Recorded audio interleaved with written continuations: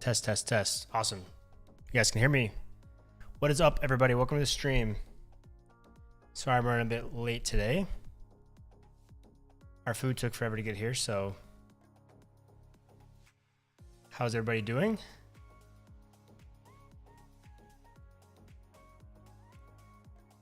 And actually, I need to go to Restream here.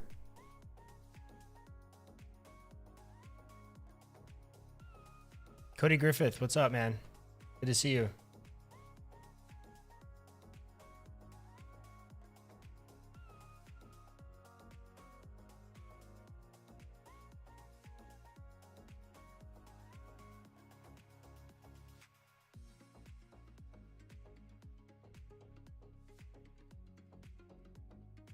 James Foreman, what is up? Welcome to the stream.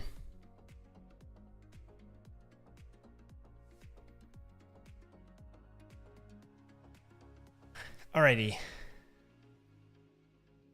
So, if you were here yesterday, you'll know where we left off.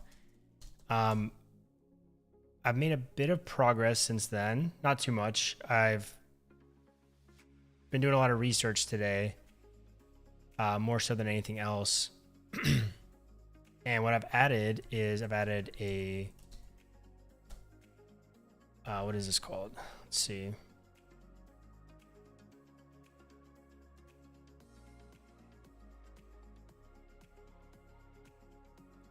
Yeah, James, for sure. What's up?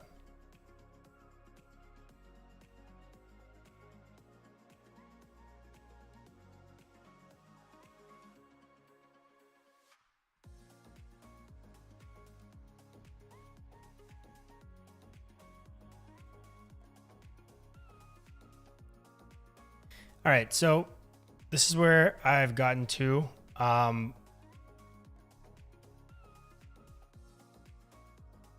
Can't speak today. So I've added a Markdown compiler, I believe is what you want to call it. I don't know if it's actually called a compiler, but I'm basically compiling the Markdown with MD specs. So if I pull up MD specs here,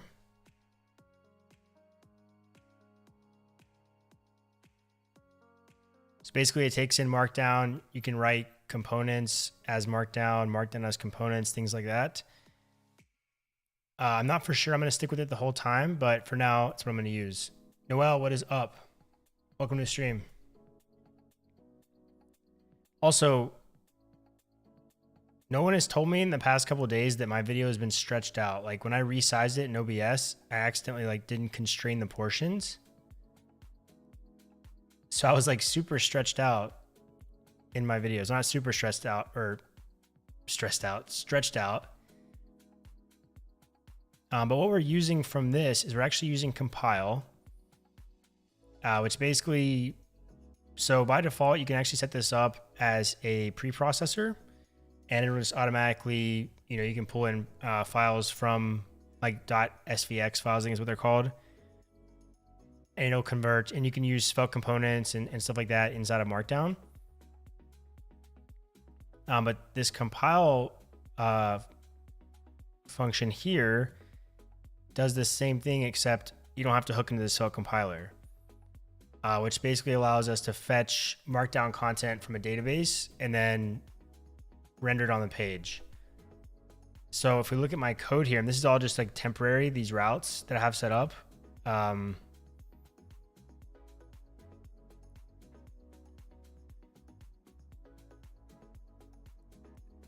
Okay, if I was to take your code from your route guard example and apply it to Firebase, can I do this? You should be able to. I'm not too sure about Firebase though, in server side. But I would say most likely yes. If you just grasp the concept that I'm working with, if you can see the concept, then you should be able to apply that. Nigel, what is up, man? How are you doing? SRG Learn Code, what's up? Welcome to the stream. Says, cool, I want to get an MD specs. Now I use a blog template for my brother, but I would like to make something myself. Cure? What's Cure?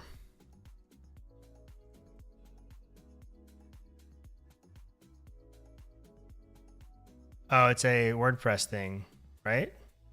Oh, it's this. I see what it is. Made with Svelte. Okay.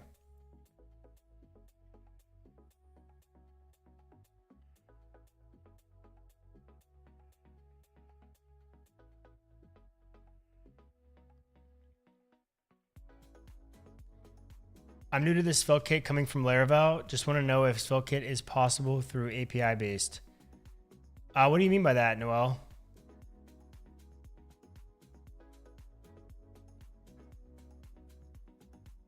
If you're able to build API, you can actually build APIs inside of SvelteKit. So there's routes.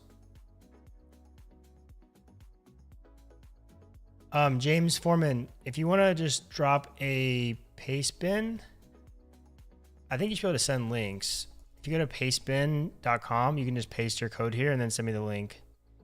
It should let the link come through.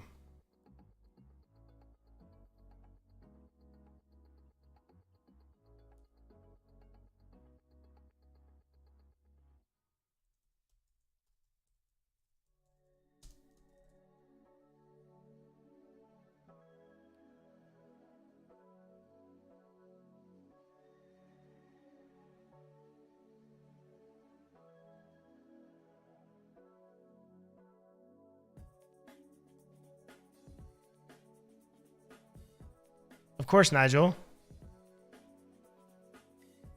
Yeah, SRG, it's pretty cool. Steven, Hunter, I love your stuff. Are you going to use Supabase self-hosted for this? No, I'm going to use it in the cloud, Steven. I'm gonna use it in the cloud. Most likely, at least. As of right now.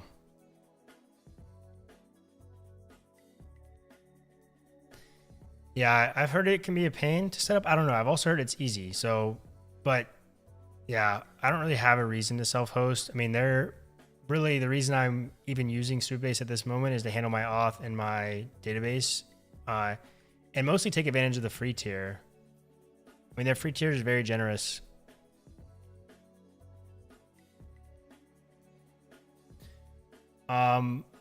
So I took some stuff. So I'm able to handle Markdown now. There was one issue with this.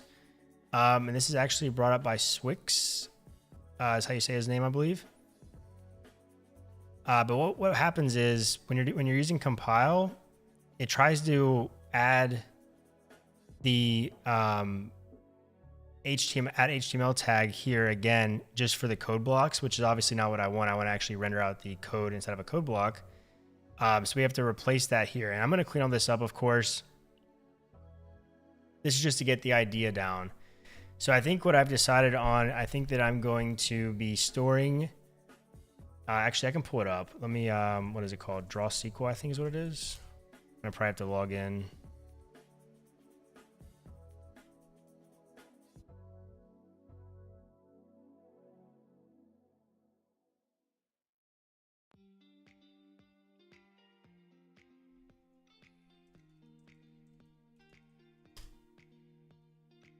What did I use to sign up with this site?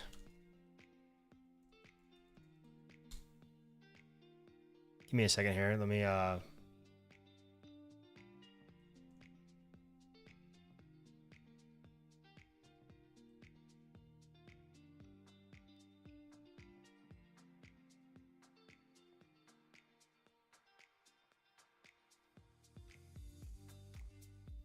okay, so I've using this for the time being. It has a limitation if you use it for free, but it's a pretty cool tool. It's called Draw SQL. And some of these fields aren't going to be accurate. I kind of just went through this pretty quick. So ignore, if you see like an int that's supposed to be text, just ignore it for the time being. But this is kind of like the entity relationship diagram that I'm working on for this platform. At least like a rough draft, a very rough draft of it.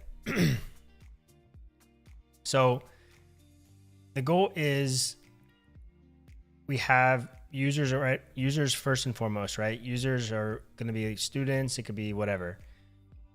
Users that join our site. Right now, they're just getting an email, a customer ID, and a role, right? And since we're going to have both purchase courses, like you can purchase a course by itself, as well as being able to subscribe and access all the courses, I need a way to keep track of which courses, which customer purchased or which user purchased. So that's what these are for. So this is a table that keeps track of the course and the user when they purchase it. We also have course categories. And I'll probably just end up changing this to, I guess this is fine. Courses categories is fine. We have categories we'll define. That will be, you know, topic related, whether it's authentication. I haven't really decided that piece yet, but that's where like the groupings of different courses would go. And I'm having a static issue with my mic. Give me a second here.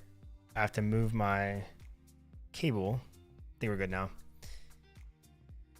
And then every course will have, of course, modules. So I described the modules yesterday a bit, but if you weren't here,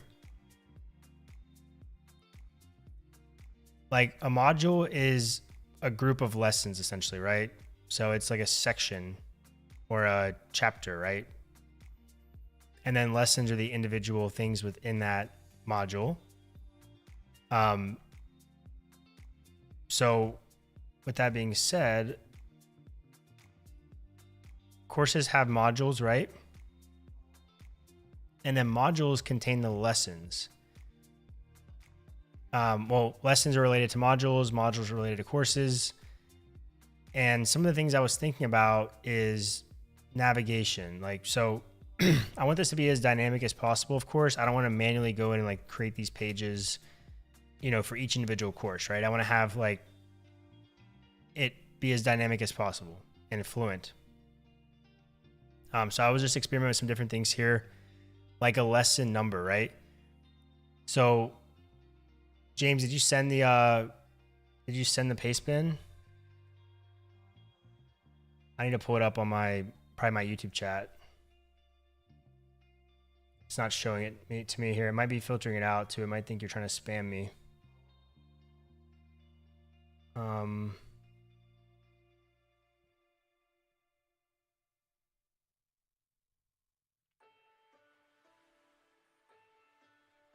Yeah, I'm not seeing the paste bin, James. You can try sending me on Discord. So yeah, anyways, we have modules. Modules have numbers, right? So that way, because it's obviously going to be in sequential order. So we have, module 1 will be at the top, module 2, and then we can sort by that whenever we're actually getting them from the database, and get them in the right order right off the gun. And then lessons also have numbers. I've given both of these a slug. And some of the courses I've seen, when I went back through some of the ones I purchased in the past, what they tend to do is, where is my idea? Yeah, so the slugs. So we have module and then lessons, right? So the full URL would be like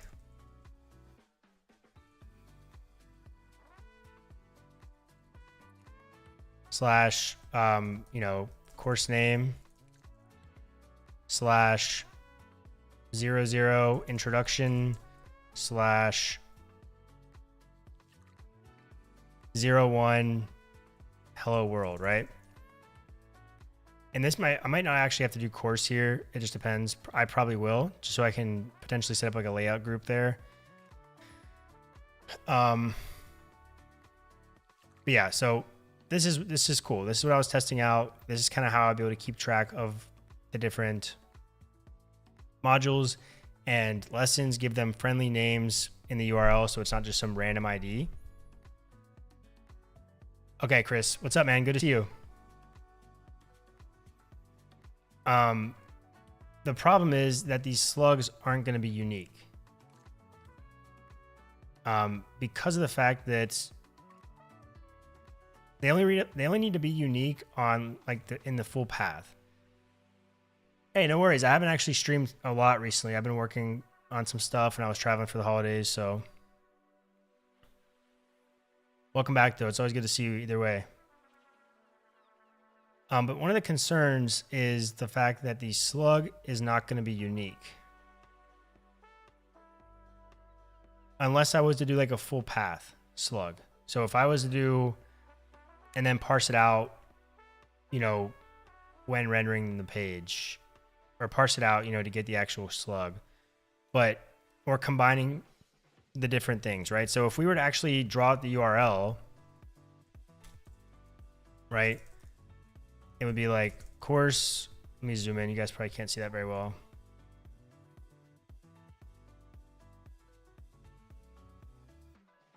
Course slash, and let's just put it in Svelte format. SvelteKit format. So we have the customer course slug, the course friendly name, right? And then we'd have the module slug, and then we'd have the lesson slug. So I guess what we could do to make it unique is make sure the course slug is 100% always unique. And then I could store the slug for the lessons as inside of my thing as course slug, module slug, lesson slug. The only problem with this is if I ever want to change,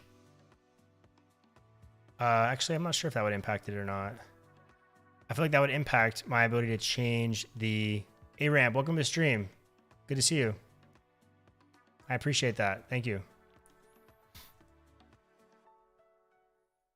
So this is would be the slug that I would store for the lessons. And this way it could be unique. Hey, thank you, A-Ramp.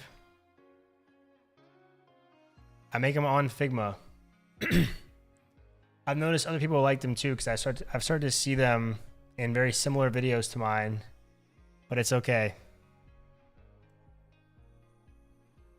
I'm glad I can inspire with my what I think is amateur thumbnail design.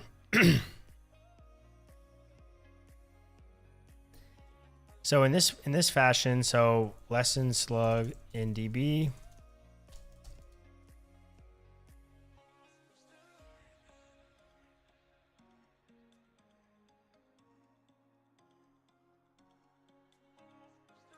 Then we could have the module slug in DB.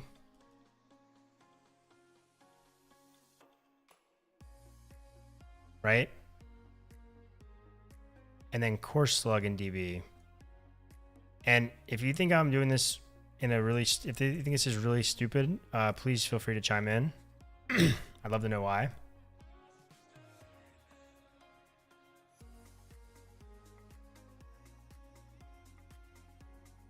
Does that sound right though? But the key point is after I log the user in, I create my own cookie.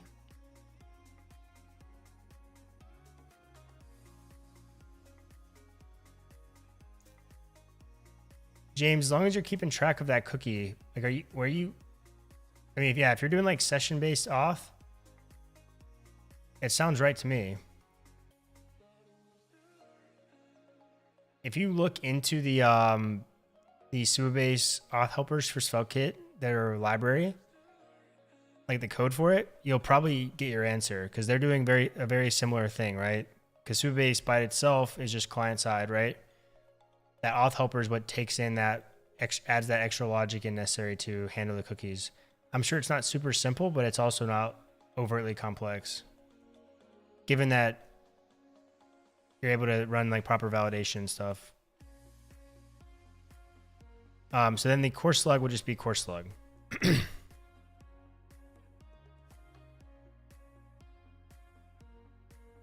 That's correct.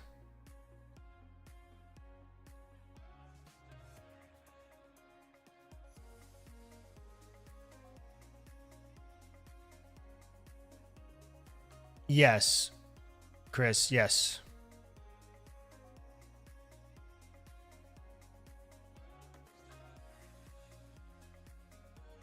So again, an example of this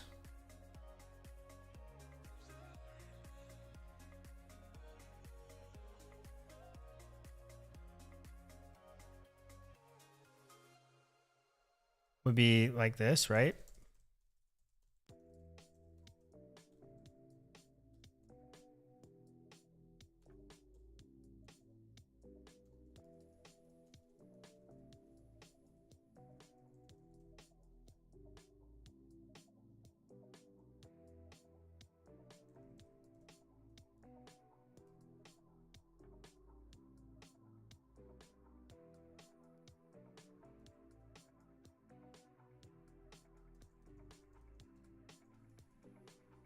Just an example, right?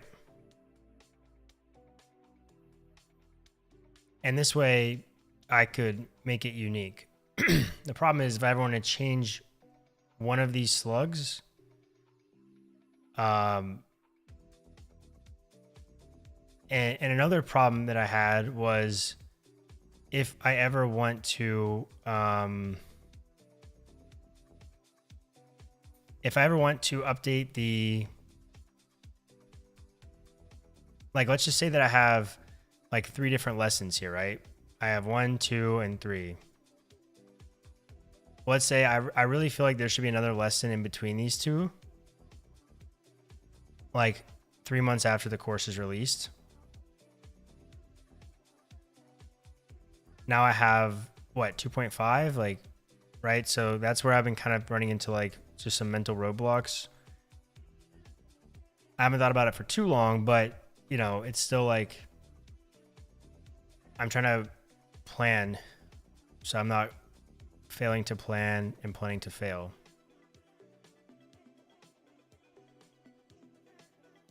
You know, something else again, and I also have like order number, if you notice, or number order, whatever it is. Where is that? Like lesson number here, 2.138. Yeah, I could certainly do that. I thought about that too. That's actually, I think, on one of my cards.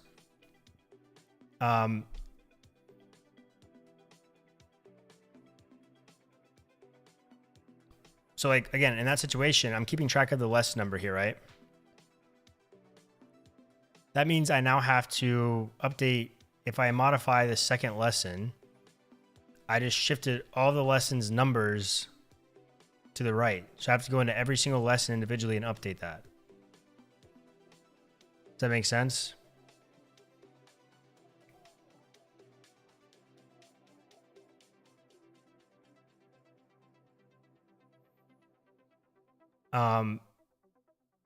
So that's where I'm kind of feeling a little bit stuck at the moment.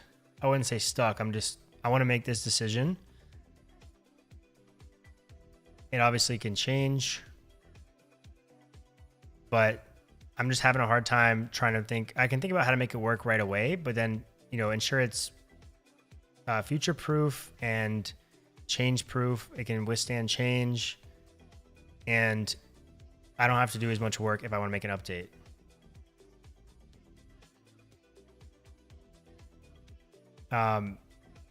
Yeah, Chris, if you have like an idea, if you have something you could send me, that'd be fantastic. Just like, so I can visualize it a bit.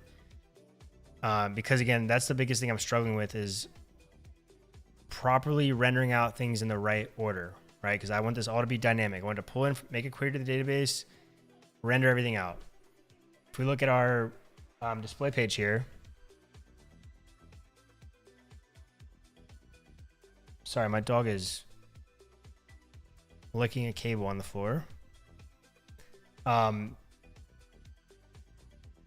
If we look at this here, right? So like this is going to be like these are obviously going to be layouts. So if I was to take this here,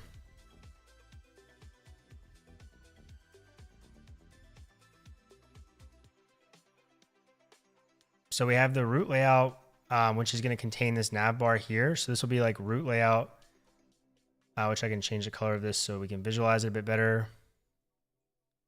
This is the root layout, right? And then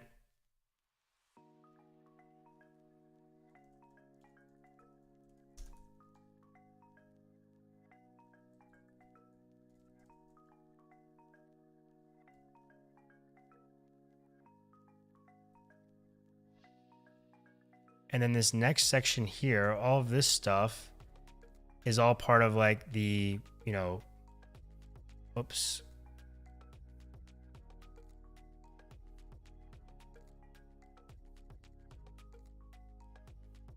Is like the course layout, right? Green, I know that's a pretty bad color. It's hard to see, but hope this makes sense to everybody.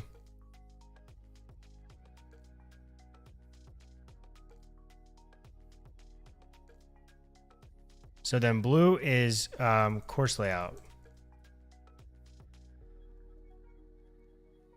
So what I would like to be able to do is to get all the data for that course that I would need,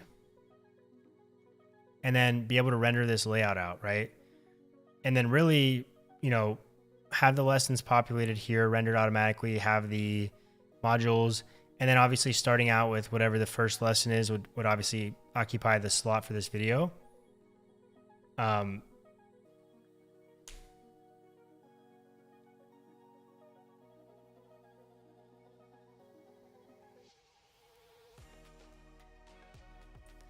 In the backend, if you create a lesson, they could be drag and drop, and then upon dropping, it auto reorders the number part. Make it okay.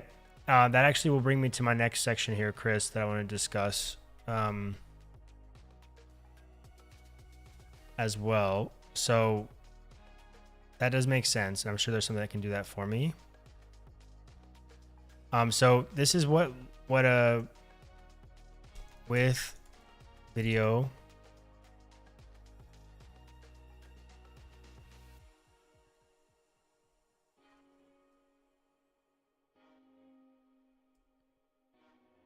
And I'm gonna have different content types, right? So hello, I'm not sure, I don't know how to pronounce your name, but hello, welcome to the stream.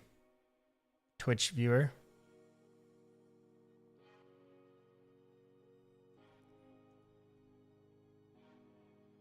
And then this would be type is content.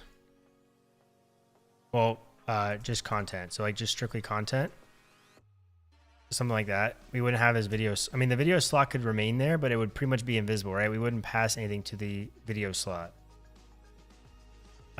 Which means we're gonna have to make sure that we're properly setting the CSS up to where this will be invisible if, you know, nothing is there. So auto adjusting height and whatnot. Morrow, wow, I forgot. Sorry, Morrow.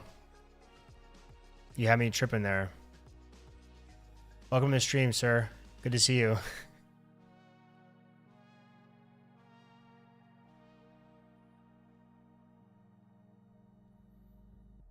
So yeah, this is kind of the direction that I'm thinking about.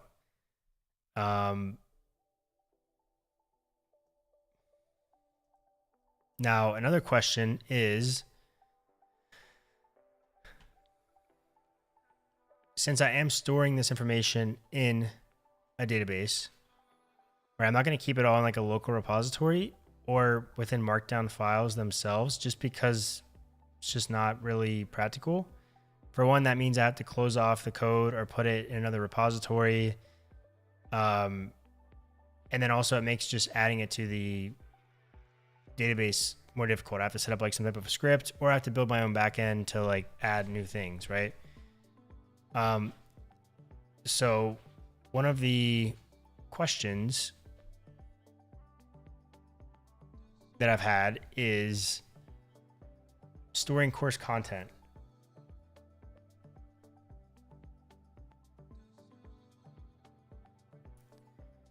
So obviously I could retain the files in my local machine, but there's no form of like synchronization between my computer and the DB. And then also it's like, there's obviously gonna be time where I'm building out a course. And especially if I want to open this up to other people to contribute to as well, other people to be able to create courses and stuff, then this just isn't practical. It's not a good instructor experience. We're talking about super lightweight CMS, and now I don't know about super lightweight, because after my research, I didn't really find anything that was like good enough for me. So maybe I just change this to a headless CMS for strictly the course content, right? That will give me the ability to, you know, easily edit the lesson, course metadata, content, videos, yada, yada, yada. It'll also manage the idea of a draft, right? So if we have a course that's still in draft, or we have a module that's still in draft, you know, we can make sure we don't display that. And it decouples the content itself from the code, which we don't have to, you know, anybody who knows how to write in Markdown could essentially write a course, or, you know, do whatever without having to actually go into the code base and do things like that. So some of the options that come into mind is Directus. The reason for Directus, I kind of entertained a couple different options today. I pretty much just researched today. I messed with the Markdown a little bit, and was trying to think about what's next. But Directus, the reason I'm thinking about this is because, for one, it's well supported. Two, it can go on top of my existing database. That's very important. I don't want to have another service to maintain, like Strappy or Sanity or whatever. And as far as I've researched, they don't make it super easy to, you know, spin up or to use your own database. I think with Strappy or Sanity, one of the two, if you use your own database, they're going to overwrite all your stuff. But this goes on top of any SQL database. Now, concerns with this would be the synchronization between this and Prisma, right? I don't intend on using an SDK. I wouldn't intend on using the Directus SDK. I wouldn't be using like the client to fetch, you know, whatever. That would not make any sense. I'd be fetching from Directus, and then which fetches from that Postgres database in Supabase. So at that point, I'm just adding a ton of unnecessary complexity to the app. But I think with limiting the controls, so essentially what I would do is I would create an account with the admin account that wouldn't have access to actually create new schemas, right? I wouldn't be able to modify the schema of the data. The schema of the data is Prisma. Prisma schema file, source of truth. This is just for writing, authoring, managing, rearranging, publishing courses. And this can be hosted. I would self-host this. I think that's the only way that I would be able to use my own database. Otherwise, I think I have to use like their cloud.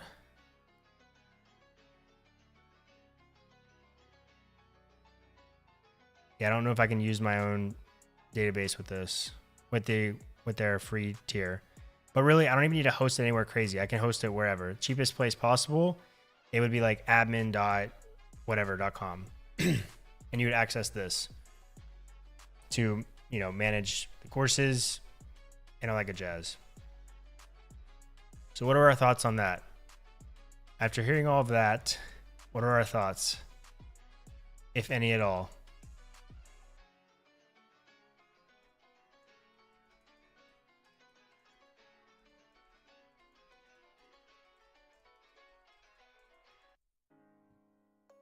Yeah, it doesn't, Chris. So I think it's kind of, I'd have to like host it myself, which is okay. Really, in the beginning, I can just run it on my local machine. It doesn't have to actually be published somewhere. I just need a way for myself to, I don't want to be managing Markdown files that's supposed to be a course locally on my machine, and I'm not going to publish them to the GitHub repo. So then I would be publishing them to another repo, fetching them. It just seems like, this seems like a better choice to use something like Directus for this, strictly because of the fact that it can go on top of my existing database.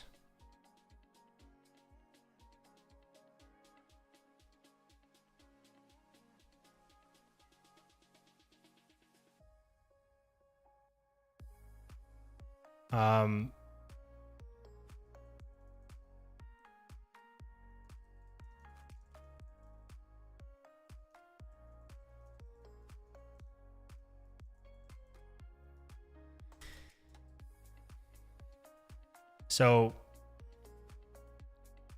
yeah, that's it. And then lessons, of course, we're talking about this. We already covered this a bit.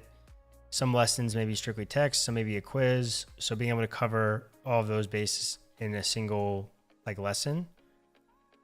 But we may decouple the lessons from the quizzes. I'm pretty sure we're going to do that. And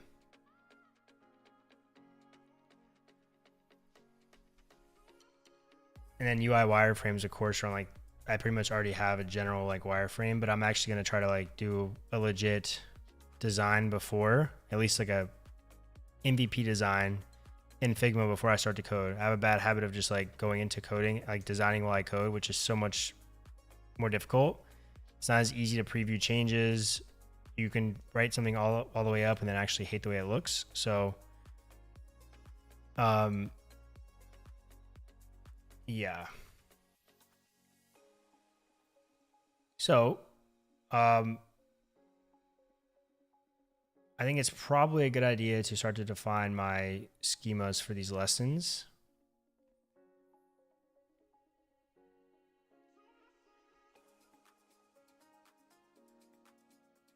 So where is this at? Okay, so I'm gonna have courses. I'm gonna have, actually, let me just put this up over here so I can just see it better while I'm doing this.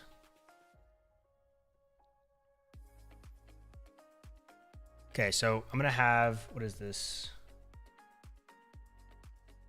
Okay, so I'm looking over here. I have this, the database entity relationship diagram over here on my left, so I can see. I think this might be like public if somebody wants, if you guys want to see it. Here's the link to the entity relation diagram.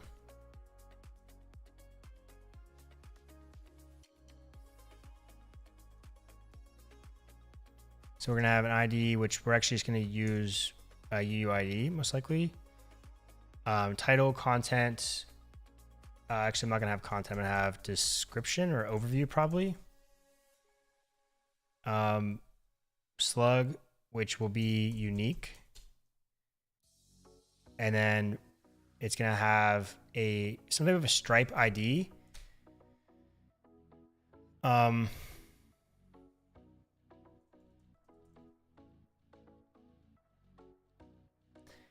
Hello, A. This is a question I get every single stream. It's probably not normal to use it with Supabase. It does come with its own ORM, but I don't want to use it. I want to use Prisma. So I use Prisma. Just personal preference.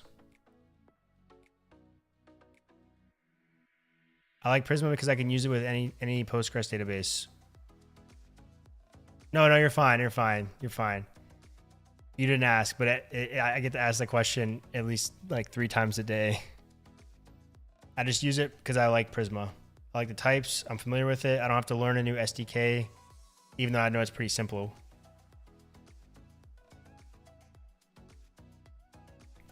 And again, it does give me that flexibility to be able to move it to somewhere else. On top of that, when anybody else looks at my code, if they know Prisma, which I feel like most people do, that have worked with Postgres and databases that don't have an SDK, you can see what's going on.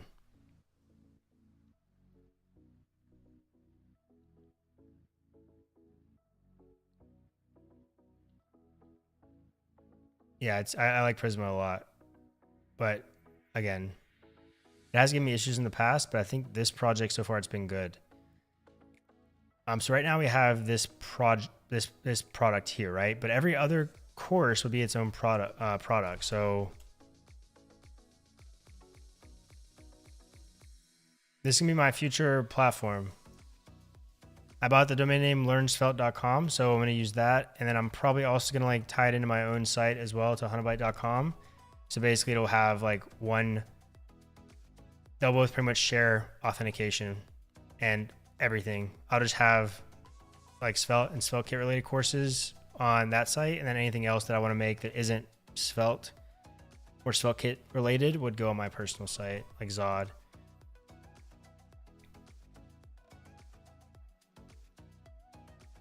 But yeah, and then also Learn Svelte is cool too, because then we could potentially have other contributors.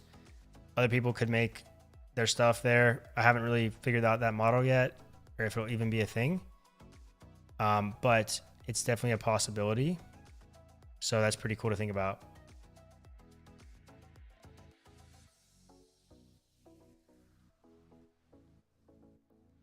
I guess it's a huge advantage of Supabase since it utilizes Postgres.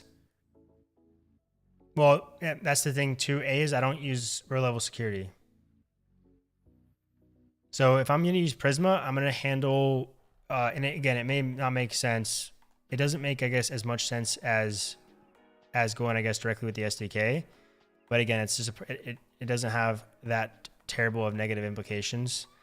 But I handle all authorization myself.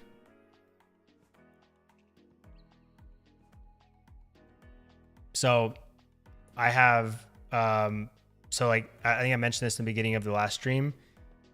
I'll try to find the timestamp of that so I can link where I actually got around to talking about the plan for this, but I'm going to handle all authorization myself. So, I'm not relying on Supabase to handle any of that. So the user is never going to directly make a request to Supabase.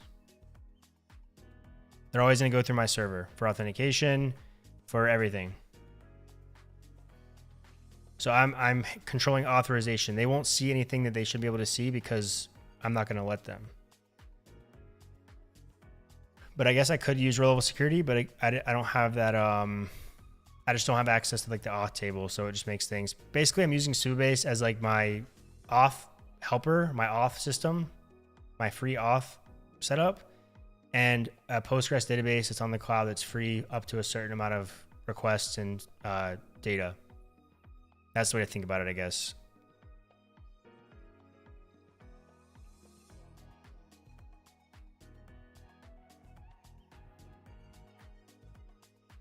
And I like that it has like the hooks and stuff. Like I'm taking advantage of the webhooks of Supabase. So there's some cool things about it, of course, that are, and potentially the storage, maybe. Right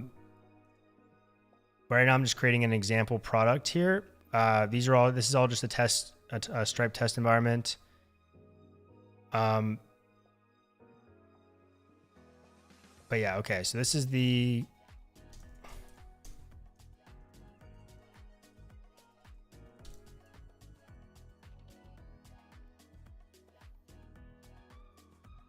so I'm trying to think. Okay, so this has a product ID. I don't want to store the price ID because the price could always change. So I'm going to store the product ID for this one. Because I believe with the API, I can... And I didn't realize yesterday I wasn't very zoomed in on this, so I apologize if you watched last night. Let's just see like products. So if I want to retrieve a product, I pass in its ID. What do I get back? I get back the default price, which is what I want. So then using that default price, then I could construct the checkout session and all that good stuff. I love the UX of Excalidraw or DrawSQL. Yeah, they really do. SRG, I agree with you 100%. I love Excalidraw. I finally bit the bullet and got the premium one because I have like the documents spread all over my Google Drive and I got sick of trying to find them. So, and I want to support the project because like what they offer for free is phenomenal. I'd be interested to see what their expenses are like what it actually costs them to run the service for free. Because they're not actually storing, unless you're paying, they're not really storing it. I'm pretty sure they just store it in in your own browser. Like in local storage, I'm pretty sure. If you're on the free site. And then obviously you can download it. But then the weird thing is you can share a link though. So maybe they do store it. I don't know.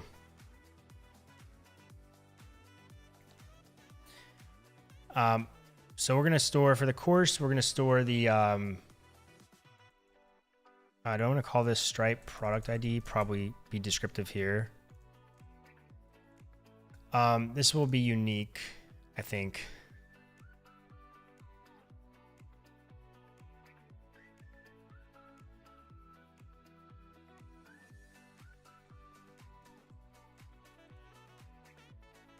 I'm pretty ignorant when it comes to Stripe for the most part. So a lot of this stuff I'm just kind of like winging.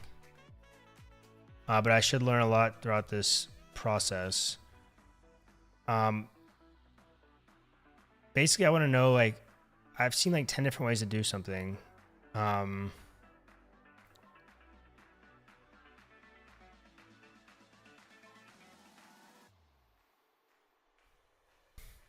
So I guess each course would definitely be considered its own product.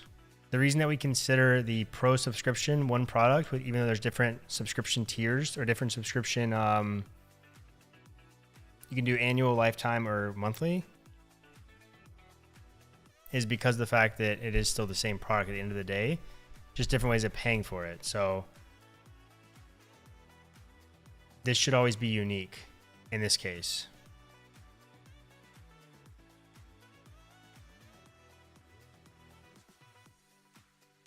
And we also have, I should probably have a status, which is going to be, and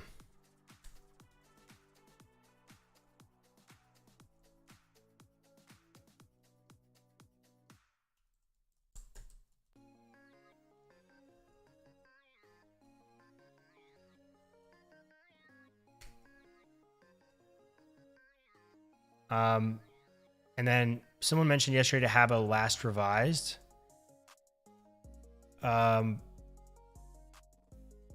It wouldn't necessarily be the same as like updated at, because technically the course doesn't get updated, the contents within the course get updated. But I still think it's important to show like, hey, when was the last time this course was looked at, and made sure that it was still up to date. So by default, we'll set it to now, and it'll stay like that until we revise it.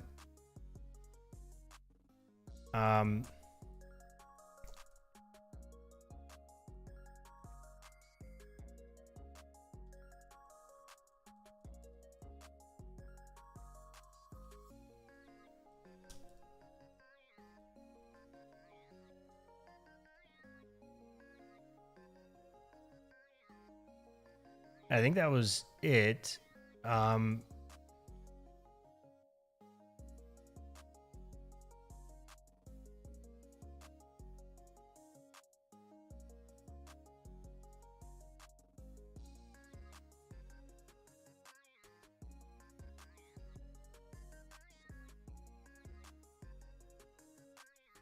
then we'll have modules actually into maps to courses.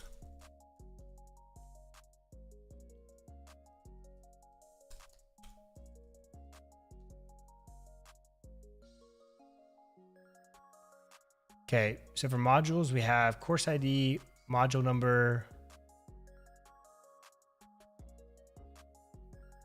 I actually have something wrong on that diagram. So if you look at it, you probably already found it.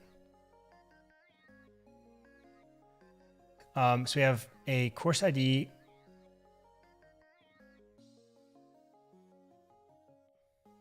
We're gonna have a slug. We're not gonna have a stripe.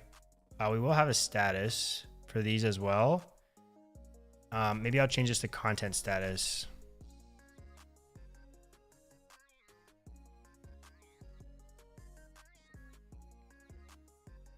That makes more sense to me.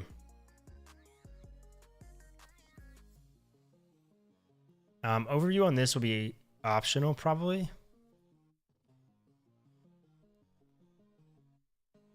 Yeah, I better make that optional or I'm gonna wanna hurt myself later. Okay, so we don't need last revised here on the module. We will need the course ID though. So we'll have course.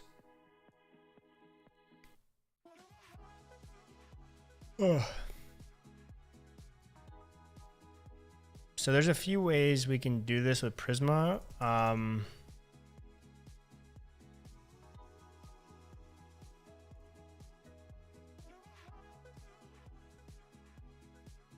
So they have what's called like an implicit and explicit many-to-many.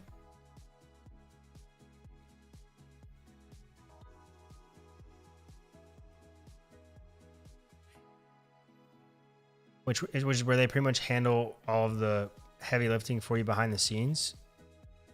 And you can also define an explicit many-to-many. But in this case, we just need a one-to-many, but they'll handle this for you behind the scenes. I don't actually have to create like my own table, or I don't have to define my own model for that table, unless of course I want to. And in some cases, I may want to, and if that arises, I have the option to do so.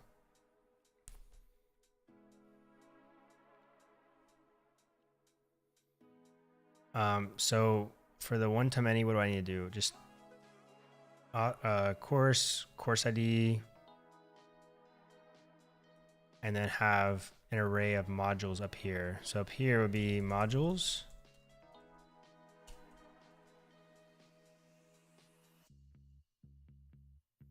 That's super nice. They just kind of handle that for us.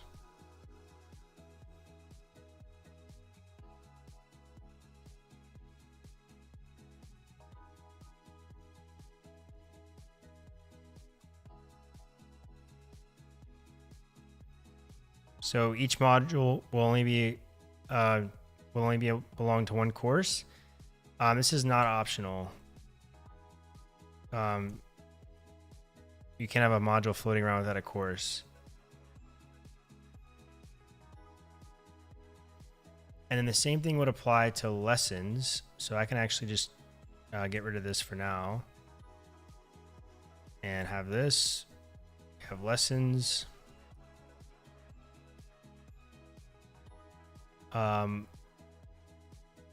Overview, maybe. But then this is going to actually be module and then module ID.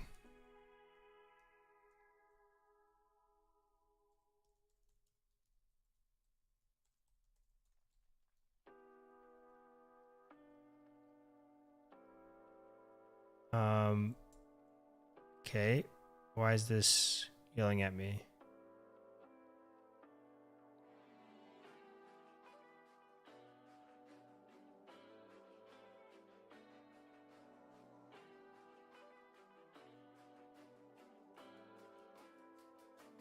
Oh, whoops. Lessons. And then this will now have a lessons.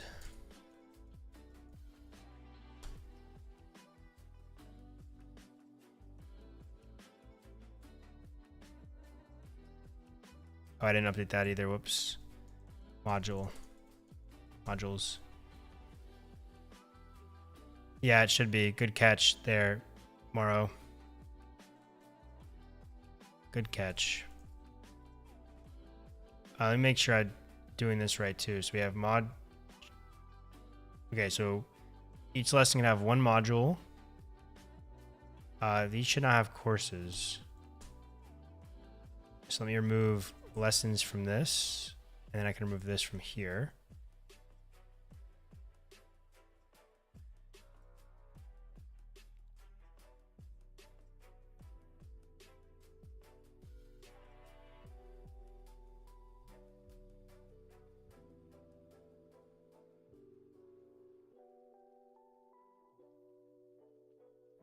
And then I'm also going to need a type, which I think I can just do an enum.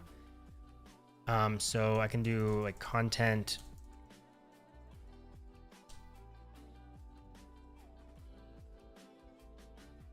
Like video, text, or quiz is probably okay for the time being.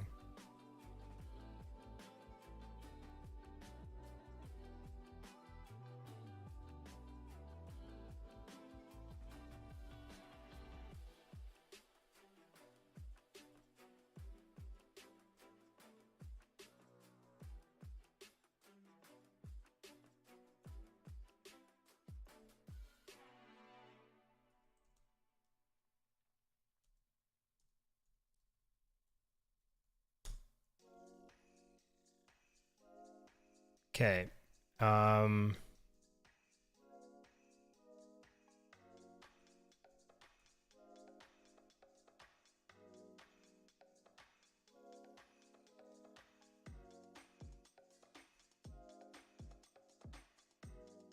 We also need content here.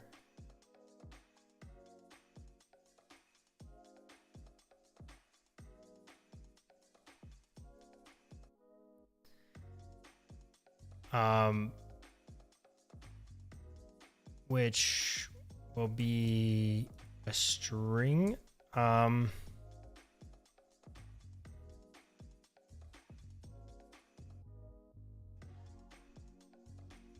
Maybe I don't know. I think it's okay for now.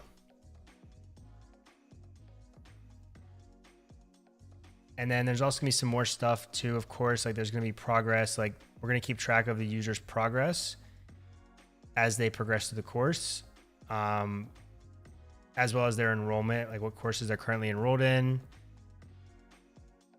But that stuff will come later after we get the core functionality down. But I think this looks pretty good. So let us,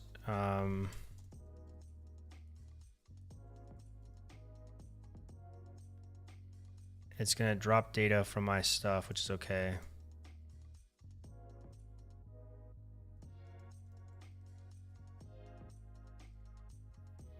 And the cool thing is that when we push here, it generates the types for us using that Zod Prisma types. So we already have like all the updated types here in this file for our lessons and stuff.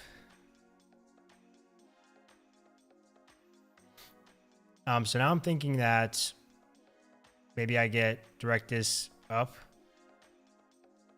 Because really what I want to be able to do now is just start rapidly being able to publish modules and lessons and courses just to kind of visualize how it's all going to work and debunk some of the concerns I have about navigation between the different lessons within each course.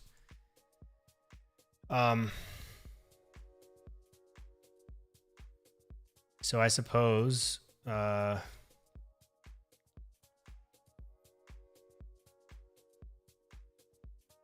definitely don't want that. I want to do my own. How do I do self-hosted? Docker Compose. Okay, easy money. Oh, nice. They already have like volumes and stuff too, which is pretty cool. I do need to adjust the config. Whoops, sorry about that. I am gonna have to update the config because I definitely don't want to use the database that they have me working with here, but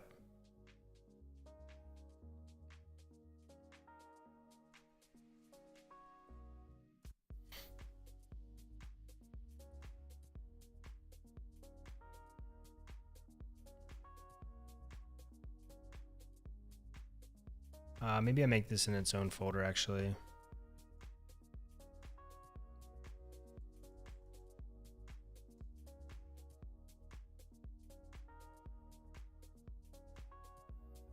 It's gonna want to mount some volumes there. And I think it should create these automatically if I don't have them. The database, it shouldn't create the database, I don't think, because I'm going to set my own.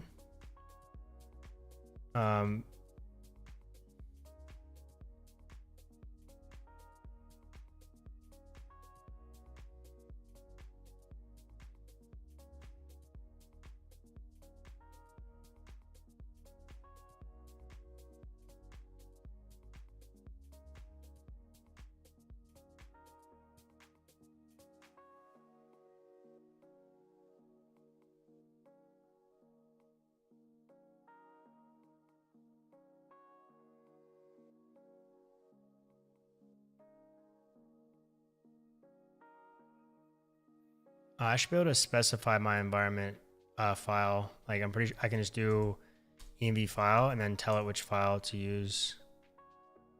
But then I can actually use environment variables within this though. I can do like secret here, like, right? I think it might actually be like that. I got to read the Docker Compose spec to make sure I'm not tripping here, but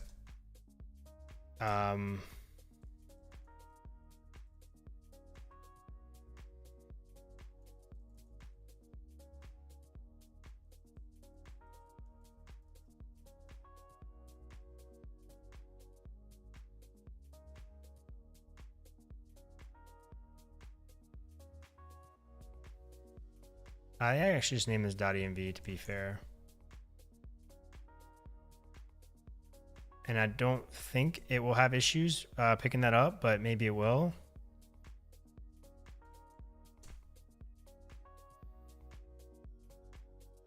But really, I shouldn't have to specify these things here if it's all in my environment variable file. It should read these by itself. Postgres, the host is certainly not that, and that's the port. And then I also specify where I want Directus to run. So 8055 is okay for me for now. But I need to get my DB host set up. I guess these are other things I can set.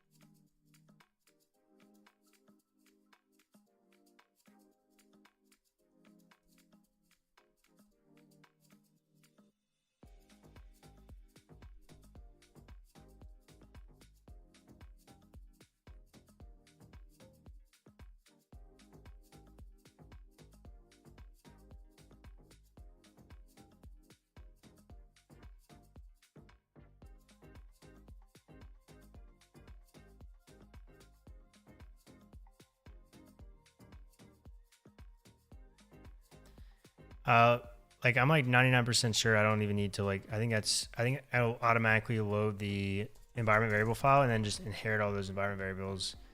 The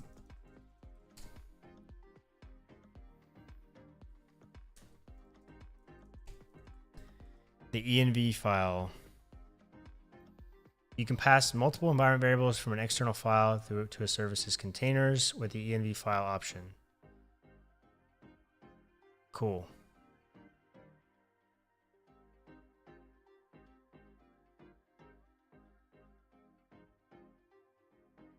Let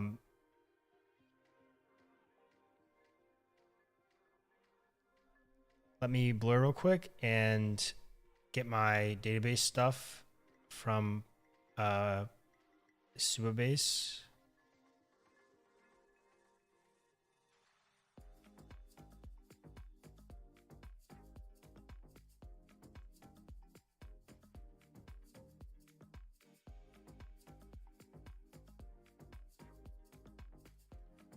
Actually, I'm not sure if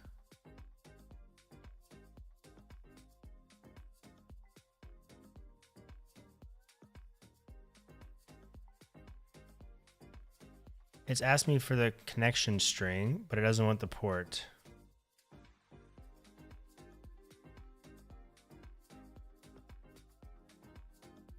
Does it not want the database either? Maybe I should read the database right here. DB port, DB database, okay. DB user, DB password. Okay, so I can submit a connection string instead of all those other things. Oh, cool. I can also set up a connection pool, which I don't think I'll even need to worry about right now.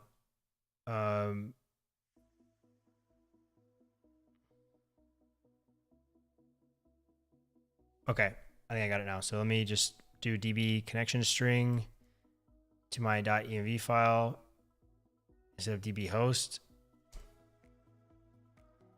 I don't need port in that case. And I don't need user. I also should need the client.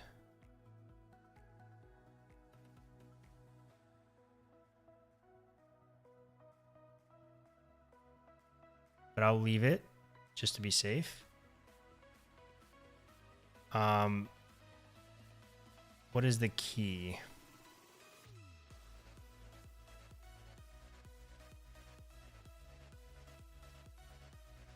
Yeah, I know your eyes are probably blurry. I know I'm putting my actual Supabase stuff in here. That's why.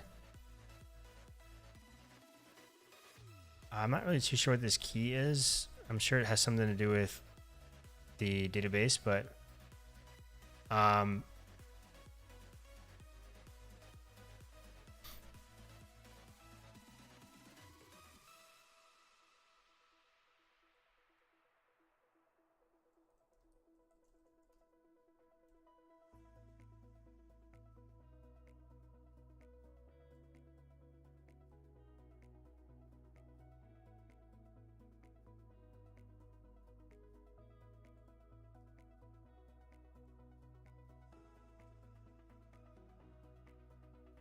almost done. Sorry.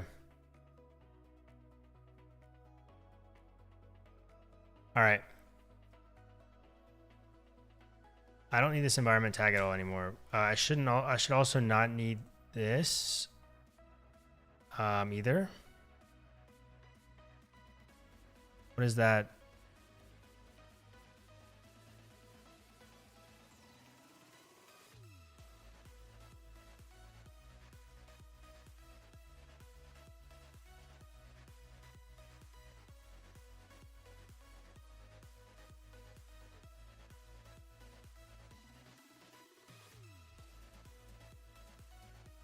I'm also gonna have to expose that port.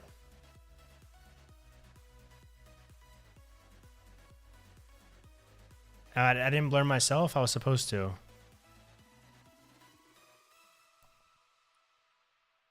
I think we're good here. So what I ended up doing is instead of using all these individual configuration settings, I'm just using the database connection string, which is the same thing that Prisma takes to connect to my database. And that consists of, obviously it can identify that it's a Postgres database. It can get the host, the port, the database, the user, password, all that good stuff. Okay, file name is only necessary if we are in SQLite, using SQLite. File storage. Okay, so let's think about this. So we have storage.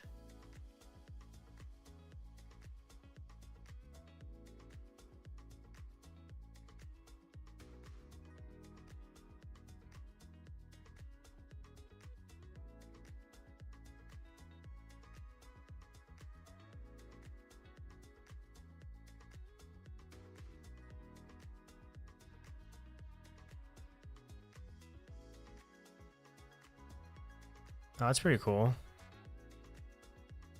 Okay, I don't think I need any other stuff.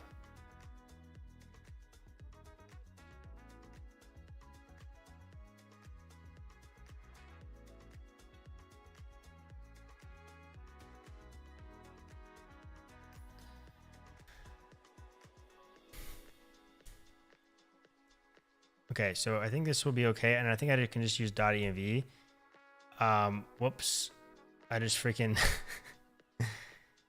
well, now I gotta update my Supabase stuff again. Give me a second, because I want to click on my password here.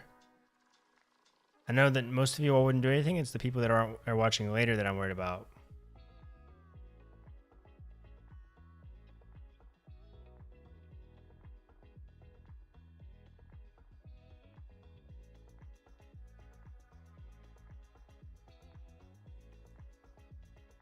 Okay, so that's there. I also need to update my other .env.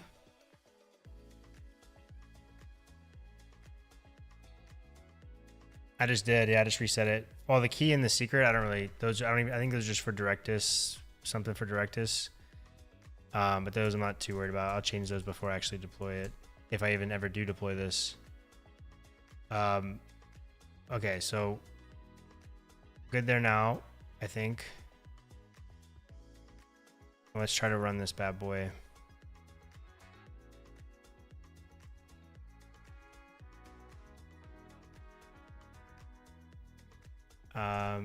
Directus.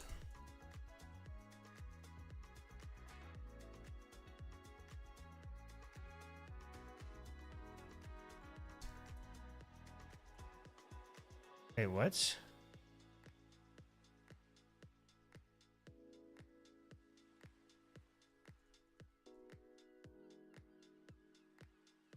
I'm pretty certain that's a lie. I'm pretty sure I was running a database like last week, but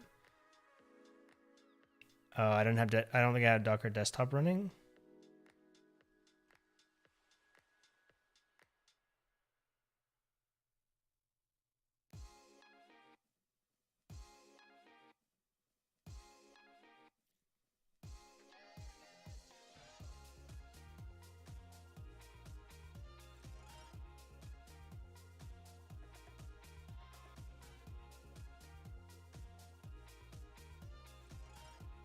I also actually need to do ports. I need to map.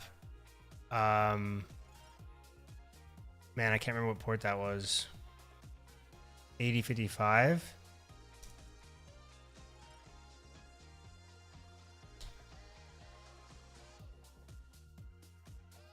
That way I can access it from my machine.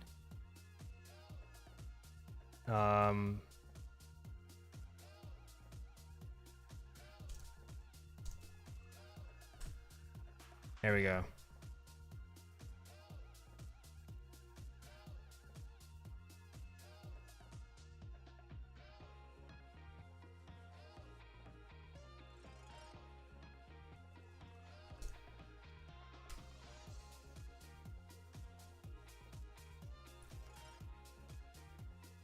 So then we can see here what it's actually doing. I'm just following the logs for it right now so I can make sure everything gets stood up properly. And I should see like, okay, so it started at that 8055. The upload directory is not read writable, and that's because I didn't give it permission. I need to like adjust the user stuff, but I shouldn't be uploading anything to this directory anyways, but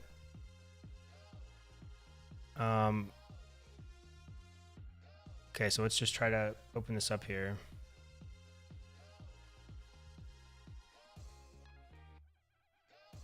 We are in Directus.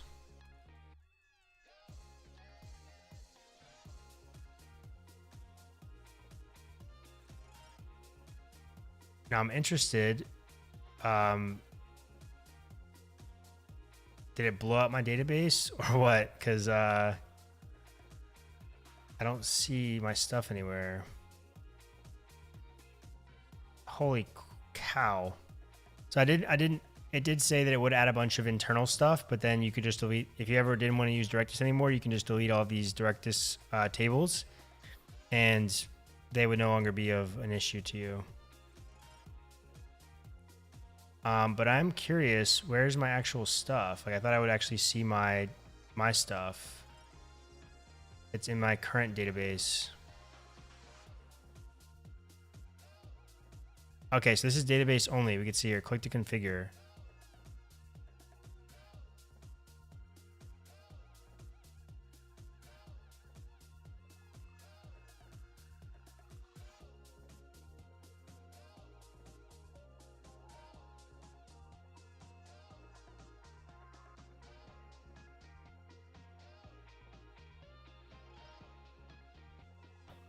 And I need to look into this. I think there's like a duplication thing. So I think what they do like a, when I was watching some videos before, because people have asked about Directus and I'm just briefly looked into it. But I'm pretty sure this stuff, they do like some type of database, like replication, like live, like to where you're not actually editing your database, you're editing a clone of it. I don't know how to explain what I'm talking about, but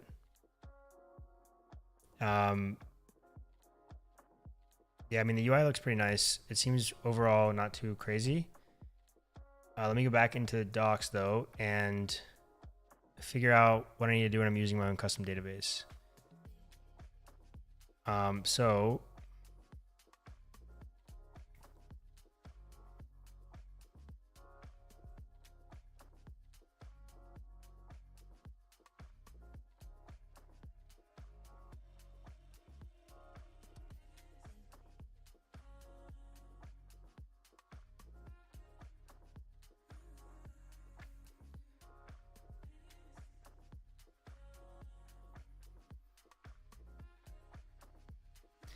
you have full access to manage your database using SQL. Directus will mirror any changes. You can also configure your data model programmatically via the API.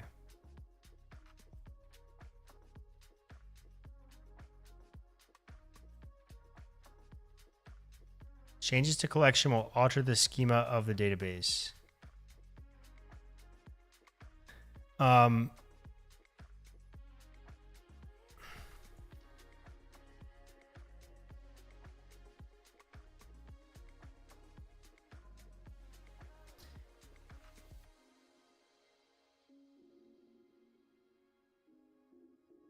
Okay, so the duplication I'm thinking of there is just being able to copy, duplicate a record. You don't want to obviously duplicate unique keys, so you wouldn't be using that. Maybe I can just figure it out by messing around here, but so when I go in here, where was I? My data model, database only, click to configure. Then these are the system collections. So it's giving me these caution flags. I'm not really too sure what I'm supposed to be doing. Like if I want to use this here.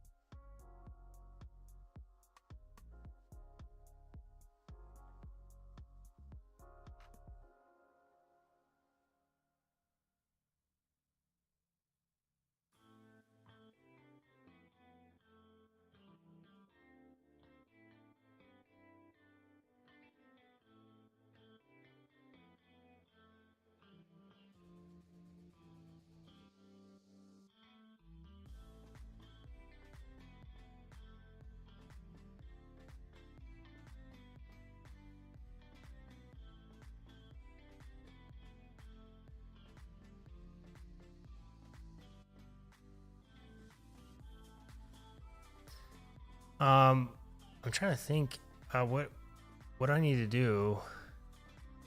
I don't want to like break something.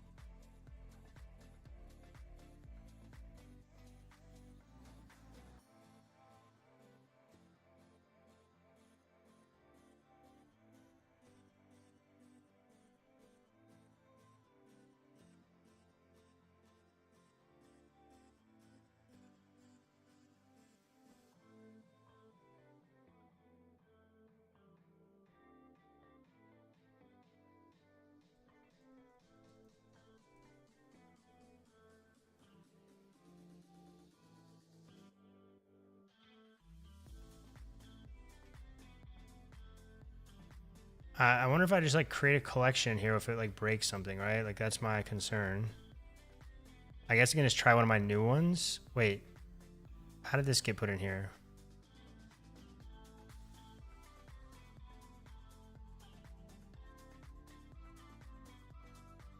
What the hell? Hold on.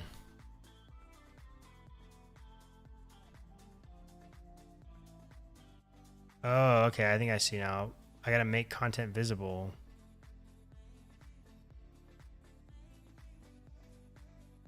Okay, so now I have these different things here, right? So if I click on add, it now has these fields. So now I'm creating an item in courses.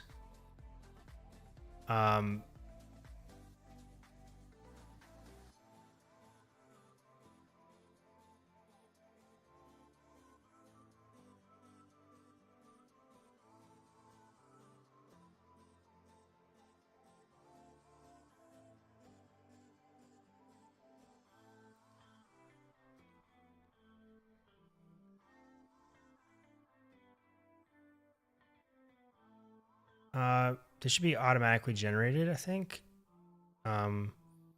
Okay, so this is the cool thing. So we can set like what type of field it is. We also have the ability for Markdown too, which is pretty cool. So it's like an input. We can set up a placeholder, which in this case, we actually don't even want this at all. I don't really want ID here at all. So I think I can just hide it.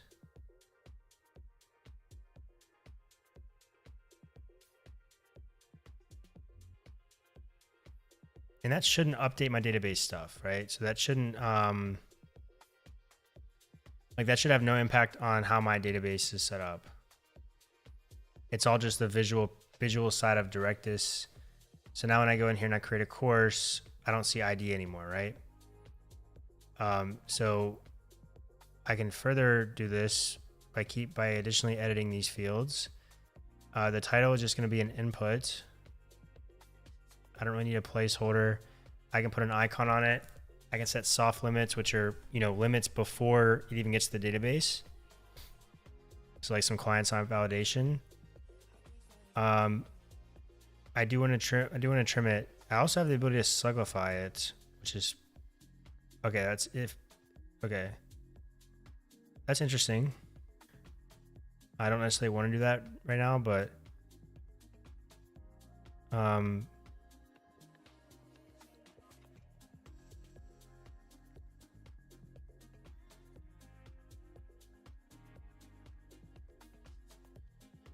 so this is the schema, right? So this is actually the database stuff. All this field stuff is like Directus presentation of such fields.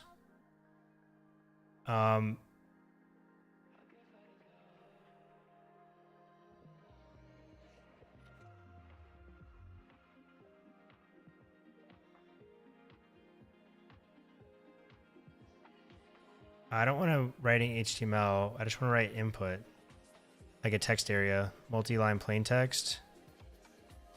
Um,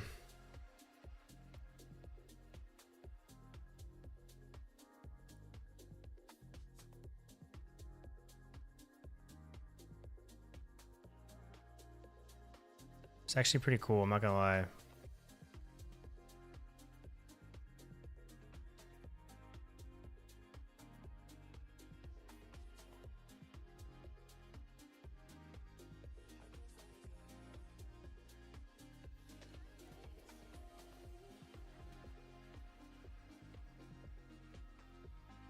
Okay, so Stripe product ID.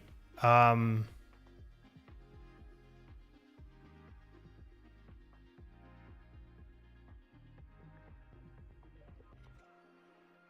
guess I will want that, right?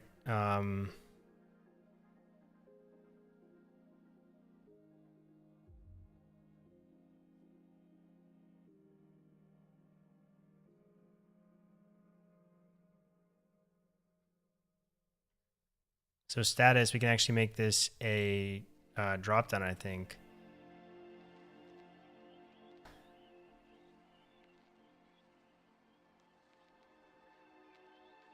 Oh, it's unknown type. That sucks.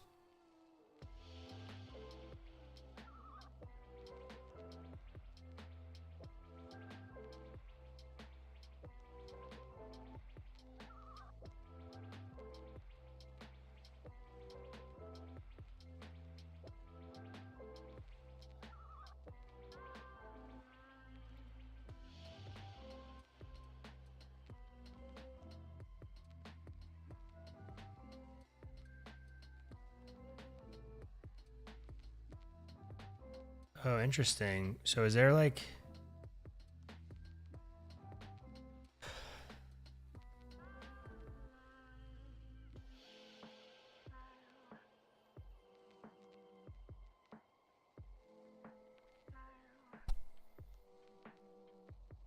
trying to think here if that's a good idea or not.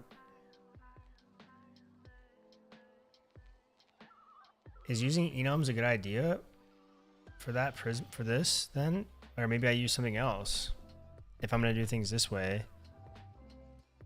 Because it looks like it's mapping into that type. Well,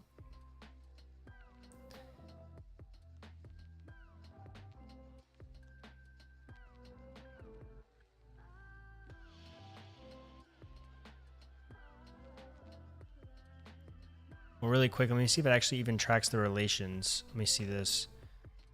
So when I get down to like a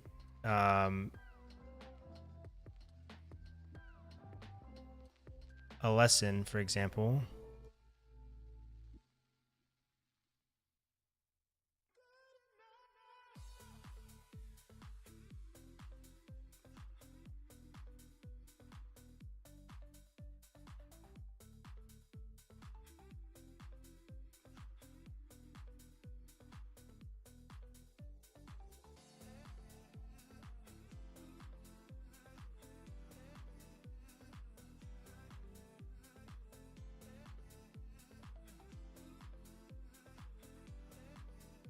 Okay, so module ID is and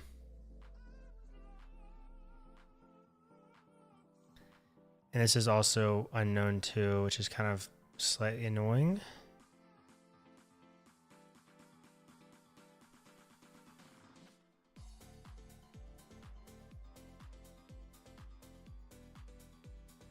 These can be hidden. The ID can also be hidden. Module should be a relationship, so it actually is awesome.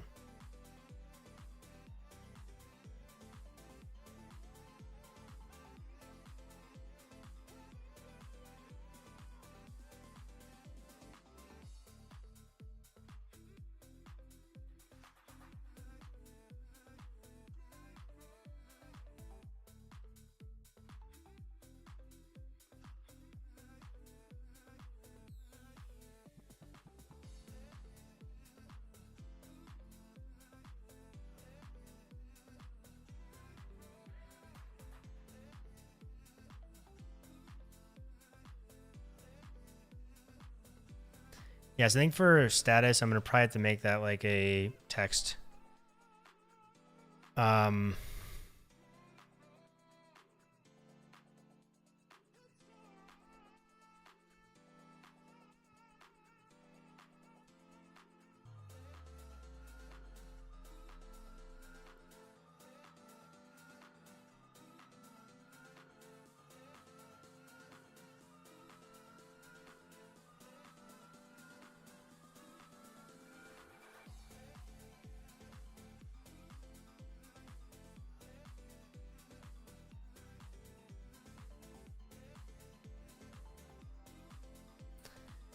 I guess man.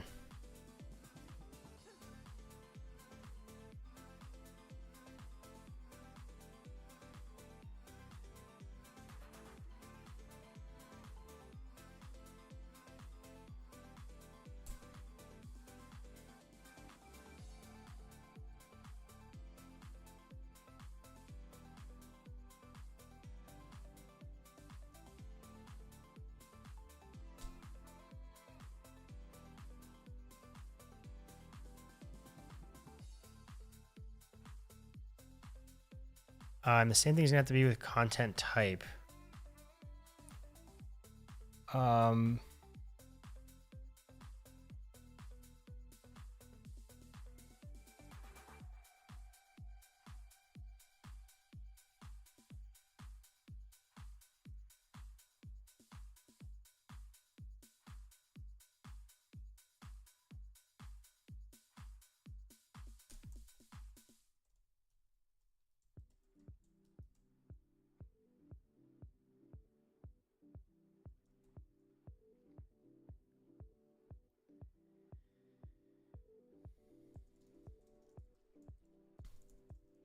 Let's push these changes.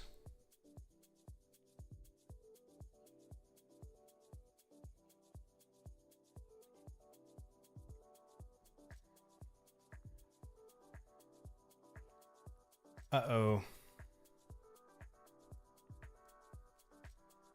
Here's where my issues are going to be, right?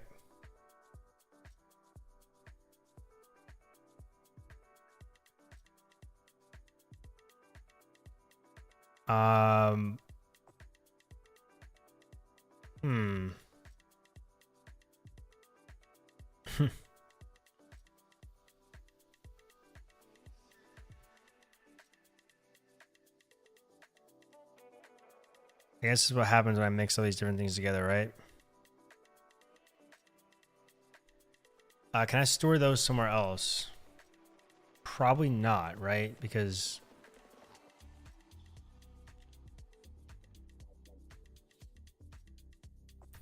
that's really gonna suck. That will really suck. Can't I just have it ignore? Like, can I have Prisma ignore specific tables or no? That seems like not good practice, right?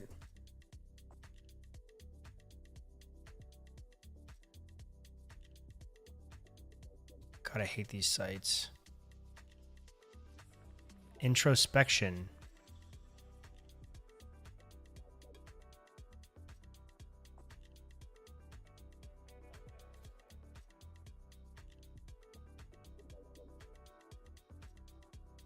Oh, I can do the pull.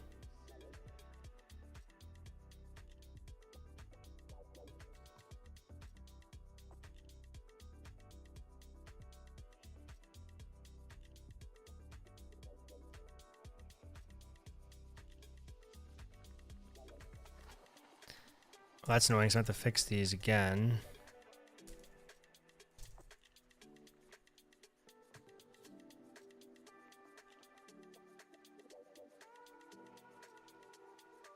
Okay, so now I have all these Directus things in here. Which is okay, I think. Sometimes we have to do what we have to do, right? I can collapse all of these though, I think.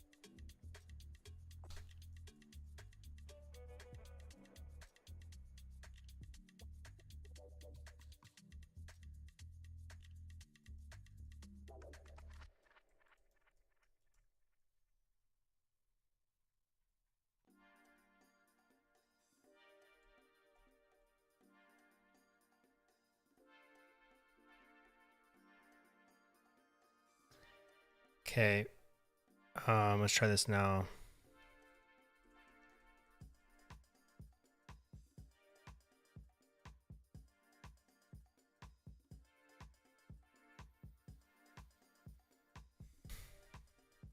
I'm gonna definitely want to ignore those types though, those Directus types. I wonder if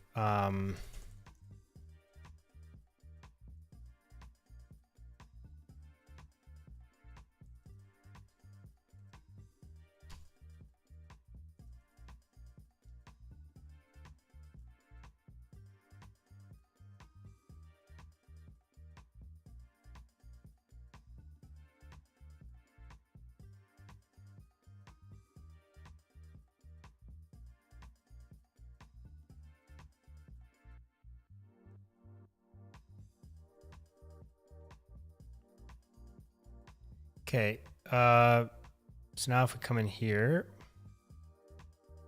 let's give it a nice refresh. I'm gonna have to fix up the data model, and forgive me, I'm not very familiar with this, so it's my first time using Directus like this. So, but I will say that we should now be able to set up status. So instead of using this as a hello, there we go. So for the interface, I can actually do a I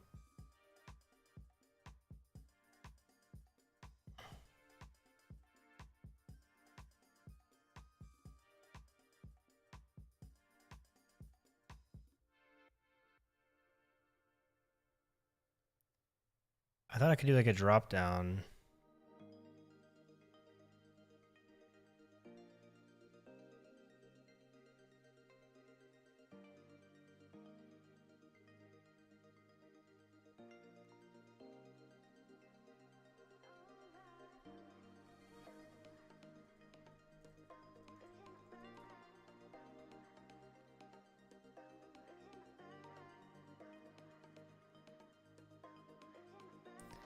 Joel, what is up? I'm doing great. How are you doing?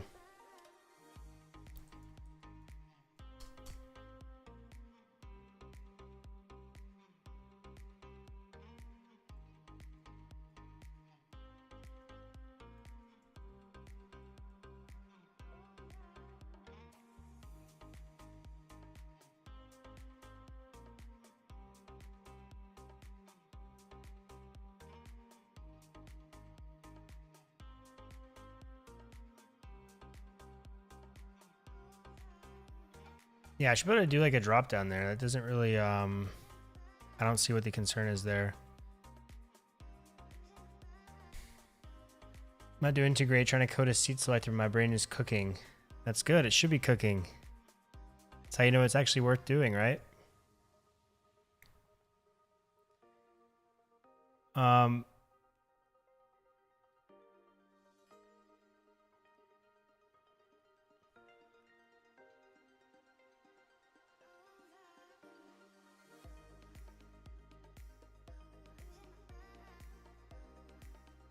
What is my statuses that I used to have? Was it draft, active, and archived? Maybe draft, published, and archived. So it's cool here because I can add validation in here.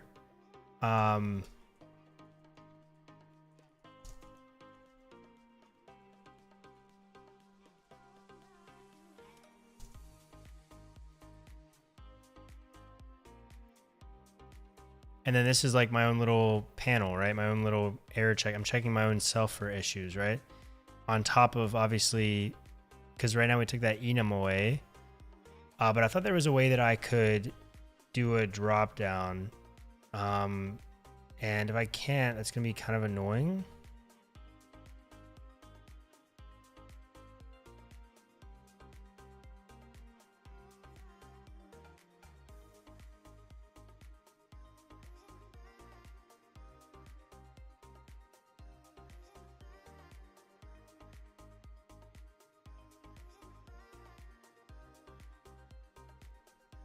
can't seem to figure out how to split the calls to their groups of 2. Joel, did you ask inside the Discord? I'm sure someone in there might be able to help you actually. Like if you put your code in there, you should be able to see it and then maybe help you out. Hell, I didn't even know what I was doing when I was first doing that either. I had to have people help me, so.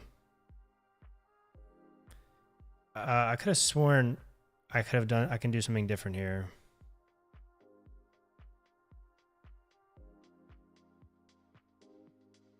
Like if I change this to a formatted value of the text.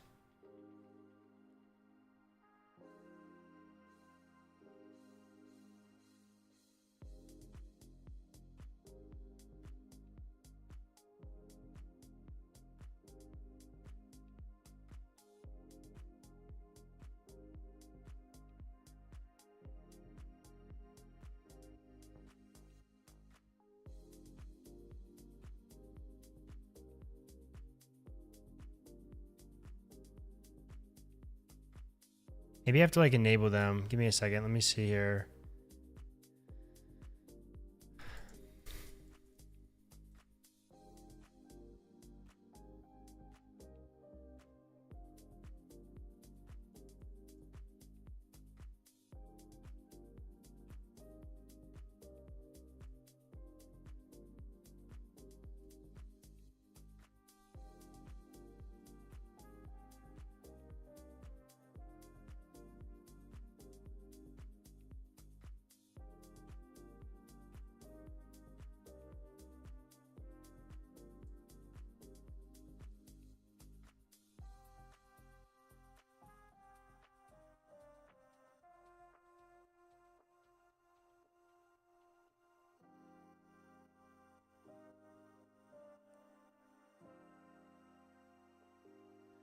This actually looks pretty cool. I'm not gonna lie to you all. This is actually better than I anticipated this being, to be honest with you all.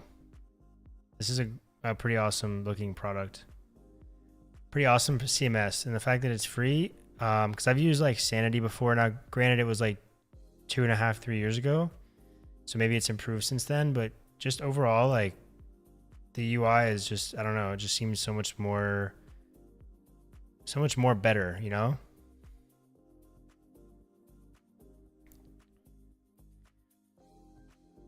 I am slightly concerned right now why I can't do a select. I could have sworn I can do my own select.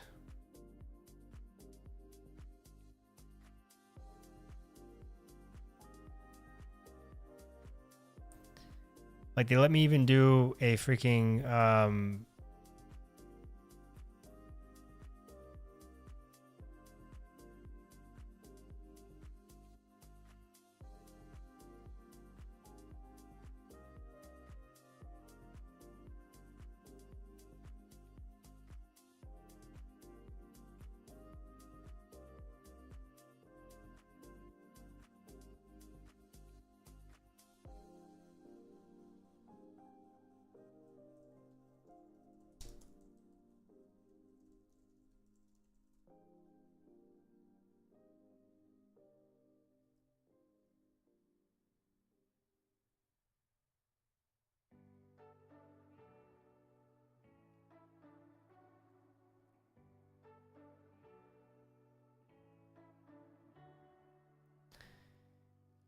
but why does that make what is the difference? I know obviously there is a difference. Cookify, welcome to the stream by the way, man. I know there is a difference, but like if they can, like a string in is still the same thing as text, just a different right? I mean,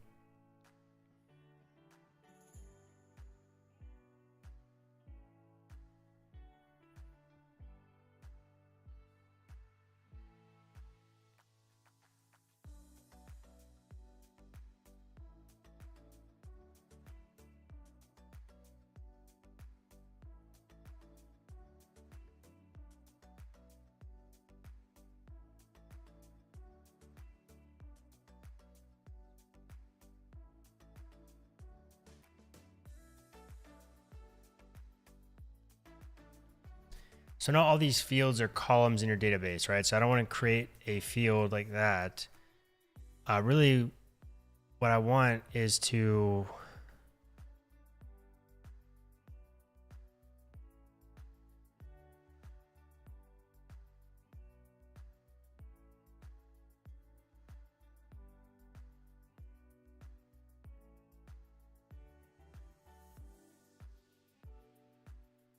Okay, that's kind of annoying. That's kind of annoying. I can see that now. I see the drop down there, but like, why can't I do that for mine?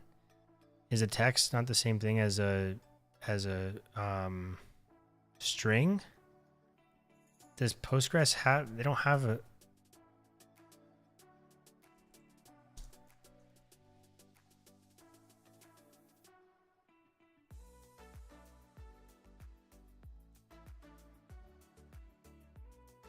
They don't even have string, do they?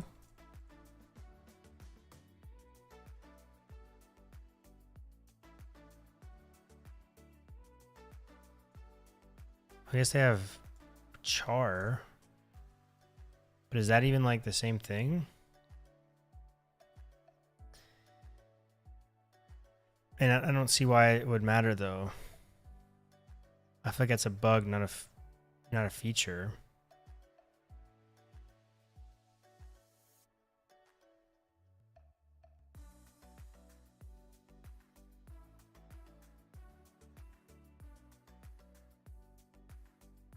Oh wait, I don't want to do that.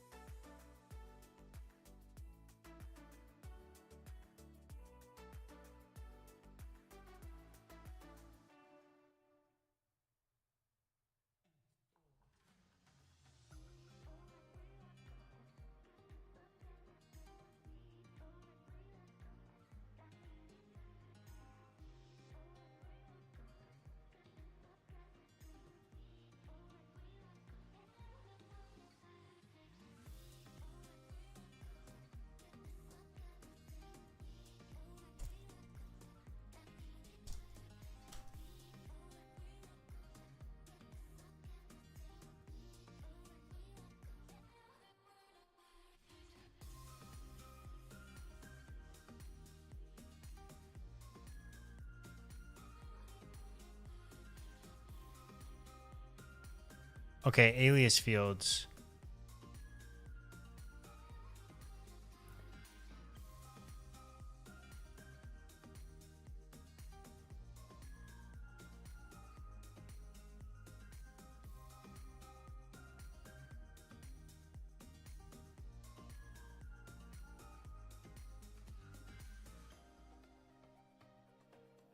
But do I need to, is that like something that's just done for me behind the scenes? I don't know if I even can do that.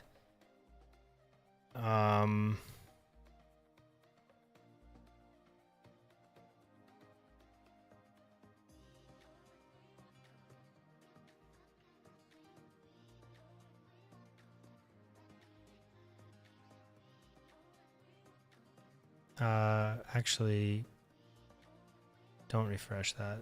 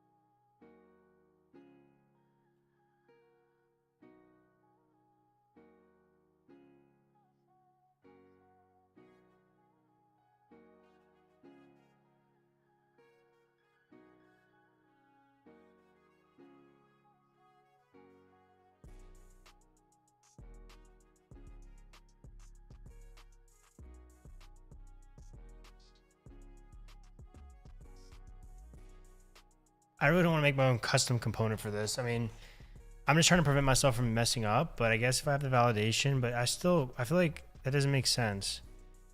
Why can't I have select on a text? Is it because the fact that it could be super long?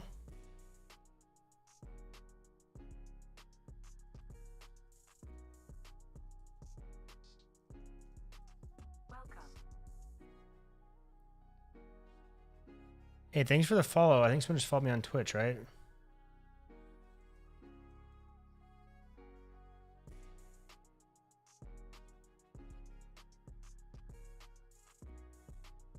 Brainy Biomech, thanks for the follow. Appreciate that.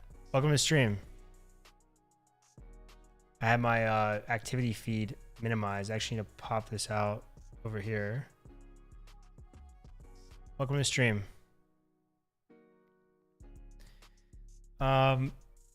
So I think we just have access to string, right? I don't think we actually can do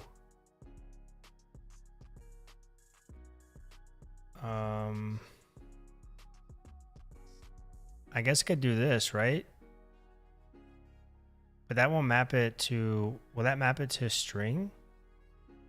Oh, so right now it's a text, which technically could be either text, it could be like a long form text, right?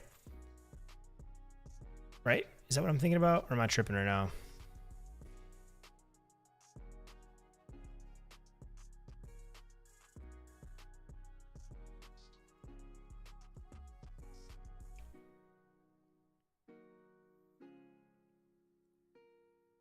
Okay, so text. Text is what I believe to be what? Long form, variable length.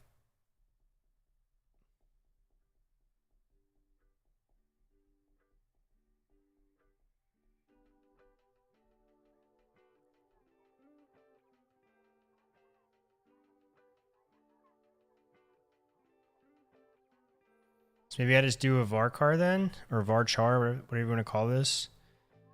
And maybe that will give me the right thing.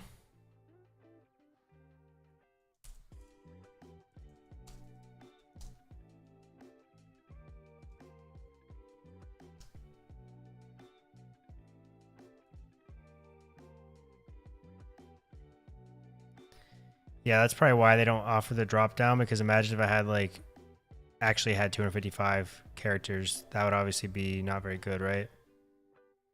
Really for status, I could just make this like 48. I don't ever see myself needing more than that. Probably less than that, but I'd rather not limit myself too much.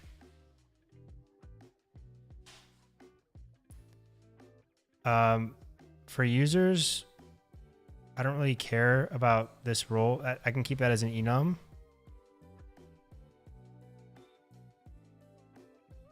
Sorry if you hear background noise.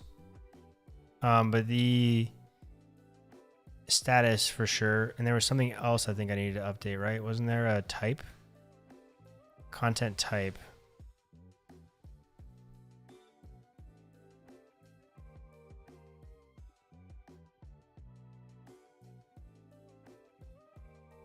Okay. Content type is also going to be varchar. And I think we'll make this I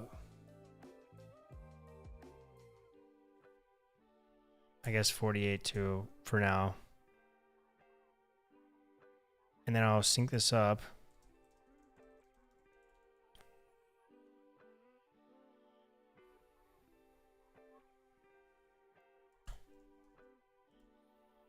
So now I wonder if it's going to recognize this as something else.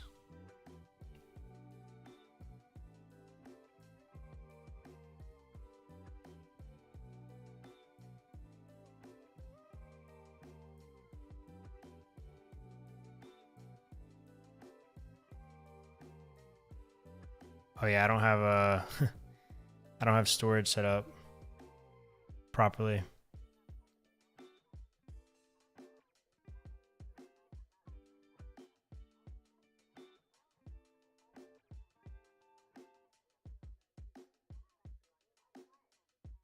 Okay, now it's of type string. Awesome. So I should be able to do a drop down now. Awesome. Thanks, Quickify, for that, pointing that out.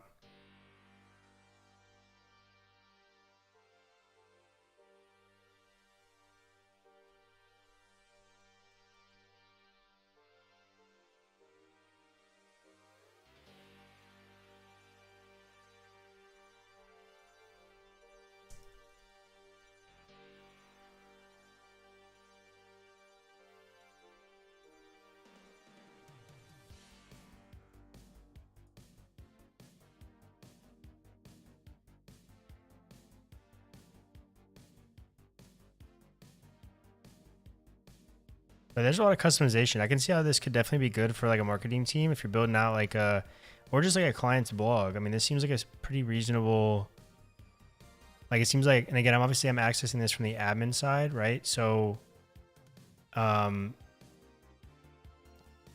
as long as I don't create a field, I'm not actually manipulating my database when I'm back here. I'm just, right now I'm working on the presentation. How is this database interacted with? How do people create records? But I'm not actually messing with the structure, which is pretty cool.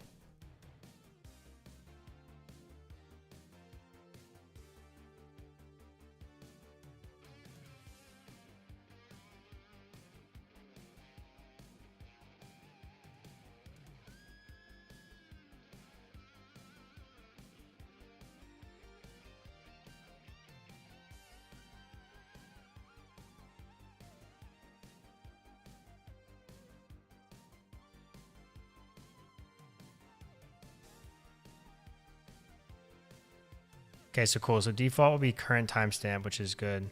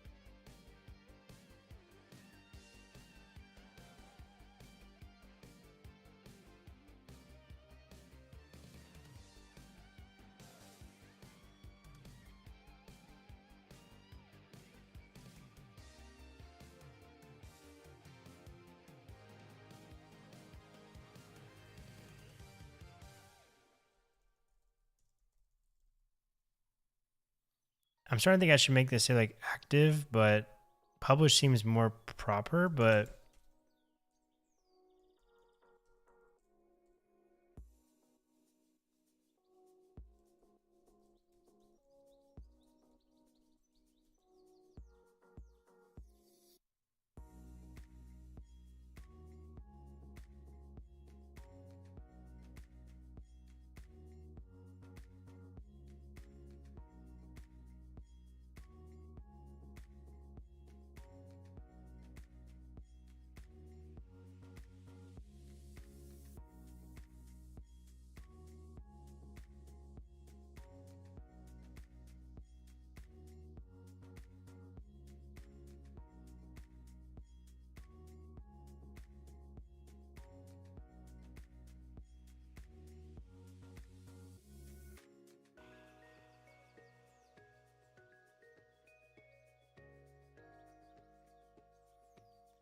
so content, this is going to be the Markdown. So what's really cool is we have Markdown here. So we can add, whoops. But they also have a, what you see is what you get editor too. I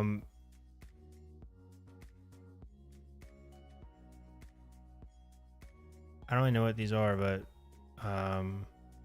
custom blocks. This is interesting. I'm curious to know what this is.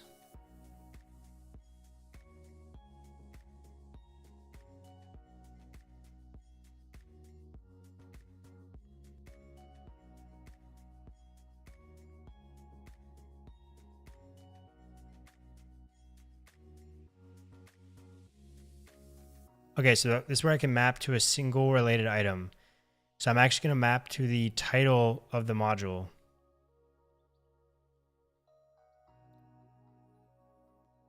I don't want to enable the create button because a module has to have a course before it can be created. So with this, we're not going to have a create. We're only going to have a select, I think.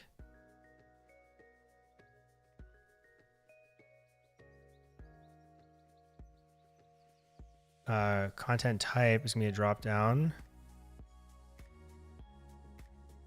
Video, whoops.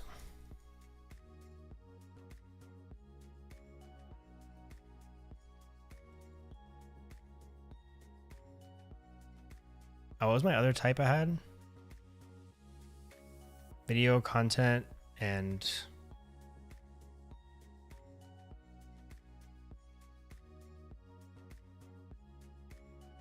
I think it was video and text.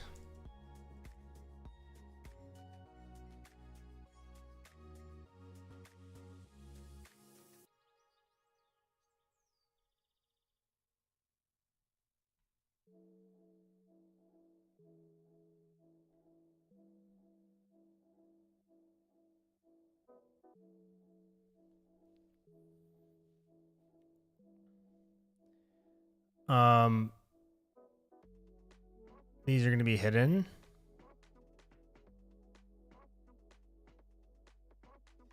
What's cool is that, so I can do title and like slug. I think I can put them, one of these ways I can change the way it's presented, I think.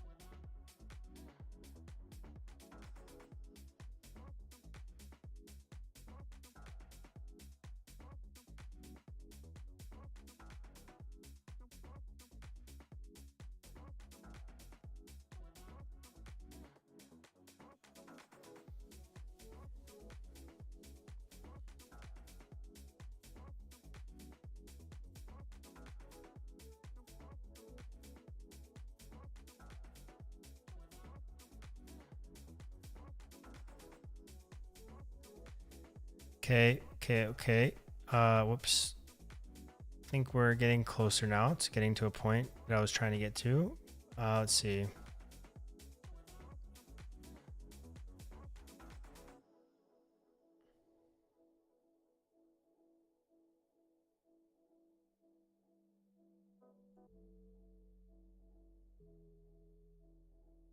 Okay, so this is essentially what I want, right? At least a little bit.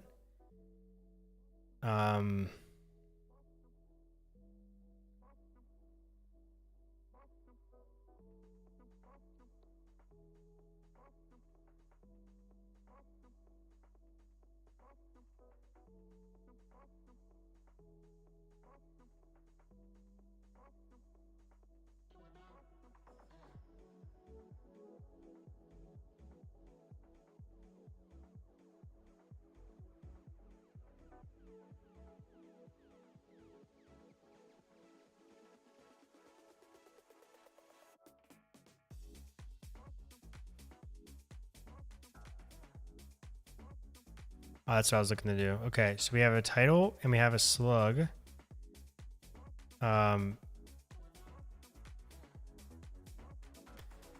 will be full width, and then status and content type be half widths.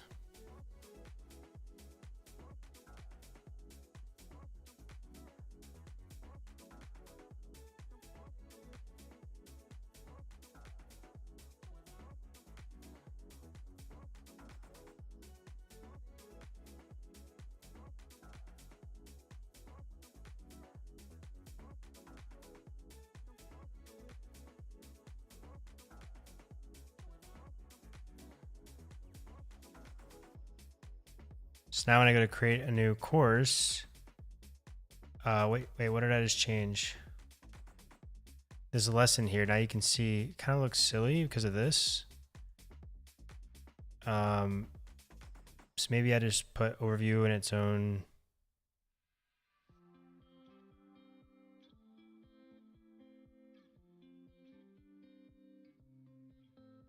This is pretty cool. So if I just do this is an H1 preview, you're gonna see it. It's like a Markdown editor, right? I'd still probably prefer to write it inside of my own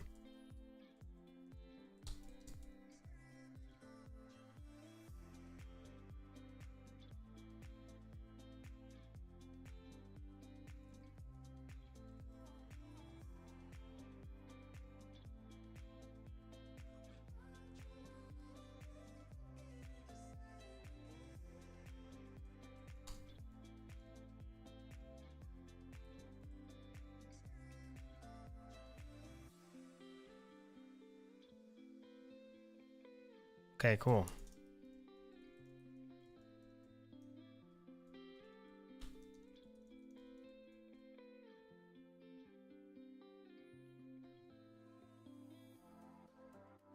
But there's obviously nothing here to do, right? So I need to actually start at the top. But let me fix that up really quick. So lessons, we're gonna give overview its own line.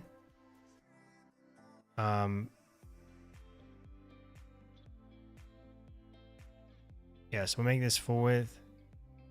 We'll make this full width, and then we'll put slug and module over here like that.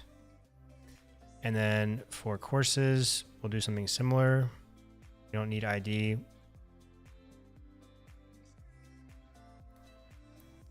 Title, overview, slug.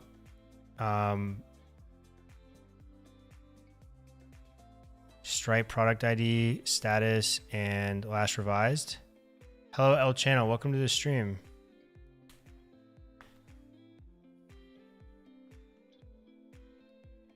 Welcome to the stream. Okay, that's gonna be good to go. We have modules.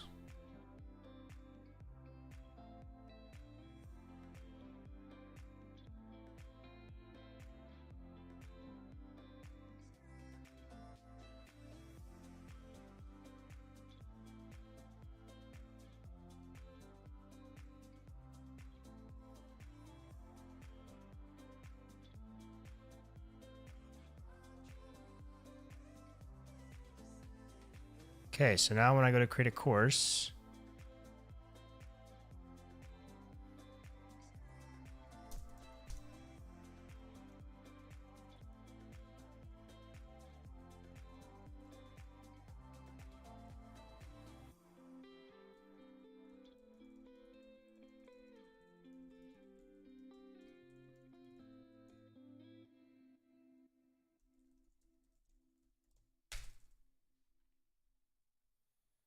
and then Stripe product ID, I'm gonna put in, I guess we'll just make this course. We'll use this as like our example.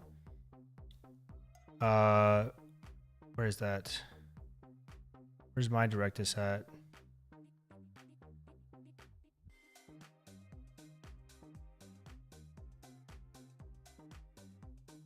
Oh, it changed my color to orange. It's weird.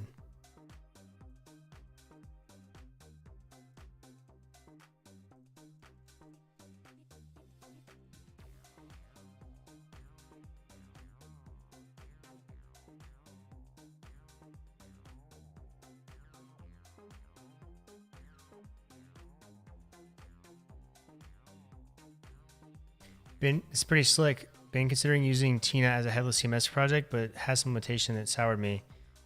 Yeah, this is pretty slick. It's my first time actually using it. I've spun up like their cloud instance before, but I was kind of overwhelmed because I didn't really have a purpose behind using it other than just like someone asked me to use it or make a video on how to use it with SvelteKit. But yeah, so far it's not too bad. I mean, the cool part is that it goes on top of an existing database and it doesn't like have to have its own database. So I can still use everything I'm using currently.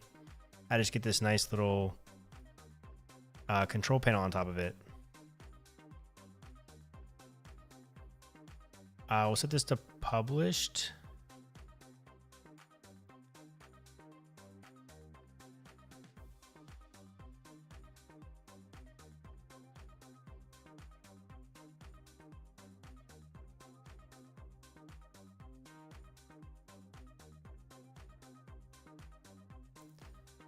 Okay, so ID must be okay. So I got to figure out a way to.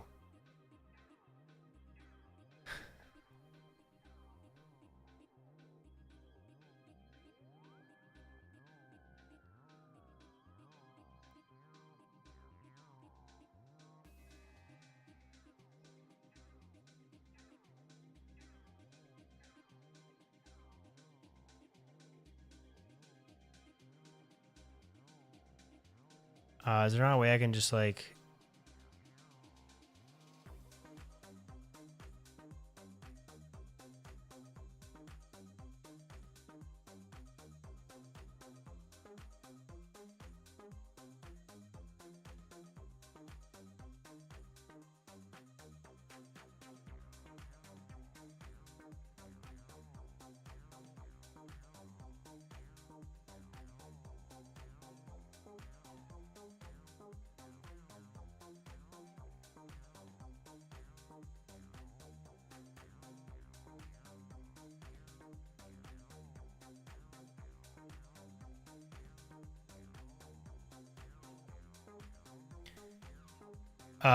This is like a UID, I think, but I should probably just make it an auto incrementing ID.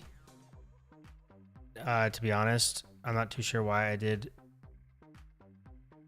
Oh, wait. Yeah, I'm not too sure why I'm doing that. I should probably just do auto incrementing ID.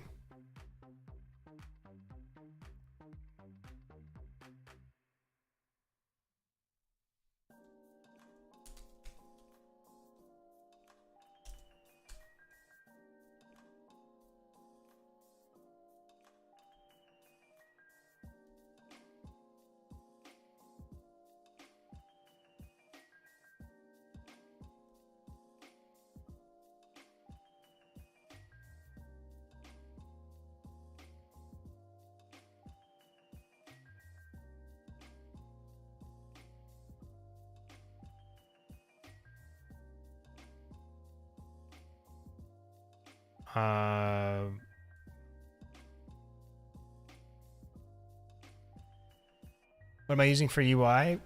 What do you mean for like my UI library? I'm going to use Tailwind. I'm going to do it myself. I'll probably use like a headless.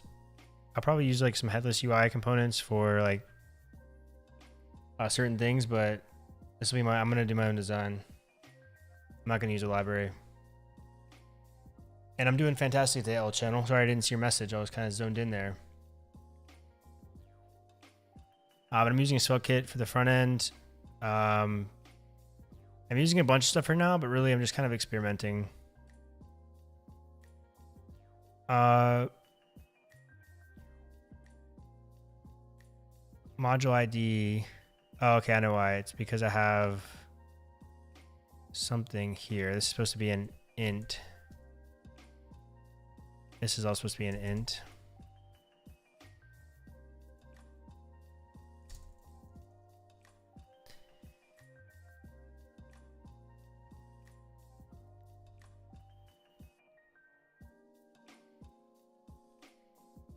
Okay, so I'm not sure if that broke anything, but let's just see.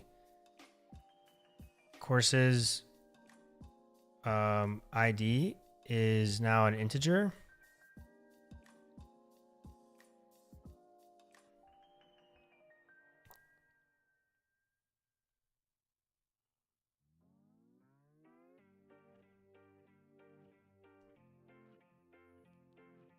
It's interesting that I can't set the, like, I wonder if can I not just send this here? Can I just send it like full send? Yeah, I'm using Supabase, Prisma, and Directus right now, all three of them in one setting. Things may change, but they all have their places for me.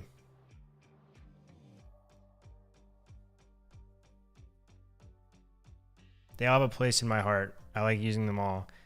Again, I'm really just using Supabase as a database on the cloud that's free up to a certain point, as well as like my auth system, right? They have good auth helpers for SvelteKit that I've used and tested. I know there's NextAuth or auth.js, but I'm going to wait for that to get a little bit more mature first before I use that. But if that was to a level I thought it would be, or if that was to an acceptable level to me right now, then I would use that and just as my auth, and I would just use Supabase literally as a database.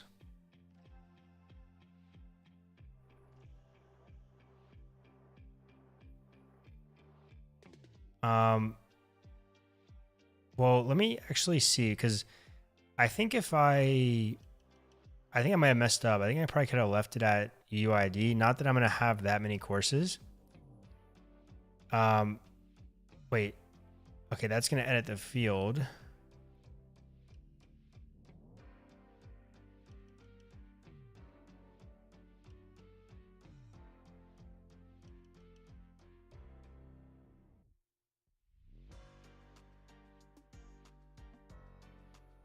Okay, required to be set on creation. I have that set to no, so let's just try this again maybe and see.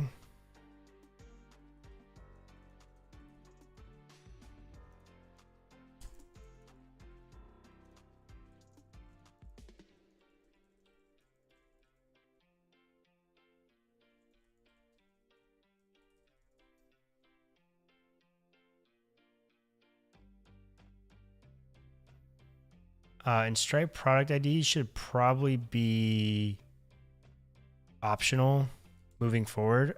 Just because I want to be able to be working on courses without having to worry about creating a product necessarily. Maybe I should. I don't know. Maybe I should just do it. That way I guarantee that it gets done. It's in draft. Everything else looks good to me.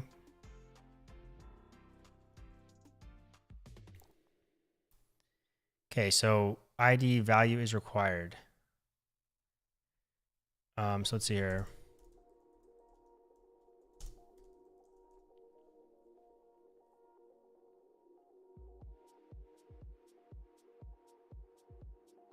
I thought I saw a read-only flag you could set in Directus.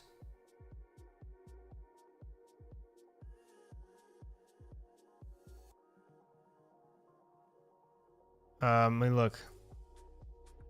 Yeah, because it should be, my database should be doing that for me, right? Because technically, unless Prisma is doing that. Is Prisma doing that?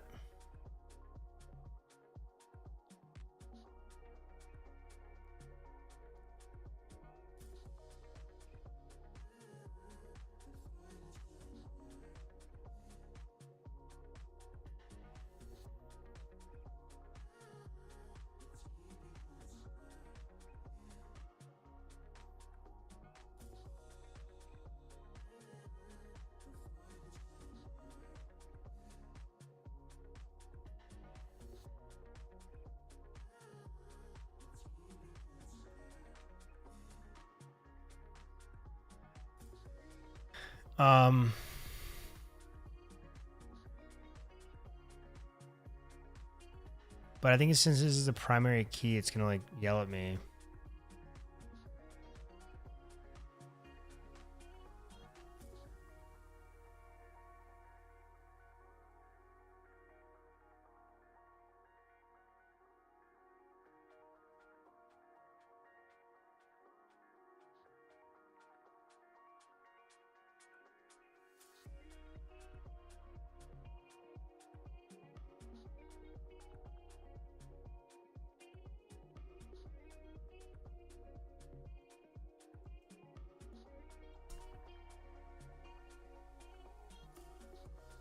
You're right. Good stuff, Brainy Biomech. Wow.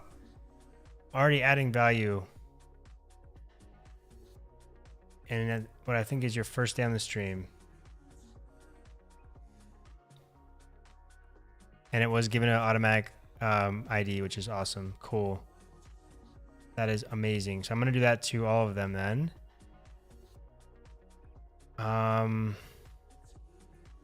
Yeah, this should definitely be optional because technically some of these are going to be free. And actually lessons are going to have something too. So let me just delete this out of here real quick.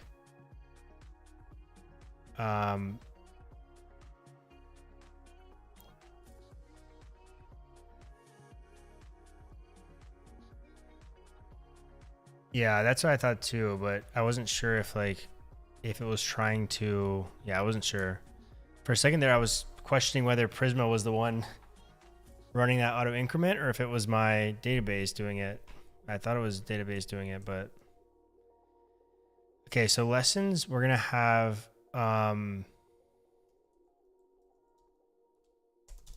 is free.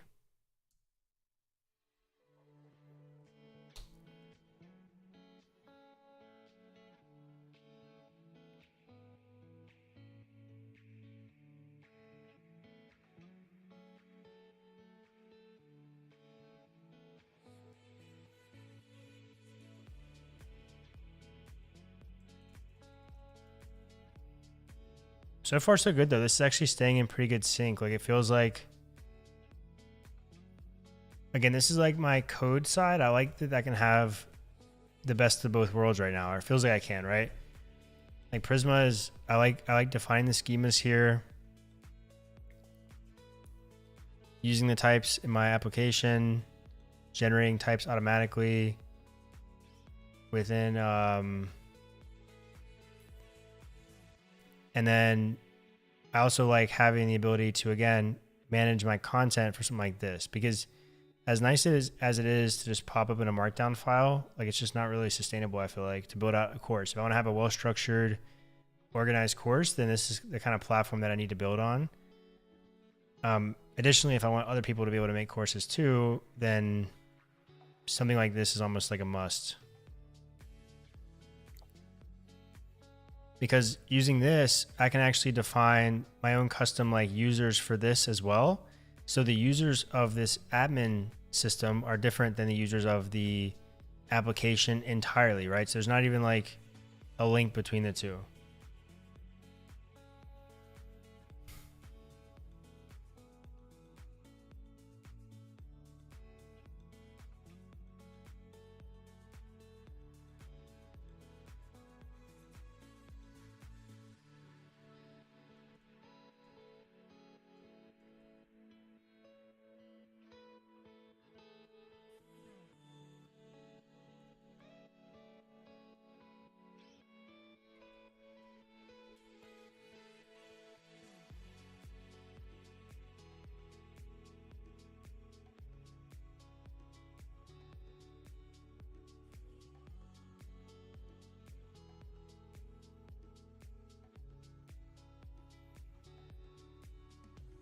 Wow, that looks clean. Can I not change everything to be like that? I thought I could.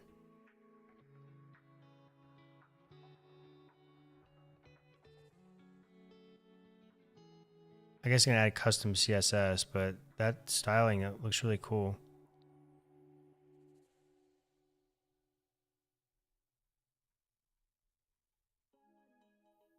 It's all open source, so I have the code.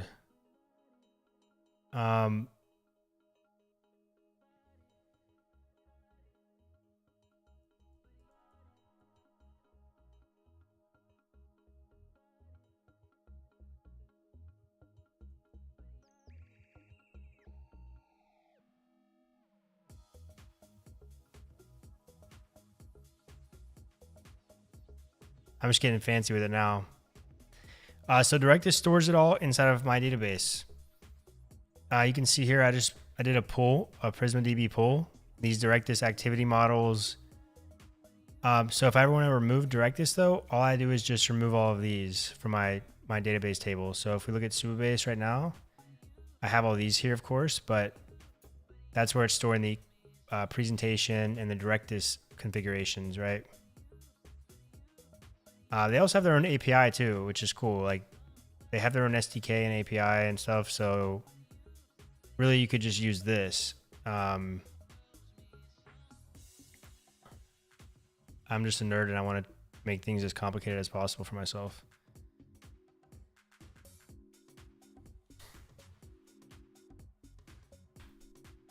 Not really, but you know.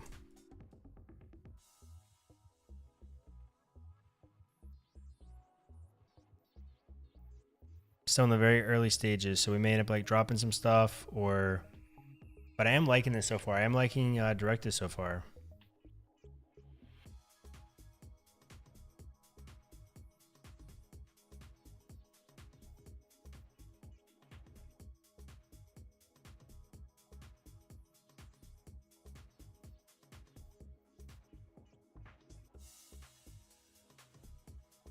And actually, I can actually hide this in here too, by the way. Make collection hidden.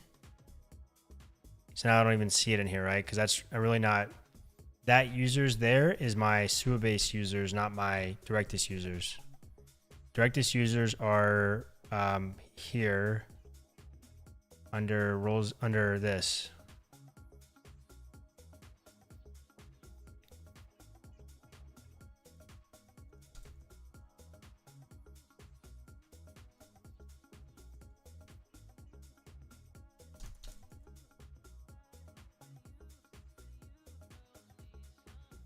Yeah, that's what I was worried about. I looked at some alternatives. There's another one called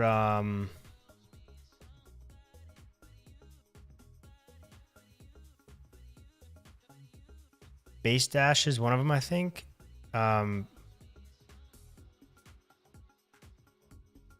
it looked pretty interesting.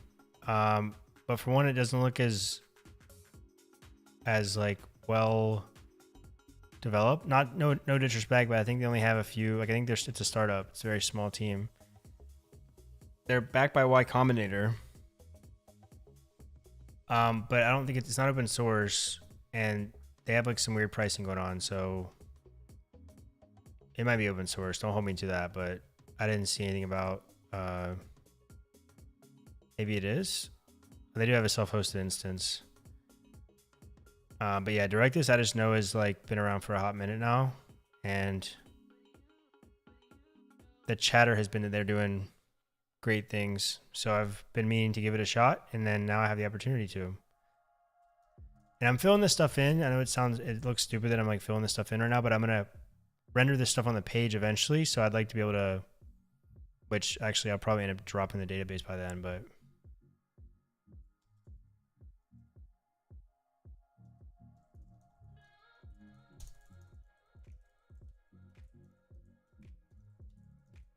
Just as like some placeholder text, right? This is actually going to be important, the slug, because I'm going to need to figure out how I'm going to do that.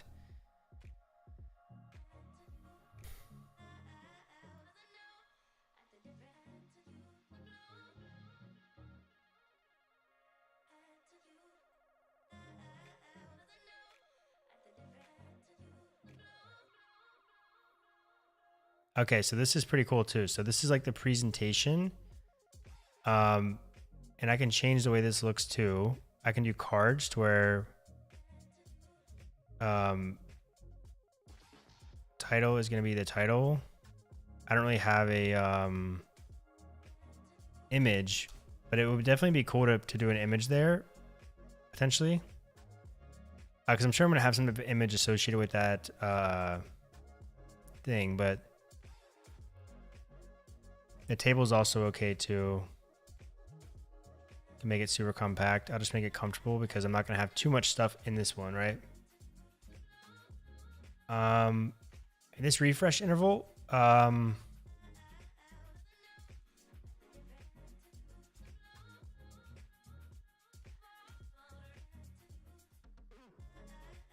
I spell right now? Wow. Wow.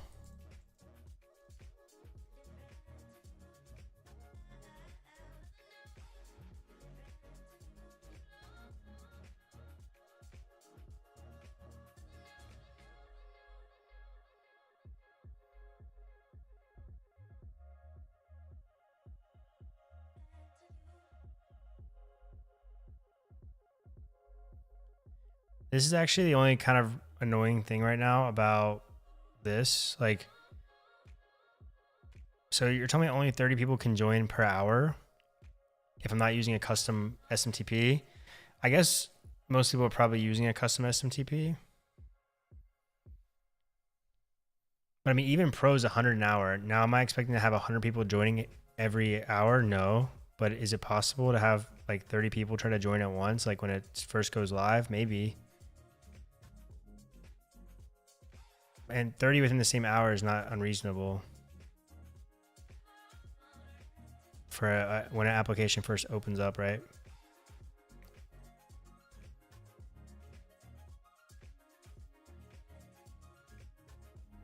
But it is nice to have this. Again, like the scalability, being able to just kind of...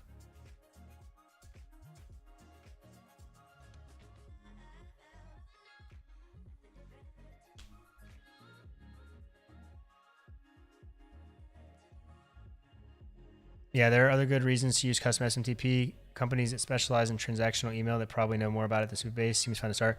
Yeah, what are some other options though that you've seen? I'm just curious. One second.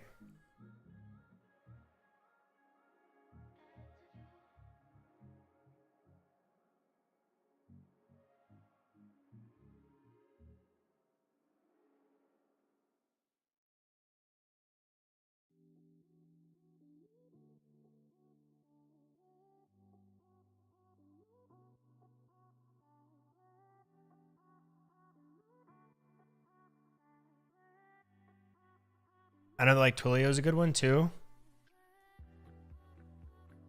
Obviously there's like Mailgun, there's a few other ones, but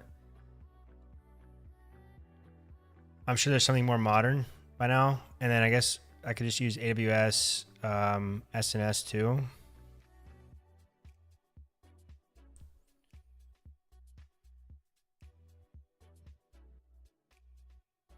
Or is it SQS? Am I mixing up services here?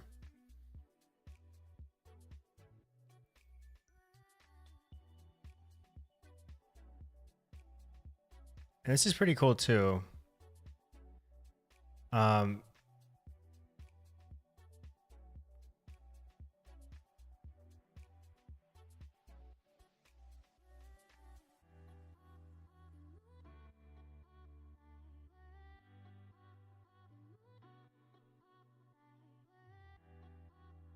Yeah, I can actually bulk import stuff too. Interesting.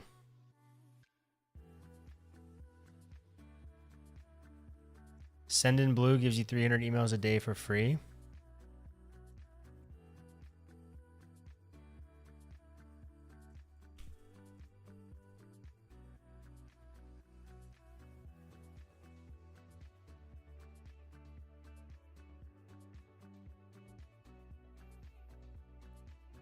Does it cost that much to send emails like that?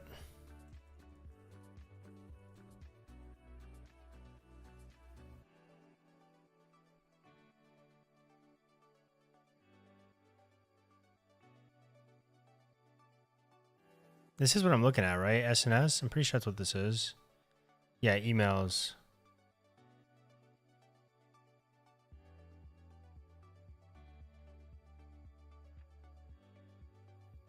Yeah, I was going to say, that's a lot of, it feels like a lot of margin. Like, I know AWS, this is economies of scale at its finest, and most of these other services are literally built on top of AWS. Most of them are using this like behind the scenes.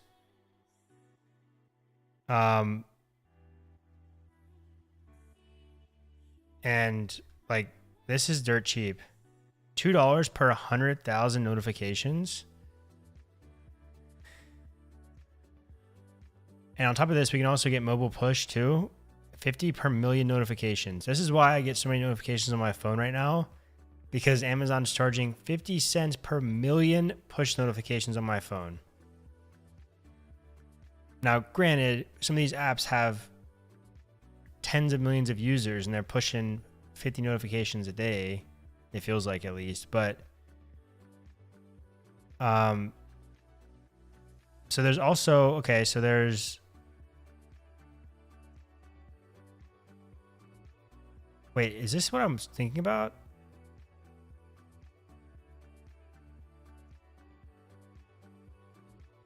What am I? SQLs is like queues, right? Yeah, this is like like RabbitMQ, right? Queuing. So this is messages to systems, and the other ones are messages to people, right?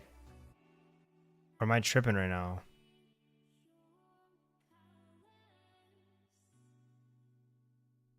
No, this is definitely in between applications or services. This is between people, right?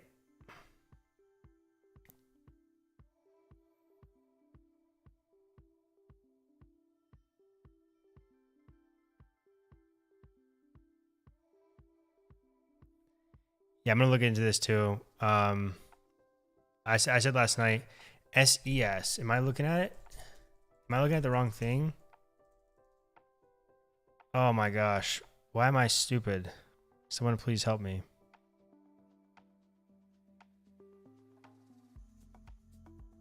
There's so many different, so I actually took a, for my undergrad, I had to take the AWS SysOps administrator test, certification test. That was actually one of the hardest tests I've ever taken in my life. The amount of services you have to memorize and like know what they do and how they work is kind of ridiculous. But you also understand how powerful a platform is. And like for a minute there, I was super motivated. You could probably go on my GitHub and you'll see like a bunch of repos from me working with like CI/CD, building out an entire environment with Amazon, EKS or AWS EKS, and ECS.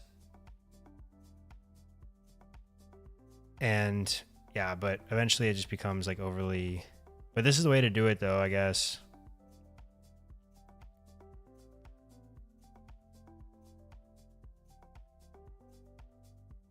Um, 10 cents per 1,000 emails. That seems reasonable.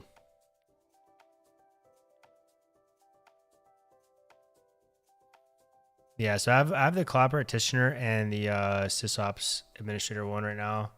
That was actually a really hard test. I did like the new one. I did it probably 2 years ago. It was like right after the new one just came out. And that was hard. On top of that, I had to pee really bad for the lab portion. And I got asked the proctor if I could take a restroom break. I just finished the written. Yeah, you can build your own email service, but what happens is you freaking get put on a bunch of spam lists and your emails never make it through. And then once that happens, you're pretty much like screwed. Your domain name is like blacklisted or blocklisted, whatever the word is I'm supposed to be using now. So years ago, when a buddy and myself decided to start like a web design business, we were just designing like WordPress websites. And by designing, I mean, we were using Elementor and like, just like not really designing, but we were. And we were doing like mass email marketing, trying to find like all these, we were going after very niche businesses. We're going after like therapists, and then, niching down into like subcategories of therapists in SoCal, which there's a ton of therapists in SoCal. So if you're selling a product to therapists, go to SoCal, a lot of them. And our emails got blocked within like, I don't even know. We were using some like, I don't know, some sketchy service. It was kind of expensive though, but they gave us leads and they also handled the automated emails as well. Or maybe we were using some sort of like Gmail attachment extension. I'm not sure, but.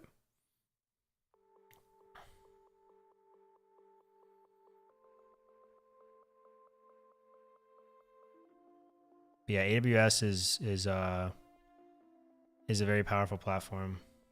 It's crazy the amount of businesses that are built on top of it. It's just like there's really cloud businesses like Supabase built on top of AWS. That's how difficult it is for your average consumer to use, that they just like people make money from just abstracting the abstractions.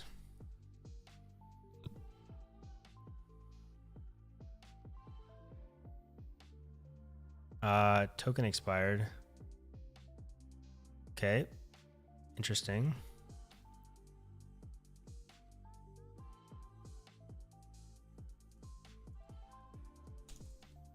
Didn't I create this course already?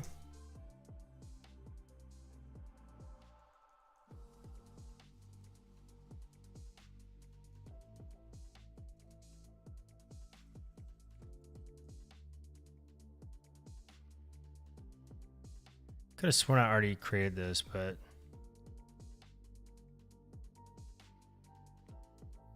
yeah, like your email, your domain name will get put on, like your domain will go straight to people's spam. And you know, like when you go to sign up for an account, it's like, oh, if you didn't receive the email within 5 minutes, check your spam folder. It's because they probably had experience being on that in the past. It usually happens if you're just bulk spamming. There's also ways to not get on it. Like if you're, if you have like an unsubscribe, if you don't have like an unsubscribe button in your email and it's like a spammy email, that's going to get you put on the list. I think most of like the big mail providers, like Google has their own, but I think they share data.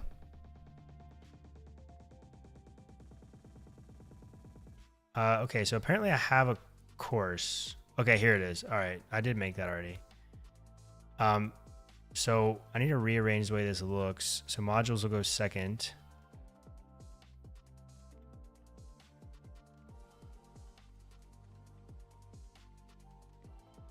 And this is cool. I can just select the course here like this, right? It's pretty cool. And then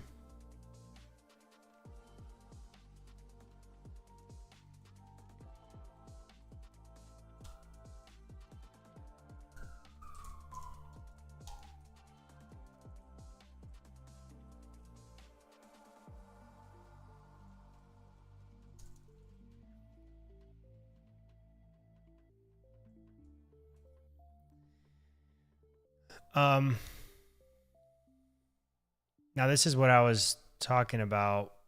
So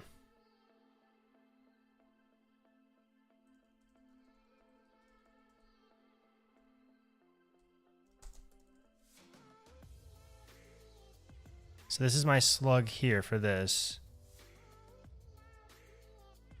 And what I'll probably do is, like, if you wanted to go to the module page or you wanted to access a course, I can just like parse out or I can just split this based on this slash here, get the last value, and then search the database based on that.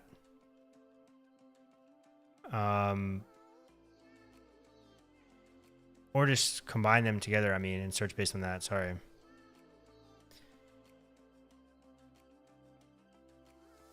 Yeah, Brainy. So this is something I was discussing earlier with everybody. The concern, yeah, I do have a foreign key, but basically I want to make it as dynamic as possible. So, and I don't want the course to be I don't want the URL to be, I don't want the URL of my application to have the ID. I want it to have the actual name of I want it to actually have the slug. Yes, the easy way is to use the ID. But you can see here, I was going through like a bunch of different ideas here. Because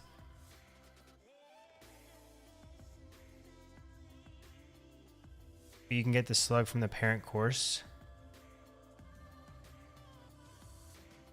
Well, so I'm going to be routing with using route params. So when I go to this URL here in my browser, I want it to pull this course here.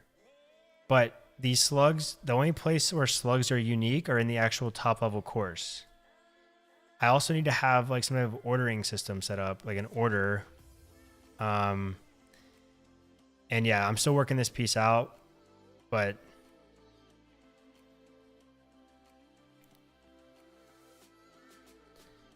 yeah, I was trying to think about how to make the slug unique so I can query based on the slug without having to get everything and then filter based on the parent's thing.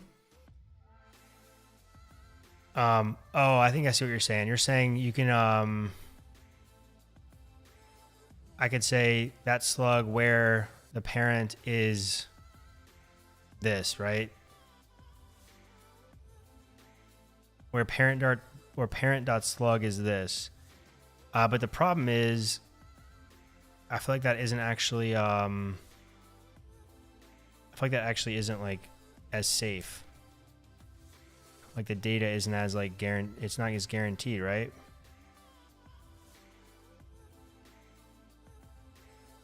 Like I could potentially have a duplicate somewhere. And not that I would say that I would for sure. Like I'm not guaranteed to not have like a collision of some sort. So basically when I route to my course here, right? I go to my course, I click on a module. Now I'm on this page here with module slug. And I'll have access to these different things, right? I'll actually have access to both module slug and course slug.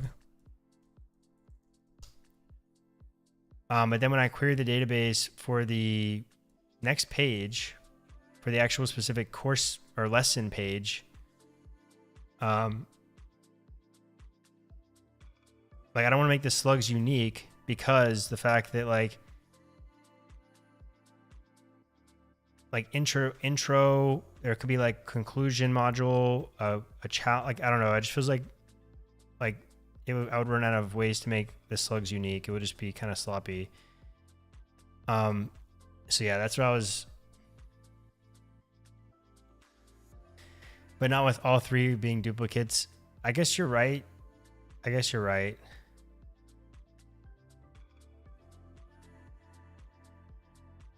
Yeah, maybe you're right about that one. We'll give it a shot. I'm going to test it here in a second. So we'll see how that, is. Did I make this unique? I don't think I did, right? I did make it unique. Damn.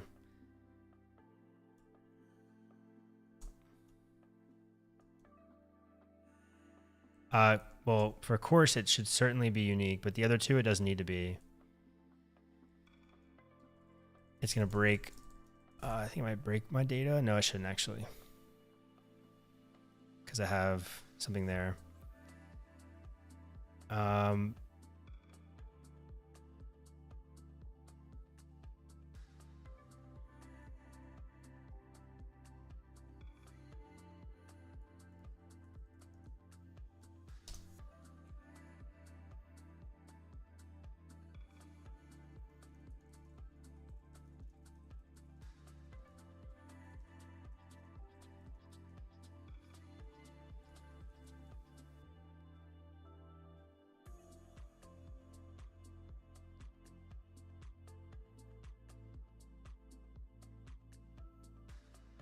I think I also need a sort order probably. I probably need like a sort order as well.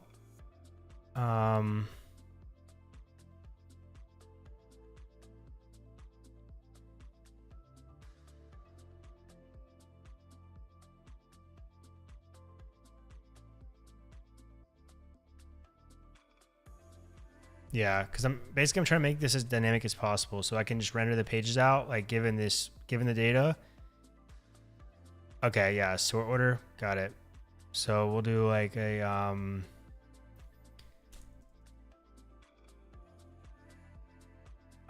probably like sort like this probably.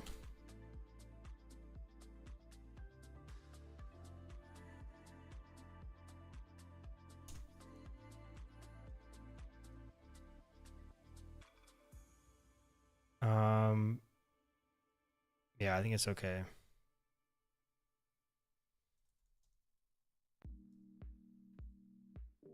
Courses don't need that, just modules and lessons.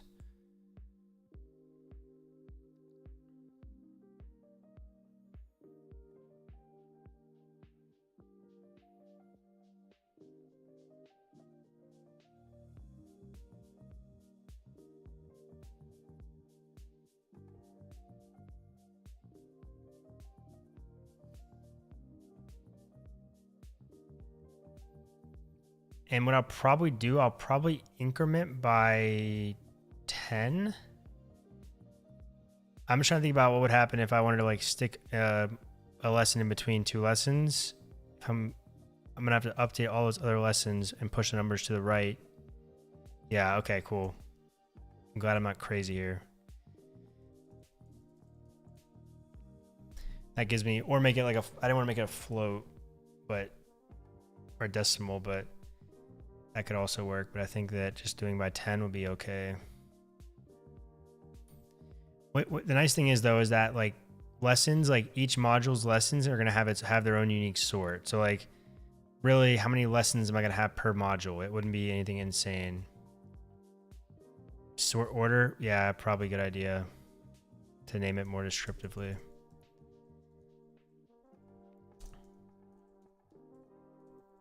See, Chris, I just started to like, you know, get used to not caring right now about what things are named, and you come in and just get me back on my old habits.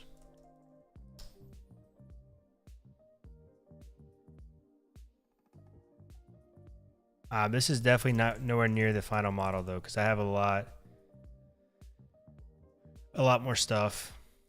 But I do generally think that I have a good enough. This had lesson number.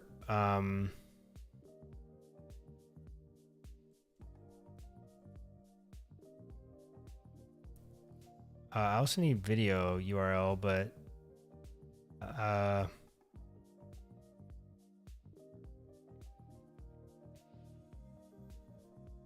I'll do that later.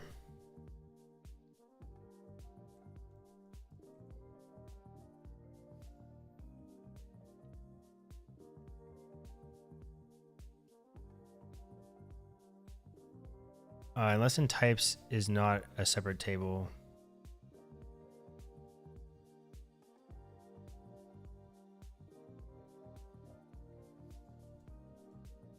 And actually call this content type.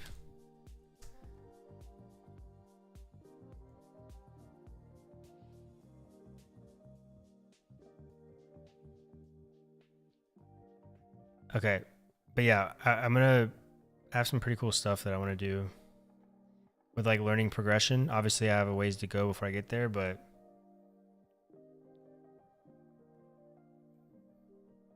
I think I already did this, but we'll try again.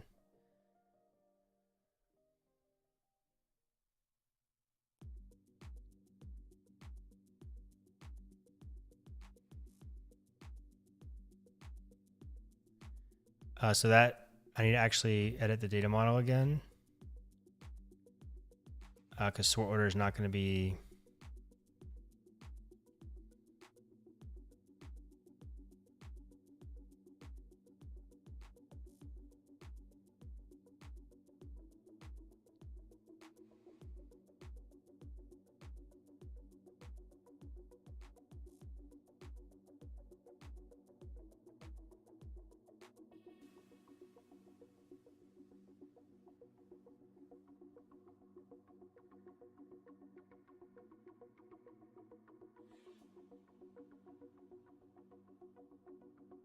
I know I'm literally wasting time with this kind of stuff. I just, I'm a weirdo when it comes to like how these things look.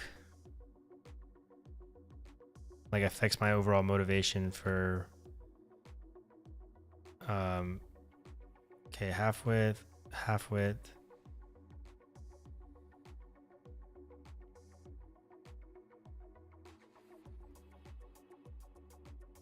Okay, let's create a module. I think they actually might. They might, Brainy. I want to say I saw that actually. Let me look. Good point.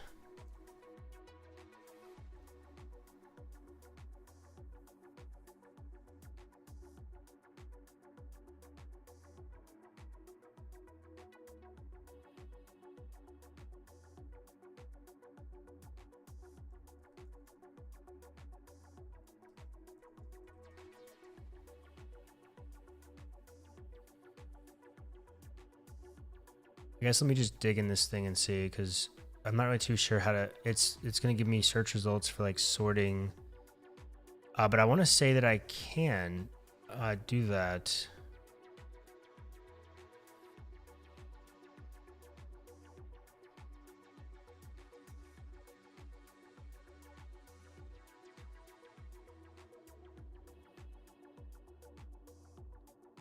Sort field, sort order. So is that just going to automatically populate that?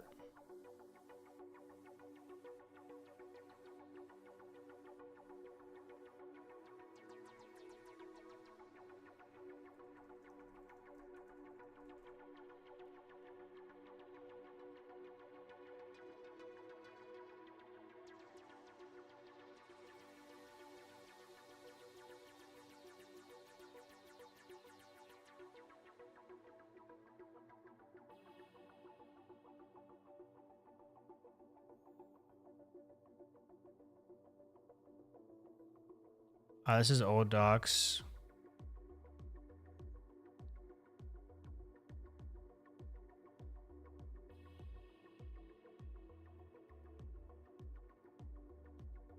Yeah, I know, right? It's like I'm instantly gonna find like other things.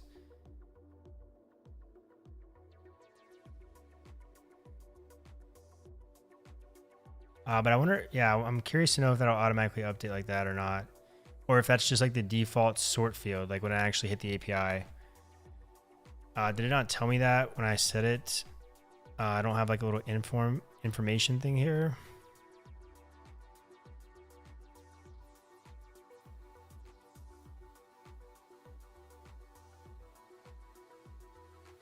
We'll try it out. If that's common for like CMSs to do that, then I'm sure they have it covered.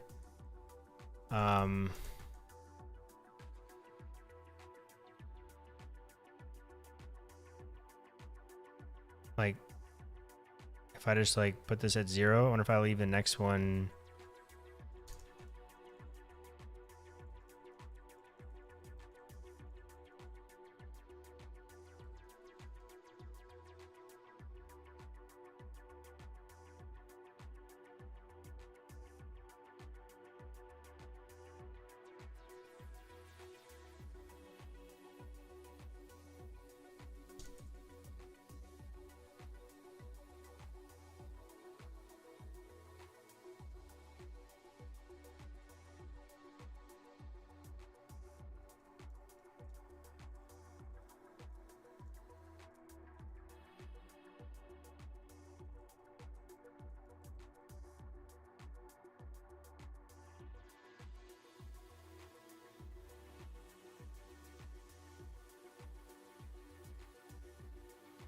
I feel like I should be able to drag this, right?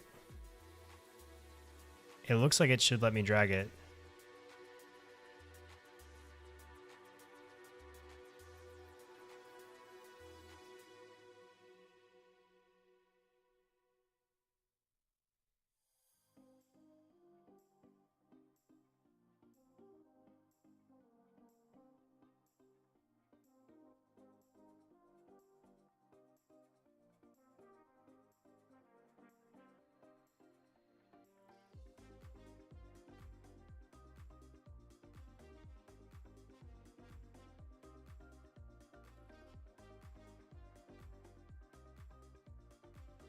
What is this?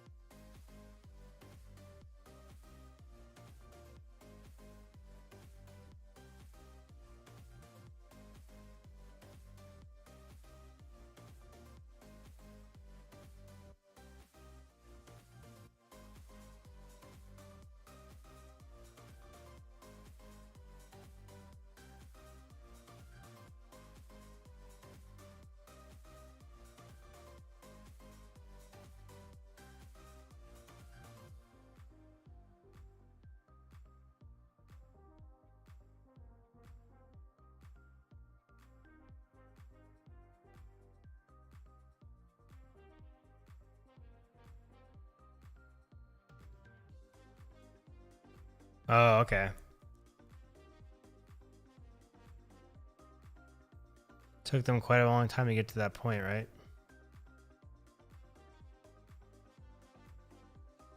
But is that going to update though?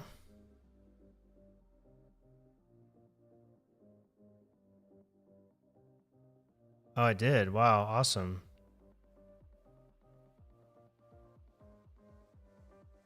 Nice. Okay. So I can actually hide that field then.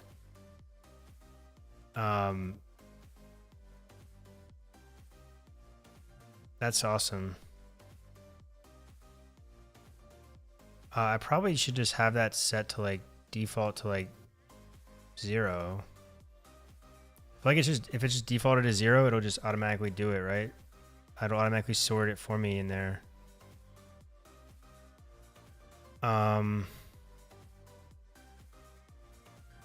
I wonder if I can do that in here actually inside of this, because where is it? Default value, boom.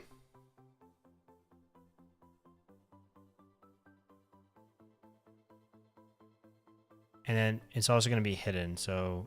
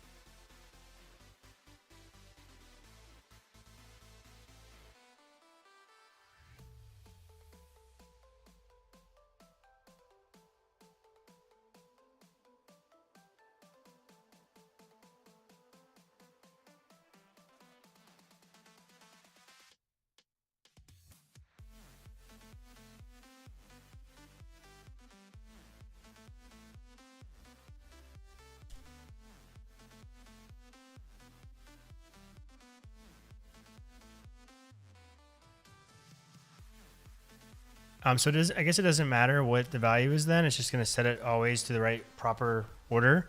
So if I put like the default value to like 99, so it automatically goes to the bottom. The problem with that is,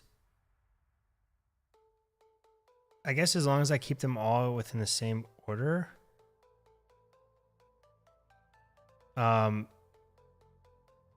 because like technically my lessons are going to be sorted based on themselves, but I guess in that case they would still be sorted properly when I got them, and sort based off of that ID, even if one of them's 0 and one of them's 29, because there's other modules in between, they would still be in the right order, generally speaking, right? So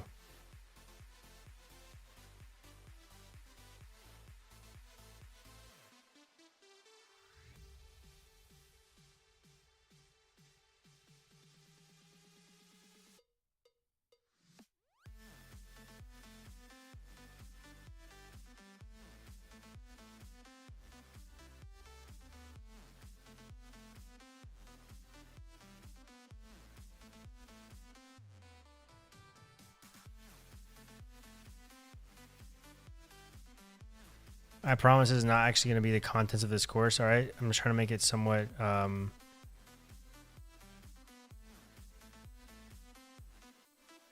starting to think I probably won't need like an overview of the lessons. I think that's might be a little bit overkill.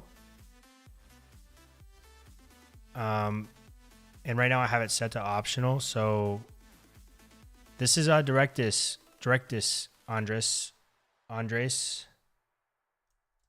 or is it Andres?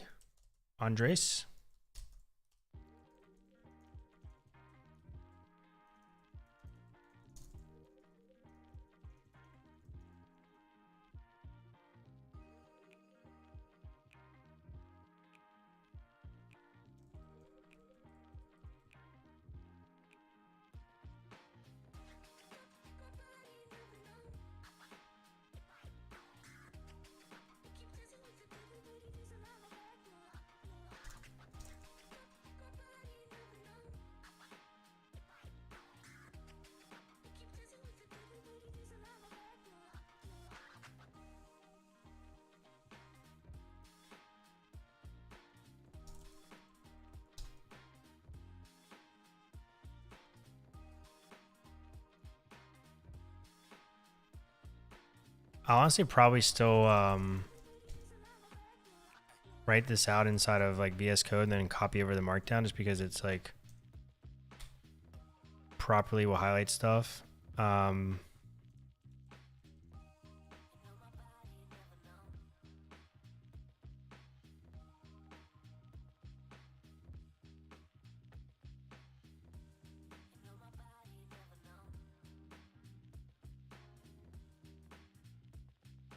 And this will be text content. I guess we'll put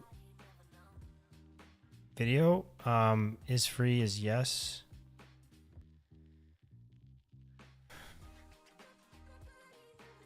There was something I can do with like duplicating records too. Let me actually make this be easier on myself. So item duplication fields. I think these are the fields that I'm able to duplicate. The module, the overview, the status, the content type.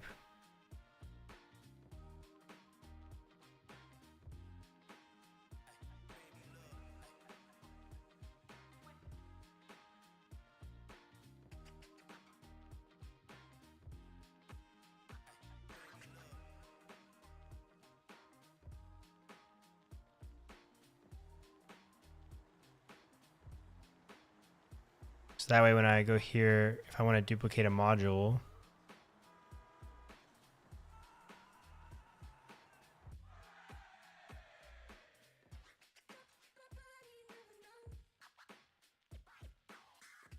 can I duplicate a module?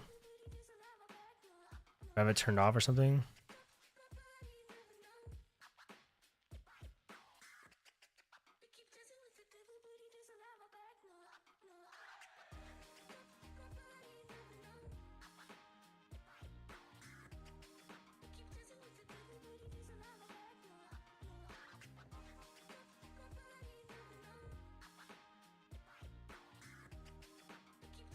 Still trying to figure out my way around this UI a little bit, but I could have sworn there's a way I can duplicate stuff. I feel like I have it turned off or something.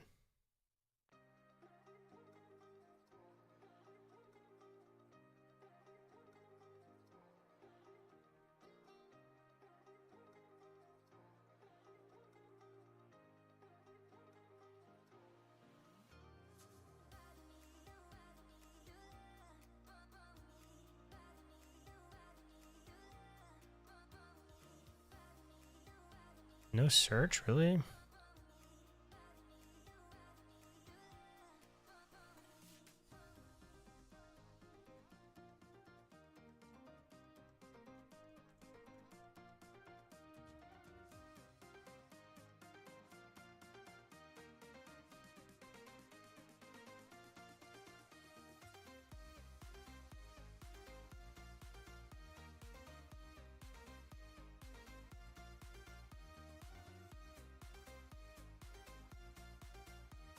Okay.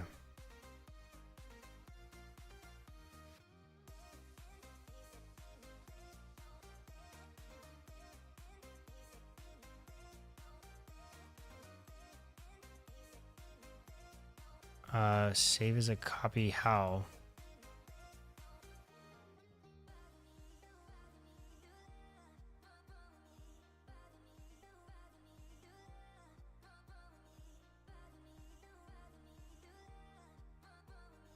Save as a copy.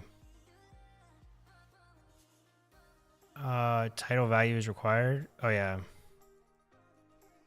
That's not a slug down here.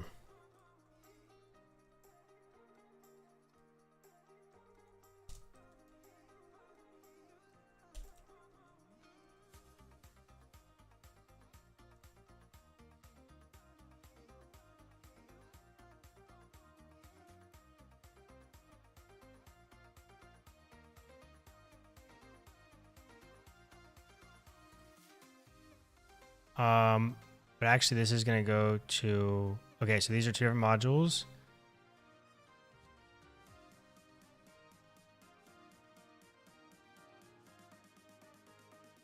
It's kind of annoying, like it's like failing to fetch or something when I navigate to these different pages.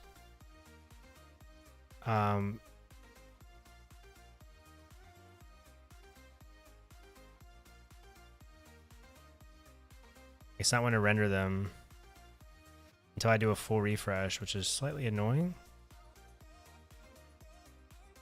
So I think it has something to do with this. I lied. It doesn't have anything to do with that. It's something with like the client side routing on here. It's not properly rendering the content unless I force reload.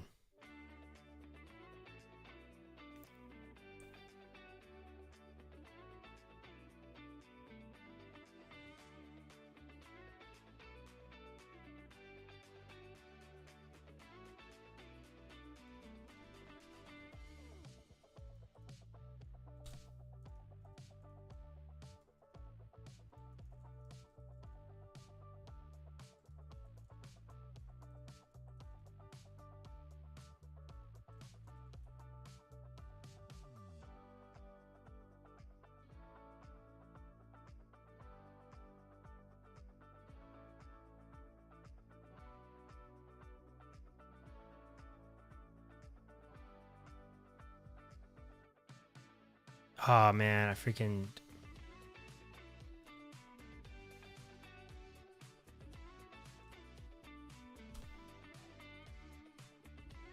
I didn't freaking save it as new. I just saved.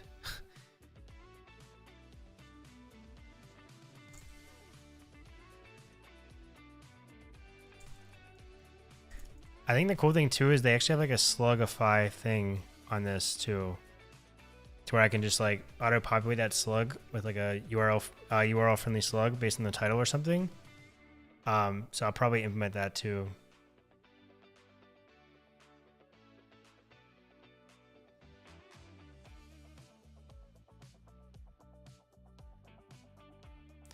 Yo, if I do that one more time, I'm gonna freak out.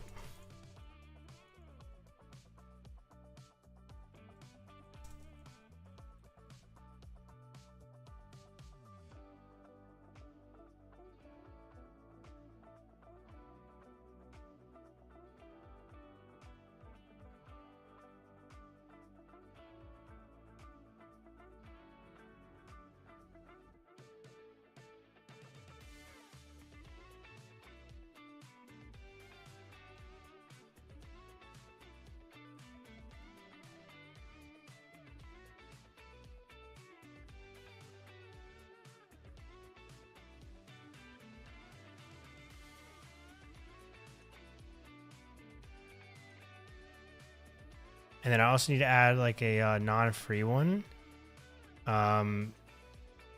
Hey, see ya, Chris. Thank you. Have a good night. Thanks for hanging out today.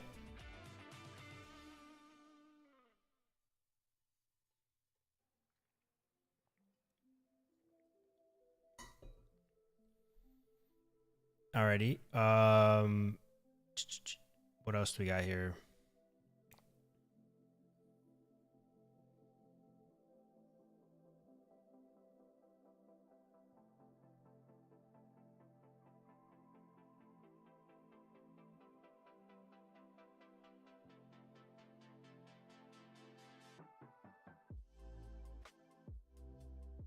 I'm gonna add one more to like the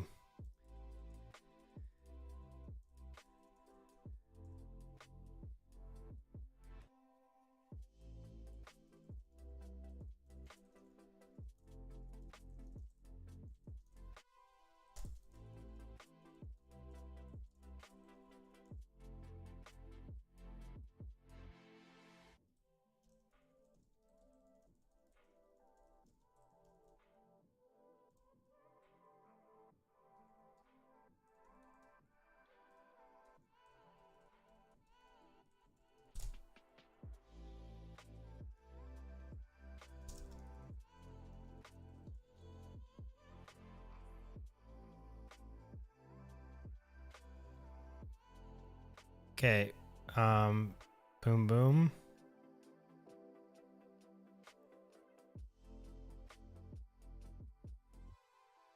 How did you discover Directus? It looks really awesome. You're trying to use as a headless CMS? Yes, I'm using it as a headless CMS.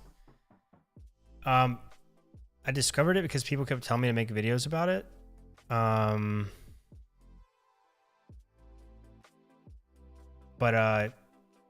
And I just not really had a good use case. But now I do have a good use case. It's really cool because you can put it on top of like an existing database. So right now it's on top of my Supabase database. It adds all these extra tables, but these are all just like Directus admin stuff. So if you ever didn't want to use Directus, you can just delete all these. It doesn't actually. Now, obviously, you can impact your database, like when you make changes in here in Directus, but you could set up the proper permissions. So you'd let people come in and post or do things with this without actually ever changing the schema of your database. Everything's more for like just visual work. Okay, so this is going to be kind of confusing. I wonder if there's a way that I can group on the page. I know I'm being needy right now, but I'm just curious to know. So like when I want to view the lessons, is there a way I can group them?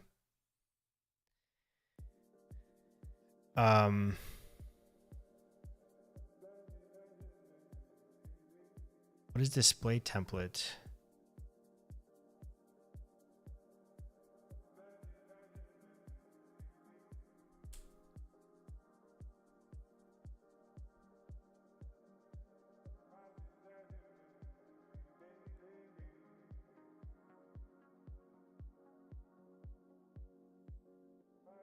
I guess I could filter. Oh, and or group.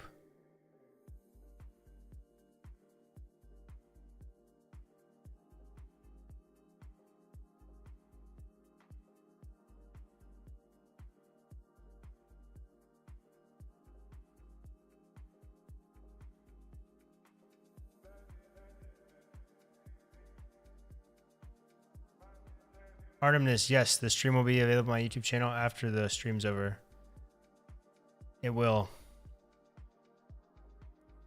Most of my streams are public after I stream, unless I accidentally leak my IP address or something. If you could enter via the parent, I think I can. Maybe not.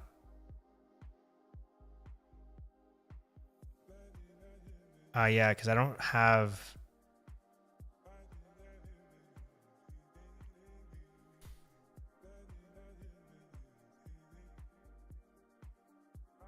Technically, this does have modules, though, right? Technically, it has. Does it? It does technically have modules. Maybe I gotta check that. But the relations aren't properly set up. I'm interested to see why that is, though. Because I certainly have modules. Well, actually, I think what this is doing is like, I think it just makes a table. Like, I don't think they're actually here. It's just Prisma's way of doing that, right? So there's just a many to one or one to many.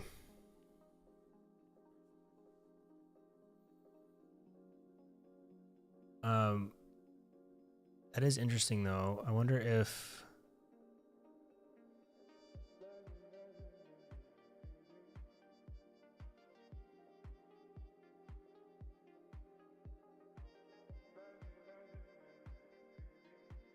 Yeah, it would definitely be nice if I could just see, like, if I could at least like group them, right?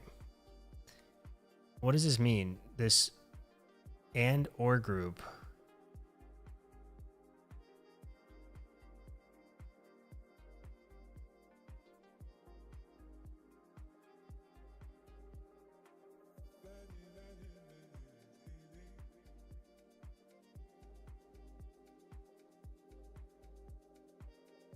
Oh, great. It's been a while, bots. You found me again.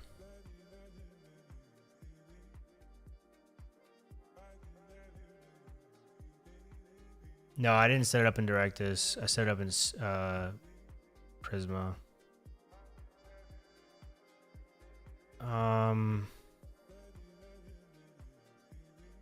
I guess I can just do where module ID is. I just want to see what this looks like. That's kind of weak, though. I don't really like that. Like I wish I could just group them, right? That'd be really cool. I mean, it's tracking it's a relationship, though.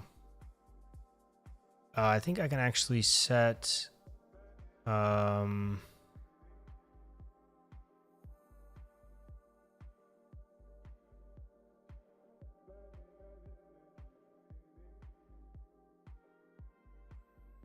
not too sure what these display templates are. Let me look.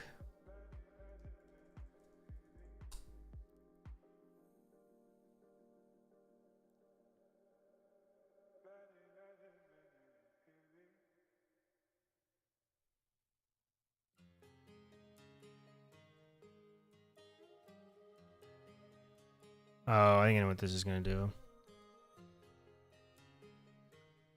Yo, what is that? Oh, I'm looking at a whole... Wait.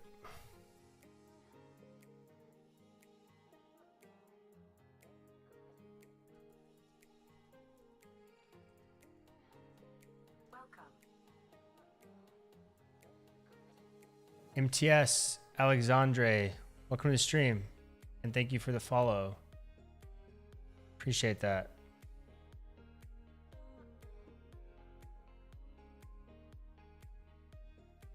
Maybe this is what I need. I don't really know. I feel like this might be a little bit overkill here, but I feel like this is more for like monitoring. Yeah, I have like time series stuff here.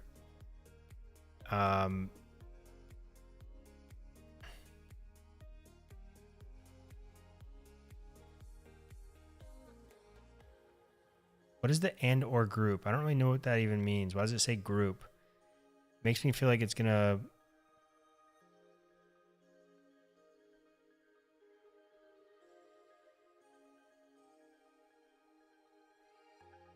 This is definitely not what I want here. Maybe it is. I don't know.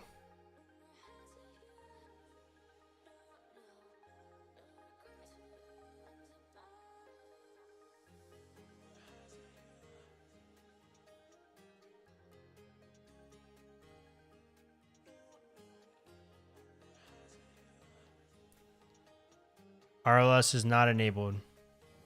Ramdin Pula. Not using RLS. I'm doing all my authorization on my server.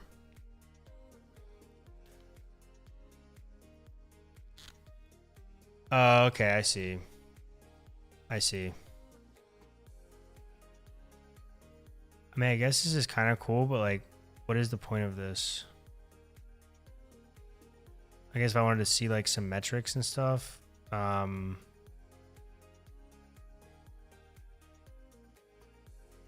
I guess I can kind of see them, but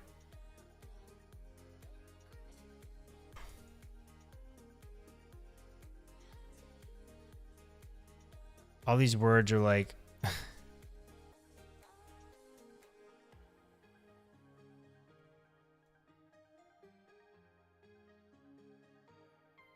what is this tool you're displaying? This is actually Directus. It's a headless CMS. It's residing on top of my existing database. And I'm going to use it to manage courses and stuff like that. But yeah, it's open source. It's free. I just self-deployed it. It took me like 10 seconds to deploy. Well, I'll say like 5 minutes maybe. A few environment variables, and that's about it. But they have a free cloud one. If you don't have to use an existing database, they have like a pretty generous free cloud instance you can spin up. But right now, I don't really know it. I'm just kind of getting familiarized with it right now, so I can't speak to it just yet. I can't even figure out how to delete this dashboard. Probably here. It's okay, I guess.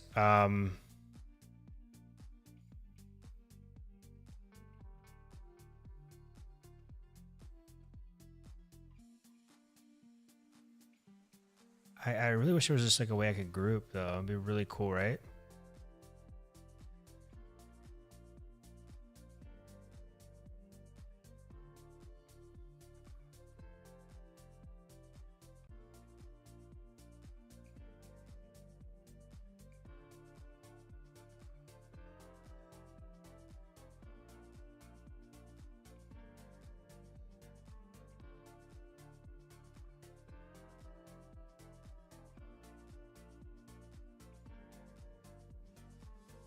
That is the only kind of slightly annoying thing right now. Again, right now I don't have a lot of stuff in here, but if I did, it'd be kind of annoying to try to find. On top of that, am I able to not save like filters? I wonder. Am I able to create different views? Yeah, it is pretty cool. It's pretty cool actually. I really like the only reason I'm using this right now is literally because of the fact that it can go on top of an existing database and it doesn't actually mess it up. Like all of this stuff that it's doing, all of its admin stuff is stored in its own Directus tables.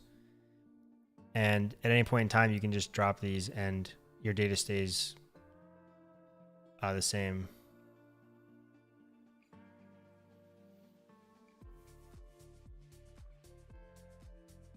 The client side routing is messed up though, or something, unless it's just me. So I have to manually refresh the page every time I...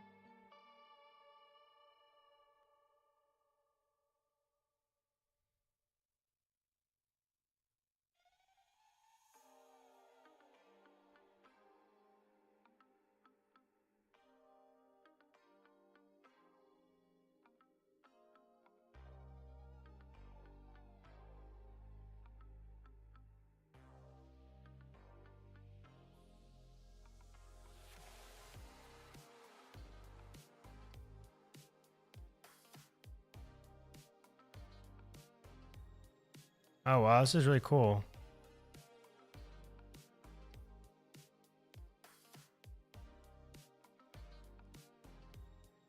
Folders.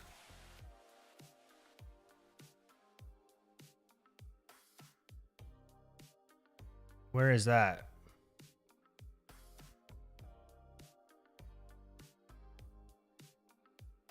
Let me look at the docs and quit being lazy.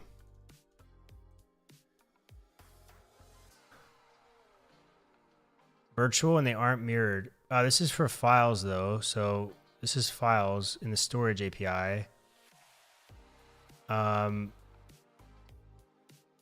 Right?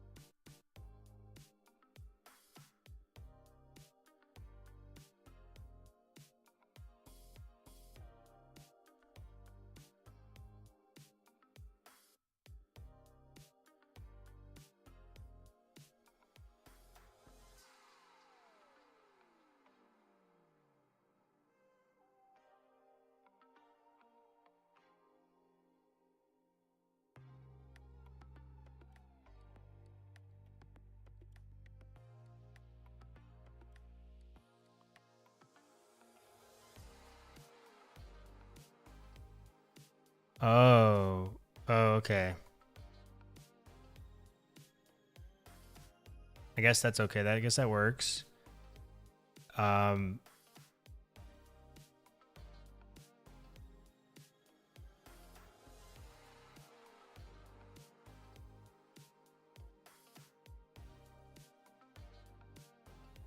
really wish I didn't have to freaking two.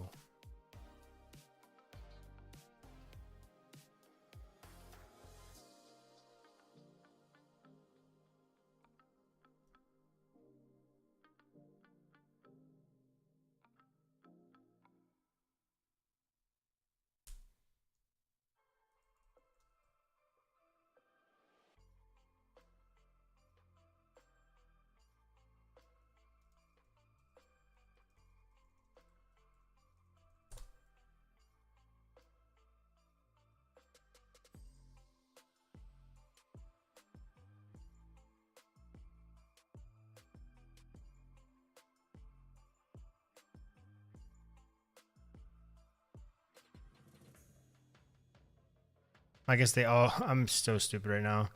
I'm like, yo, why isn't it changing? They're all part of the same group anyways. This would be a better example. But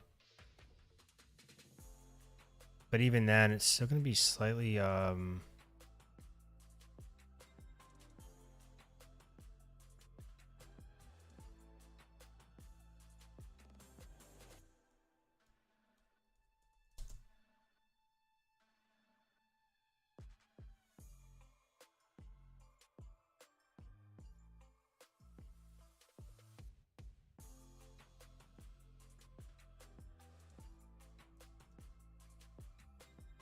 I guess it's better than nothing, right?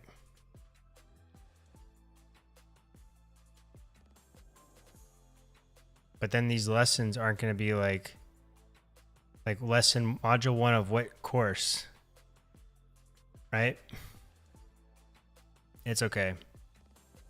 I'm just being obnoxious at this point, but that is a good thing to know.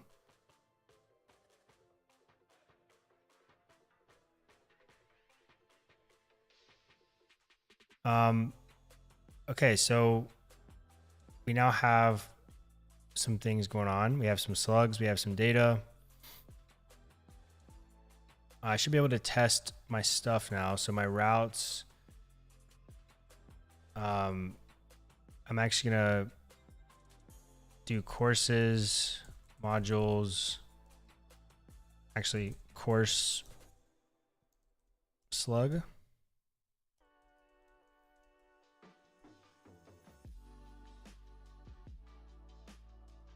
And this will be,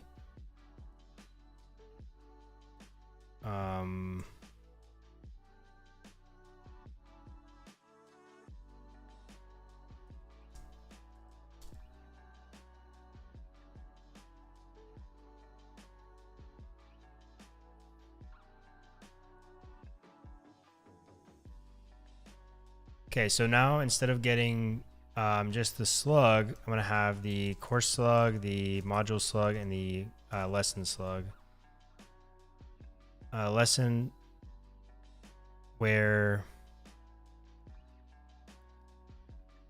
slug is lesson slug.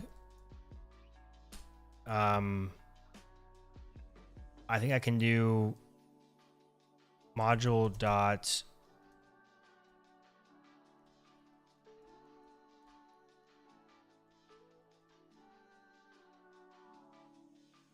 what do I need to figure out how to do this.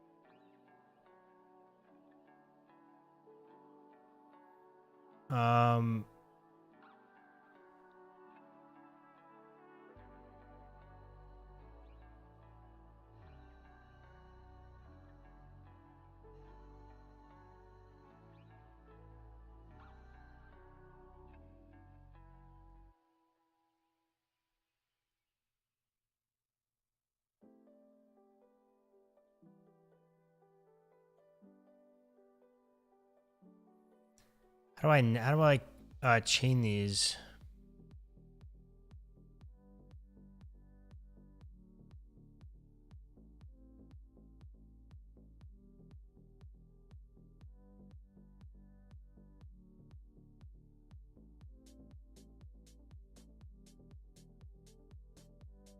Oh, is okay. Module is, and then I can put the module is, this is not correct. Where author, oh wait, what am I doing? Sorry. I think actually it's module ID. What does this look like again? But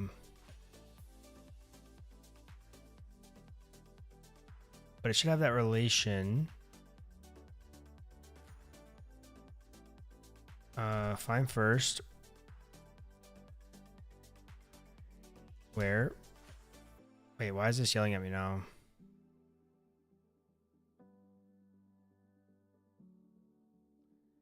Oh, okay, I know why. Sorry. Give me a second.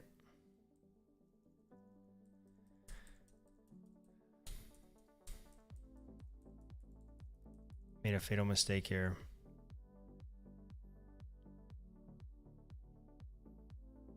Oh no, this might break everything. Actually, it shouldn't, because technically that should be only internal to me.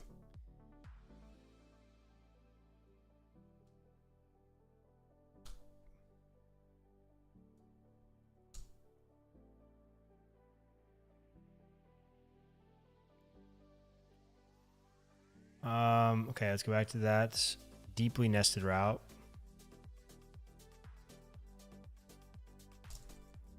I need to regenerate the client. I'm probably have to restart my TypeScript language server.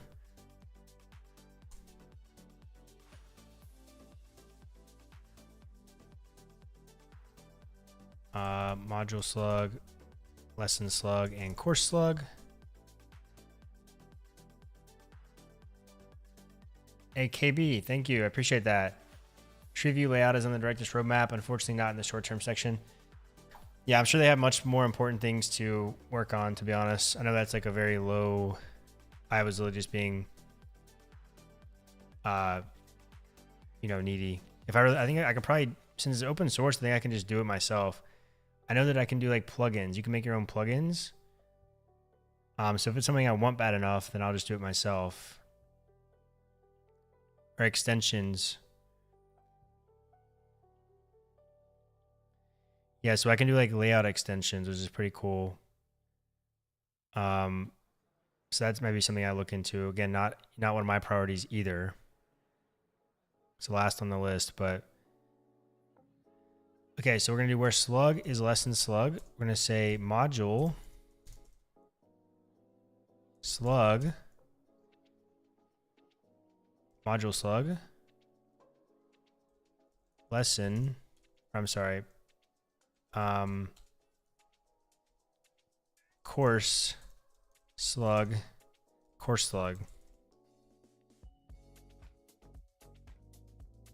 Welcome to the stream, KB.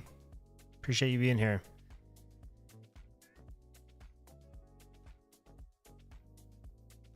Okay, so this should now all be good to go, I think.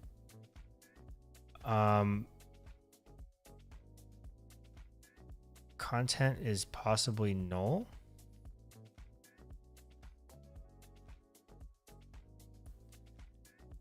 That should not be the case.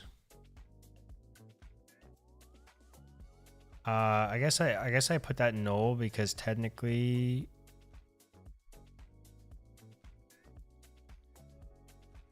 it could be. Obviously, I would set up like proper error checking here. So what I'll do is I'll just wait if no lesson or no lesson.content.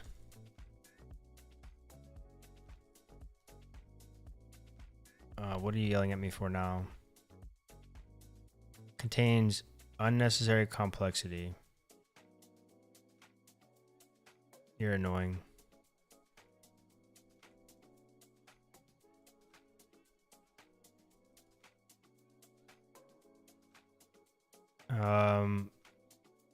In reality, I don't really want to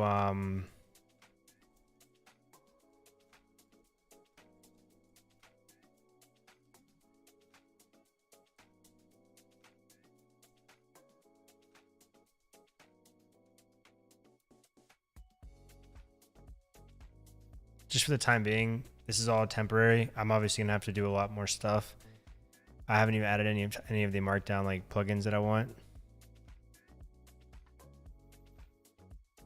But this should get us on the right track. If I can remember what my slugs were,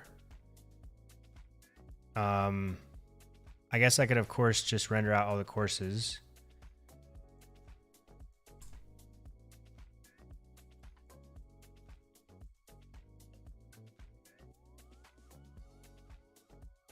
That was Rome. So Rome like yells at me. So like, let's just look here. So like, I want to say if no lesson.content, it's Rome. It says that logical expression contains unnecessary complexity. Reduce the complexity.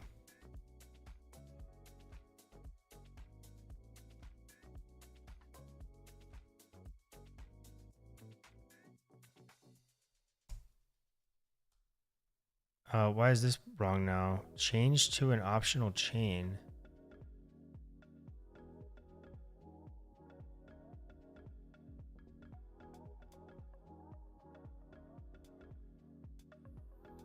Yeah, but I also want to check for no lesson though.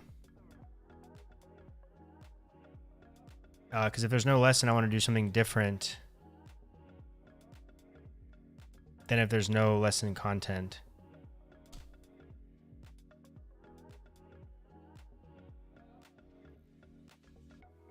Yeah, I'm not sure. But for the time being, I'm just gonna do this. This is not the final product. I'm gonna move all this stuff around and properly validate things, but basically if there's no lesson at all, I want to go away.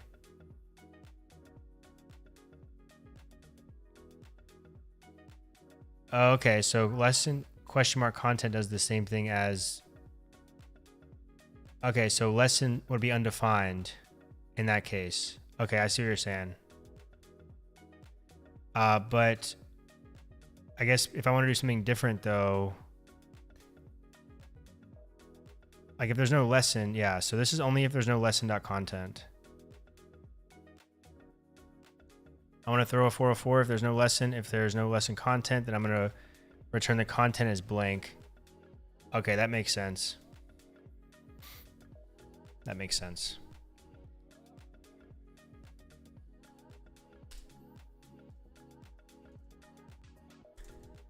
I'm going to get params. I'm also eventually going to get like the user and stuff. But for now, I'm not too worried. I'm actually thinking that at this point,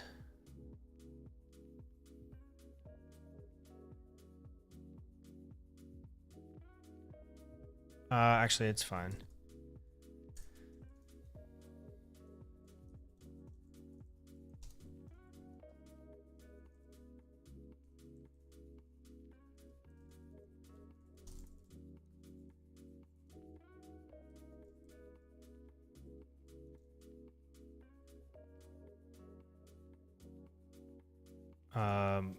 Whoops.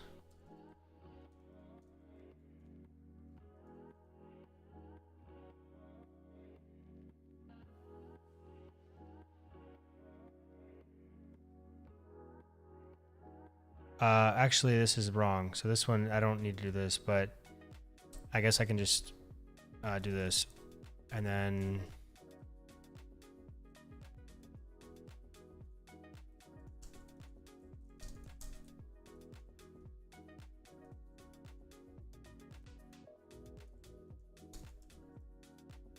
I think I can just actually run find many and it'll just give me all of them.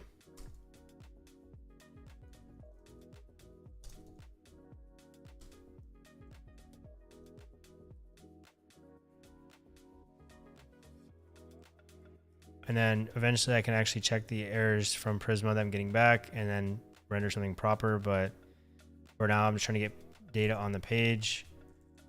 I think it'll be an empty array, if anything. So if there's no courses, then it will just be an empty array.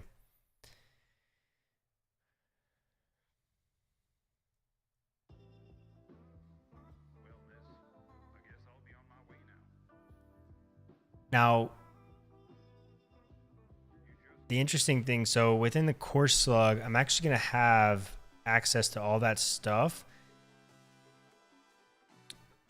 Because it's going to be a layout. So as I discussed earlier, this is going to be kind of like the structure, at least for now, something generic. So there's going to be a course layout, which is going to have the ability to render out all of the modules and lessons here.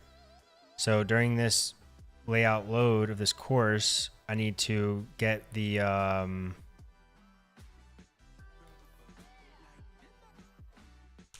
I need to get all the modules and lessons. And then I'm going to have slots here for video and content.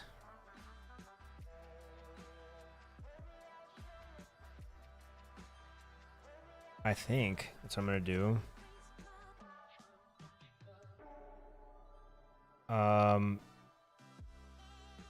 Yeah, that's what I'm gonna do. Sorry, I'm tripping right now. Well, really, I'm not gonna have slots on the layout. Well, I'm just gonna have this sidebar here, and then I'll have this whole open side here as the slot, and then within that, like within the actual course lesson page, I'll have slots for video and content, and I'll probably use like a component so I can properly render the page, whether it's like a video or a content or a quiz. And then it'll render whatever accordingly based on the type of content. That's at least the plan. Sorry if that's confusing, but. Okay, so returning courses.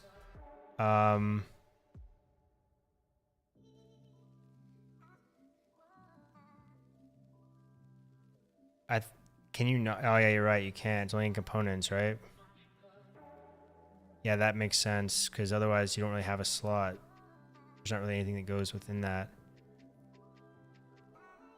Yeah. Yeah, Brainy, I'm gonna do a I'm just gonna do a component. Like my whole plus page is just gonna be one component, and I'm gonna have the slots in that component. At least I think right now that's kind of my plan, but we'll see once it gets smacked in the face if it actually works. So now I'm just gonna do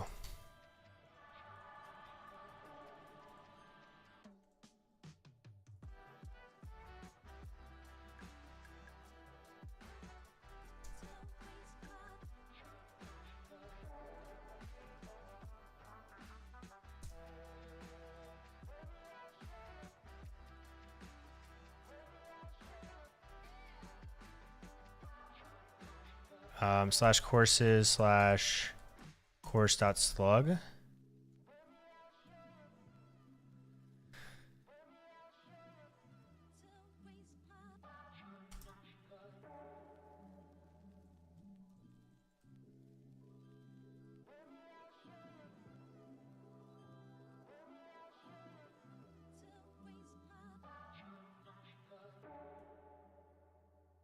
I thought I could not pass anything there.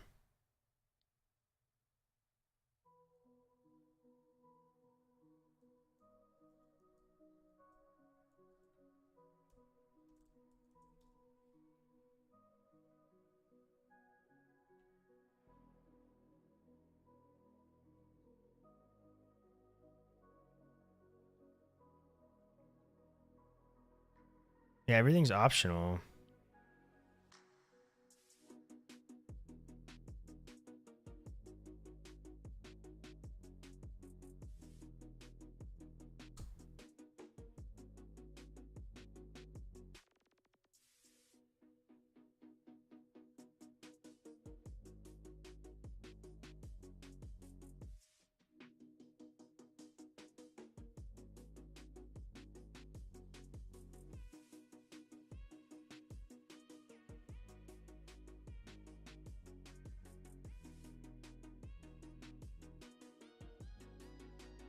Yeah, Prisma.course.find many, get all courses.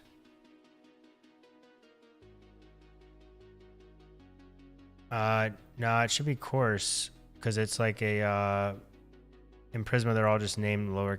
I just name them all singular. Yeah, that way the types are like normal, right? Otherwise, you're gonna have a single course as courses, but then I map it in Postgres to courses just so it stays in the proper database format.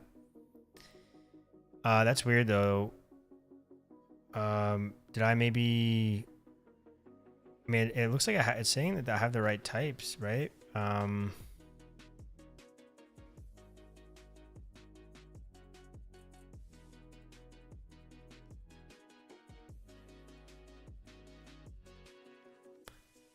Can't read properties of undefined reading fine. Maybe I just need to regenerate the client. I don't know.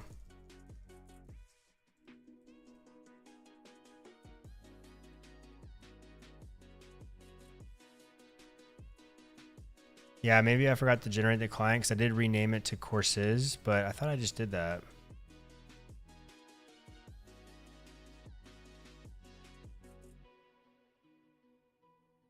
Okay, so that was what it was. The client wasn't up to date. Okay, so here's the course. I don't have any styles of course right now.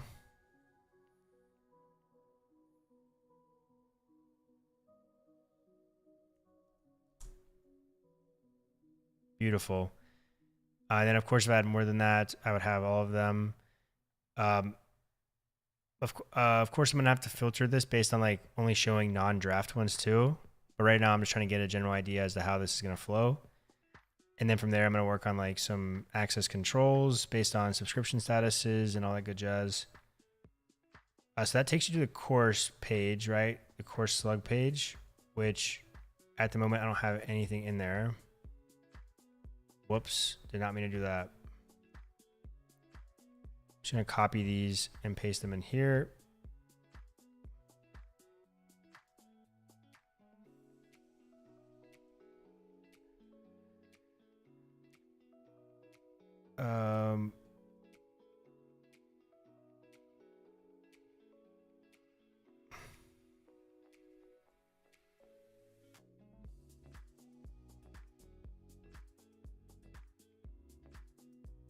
Sorry for that. That was a mess.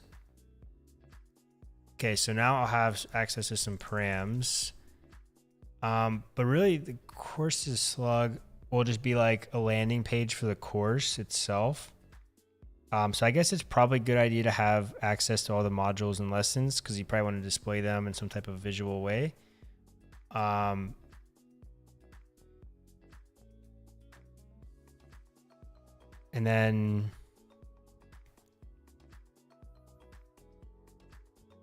that would be like the root of that course. But then actually, I don't know. That's gonna be weird because then I have to.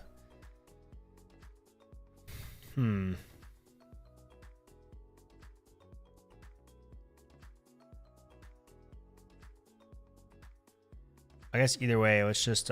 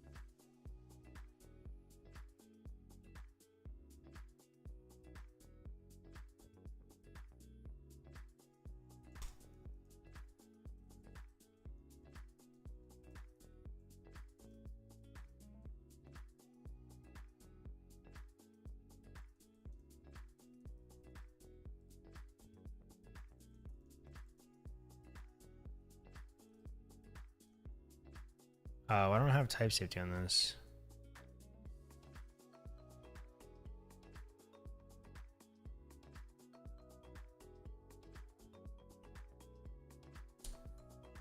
I should.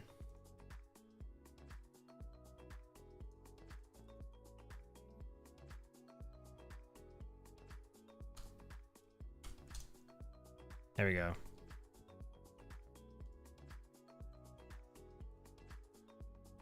Court stats, overview. I'm just getting some random data here. It doesn't really. I gotta think about how I'm gonna do this. So.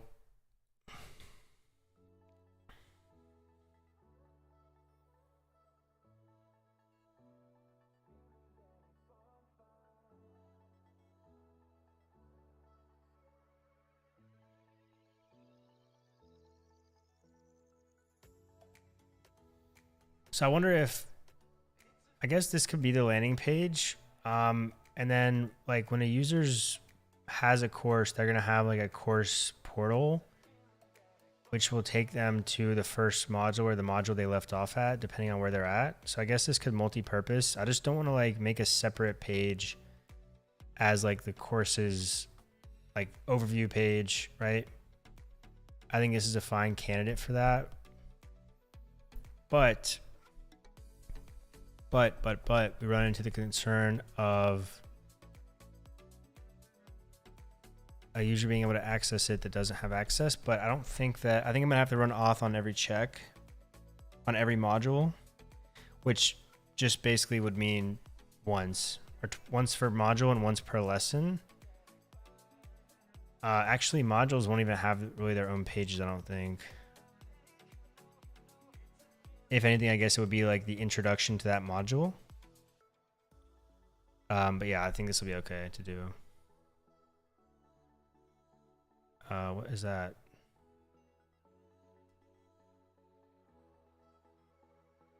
So, okay, here's my stuff. My course stuff.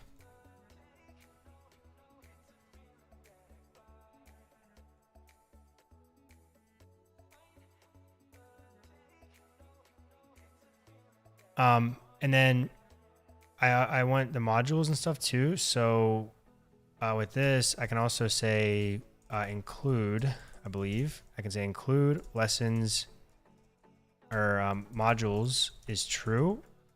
Actually, modules include lessons true. That should give me the modules and their lessons.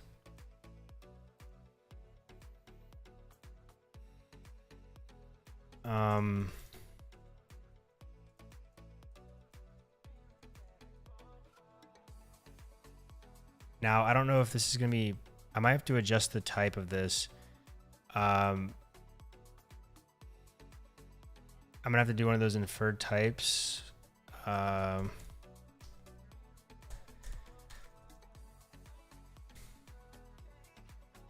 do plan on using Tailwind. Pico CSS, I've seen that. I've seen Joy of Code made a video about that. It looks cool, but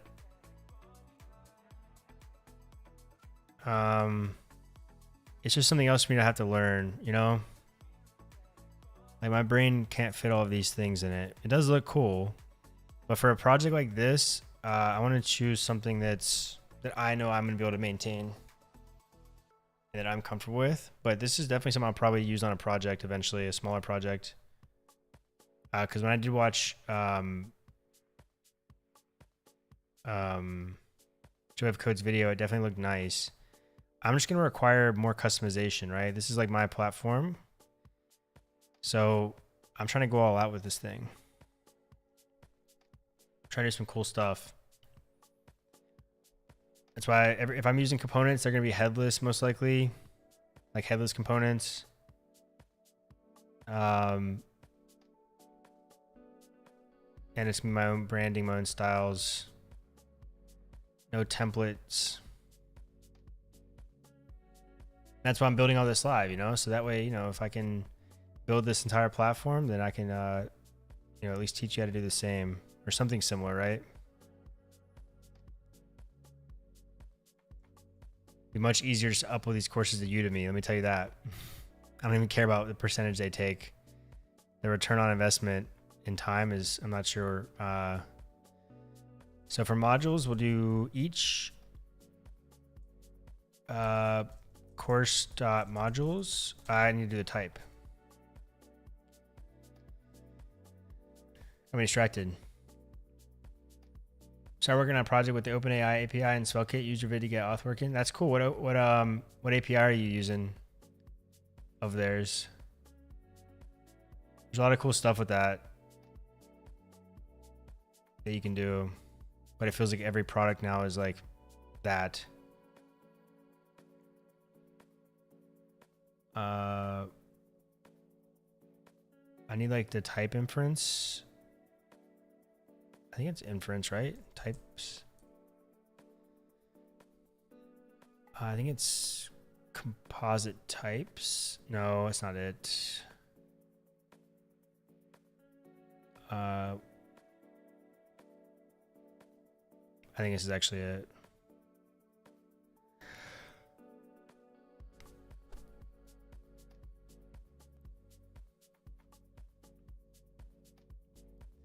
Operating its partial structures of your model types.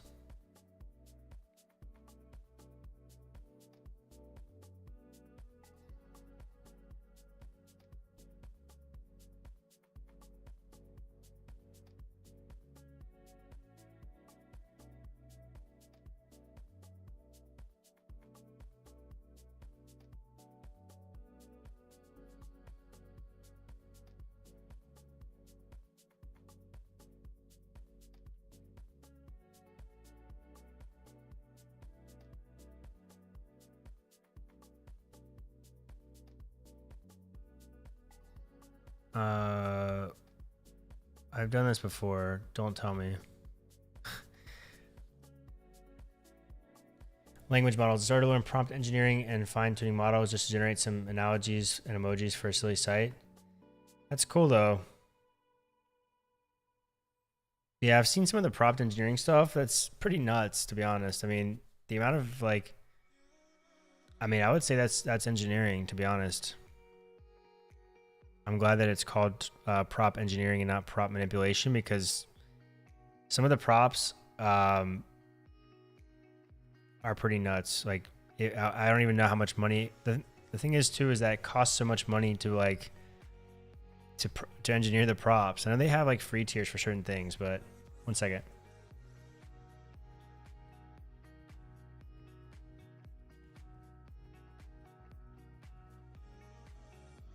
Okay, I'm back.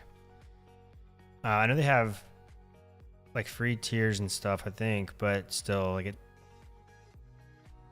On top of that, especially like images too, it takes like 20 minutes to like get an image back. It's you know, at a decent price. And so, that prompt sucked. I guess I gotta try another one. Here's another 20 minutes.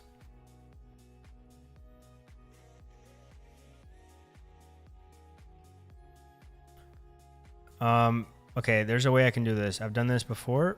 Okay,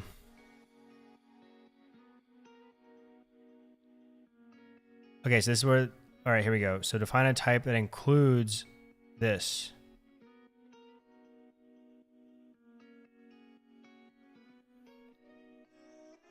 So I guess in my, whoa, what is that?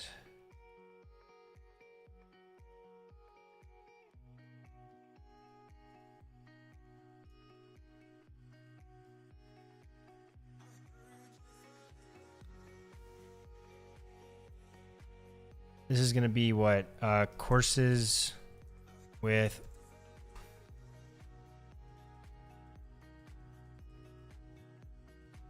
This is such a bad name. I don't even know how to name this.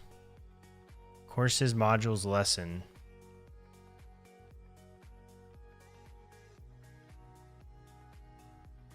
Prisma.course args. We would do include modules, lessons,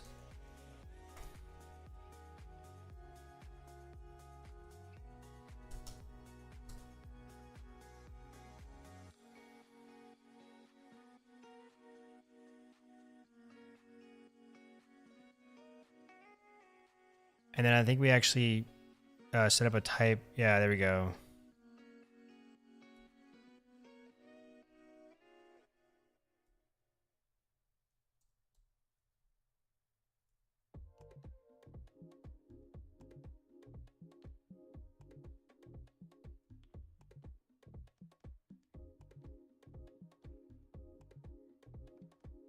Turducken Cormatis. What is that?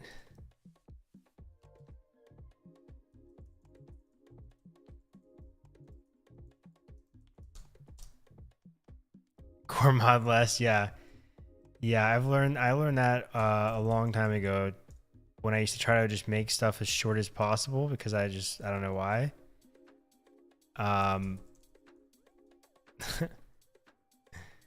What is this? Why is this yelling at me? Oh, this is my total TypeScript extension teaching me something.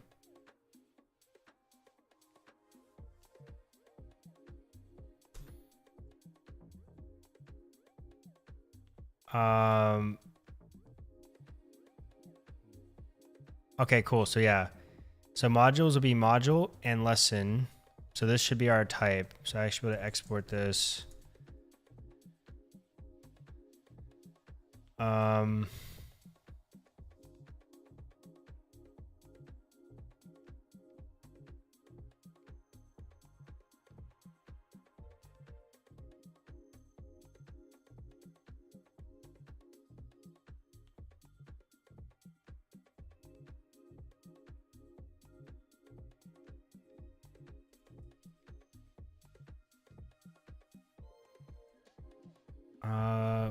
I'm gonna do this.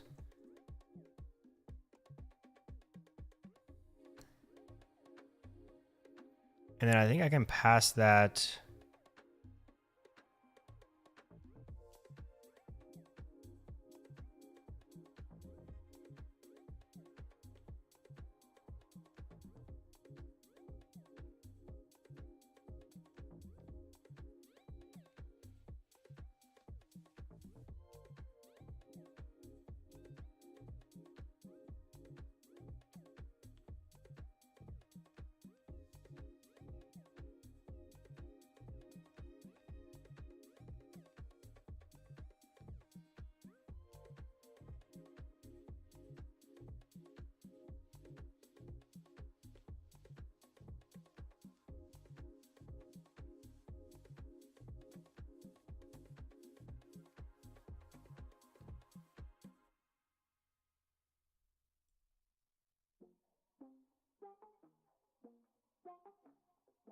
Okay, so I guess I can do.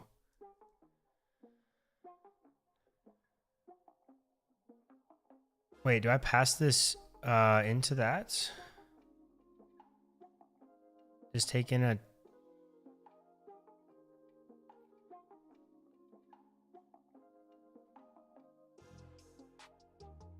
Can I do this? I sure can't.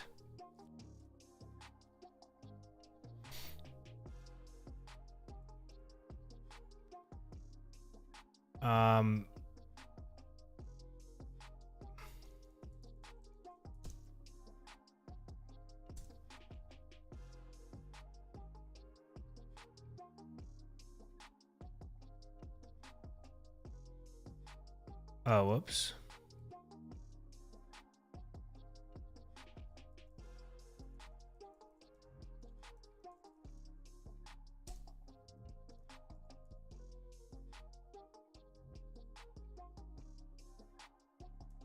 Okay, I think that'll give me my what I'm looking for here. Probably.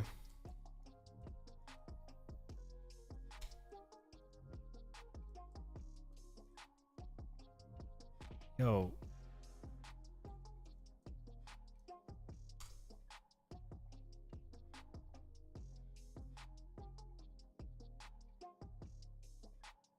Nice. Okay, so we should be able to do each.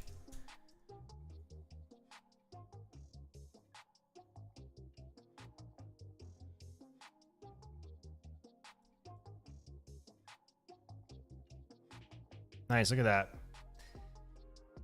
And it's even in the right order, I think. Actually, I don't think it is.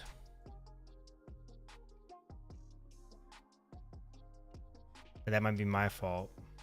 Why am I so zoomed in?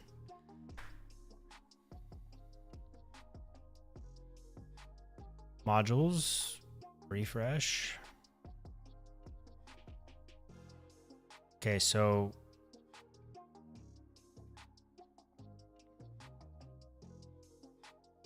I need to sort that. I think I do what? Sort.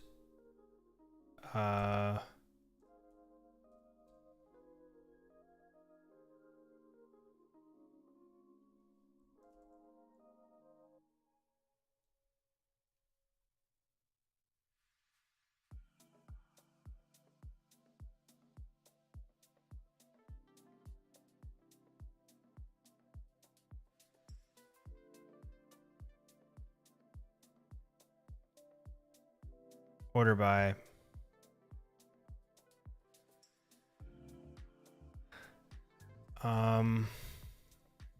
Is this it?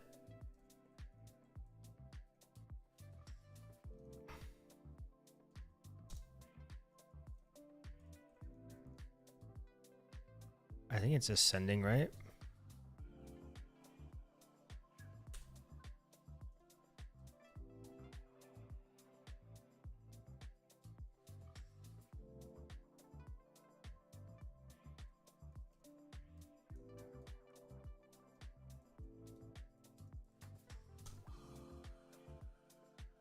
Okay, I think that's what I want to do.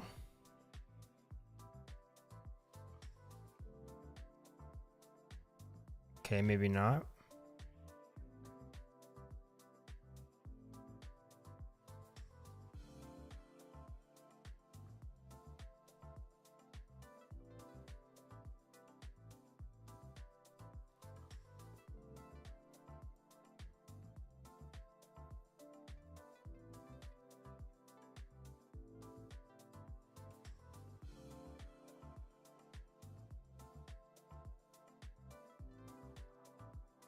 Descending is down, or is the highest to lowest, right?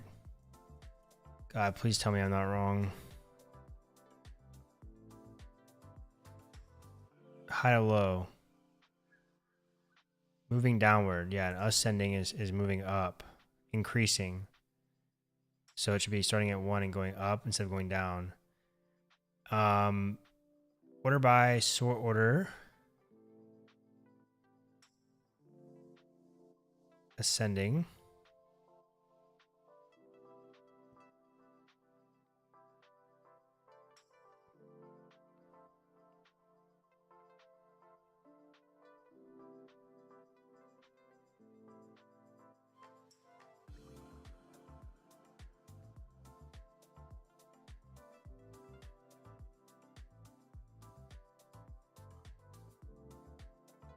Environment setup is number 2, so that should be number 2. Make sure I'm doing this right in my thingamajig. Order by, sort order, descending.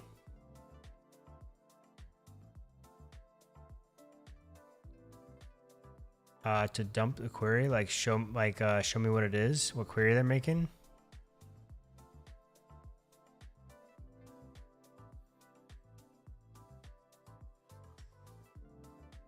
I think I can probably just look at my database. Give me a second. I might have to blur something because when I look at my logs, yeah, let me blur real quick. I'm pretty sure I can see which queries were made. Maybe. Why did I get a warning here? PG bouncer request.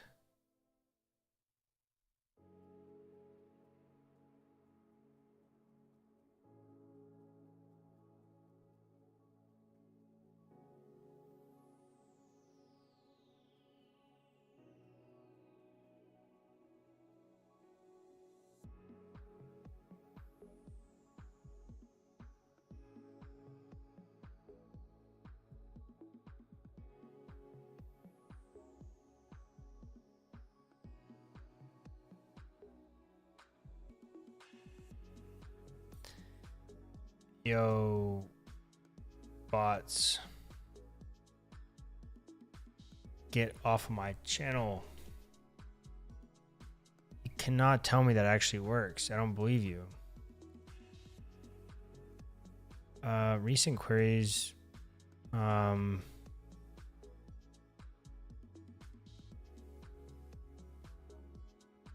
Recent.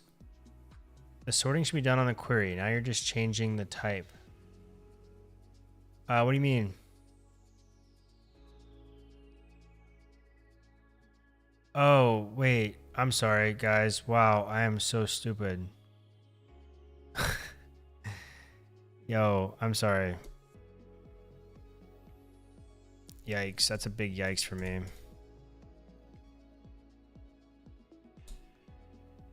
Good catch, Johan.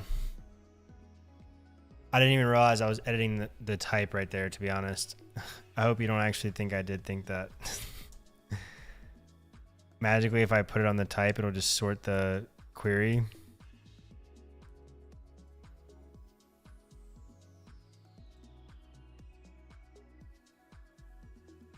There we go. Look at that.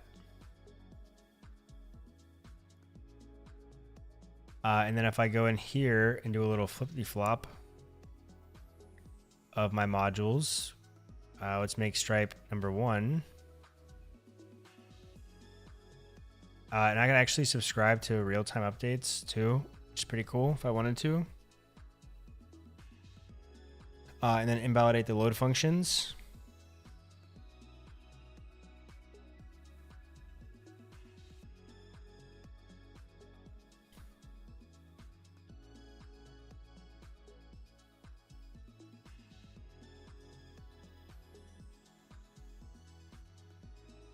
Okay, cool. So,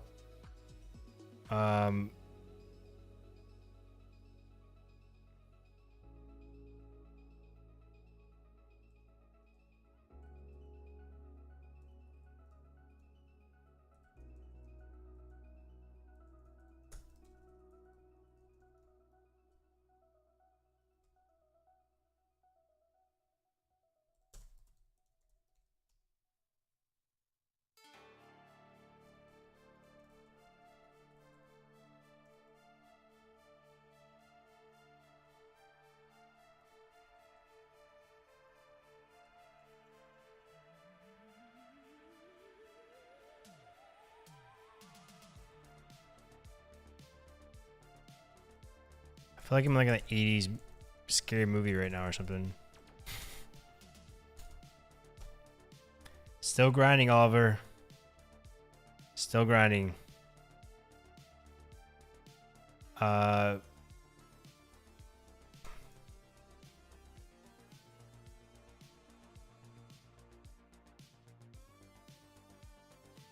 Nice, look at this.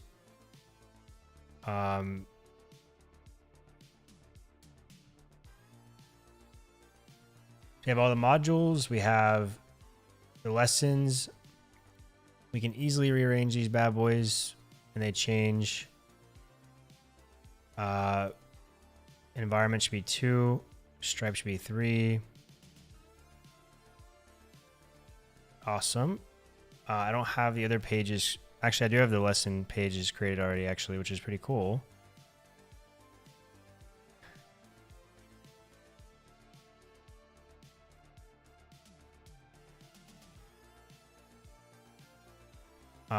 So now if I go to one of these lessons,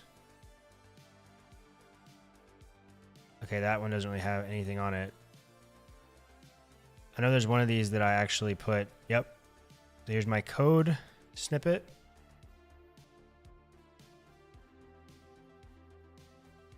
It looks awful, but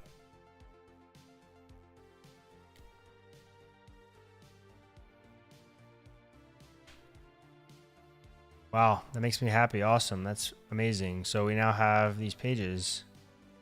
It's obviously not pretty, but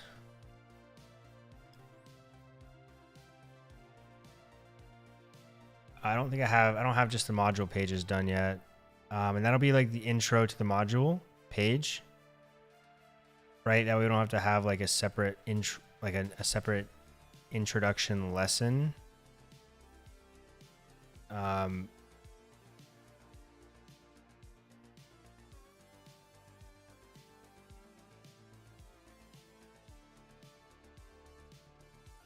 And since the lessons are kind of contained, really the lessons will just be loaded for that layout.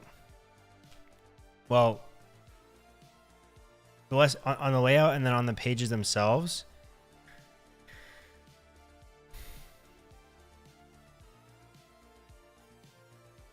Maybe.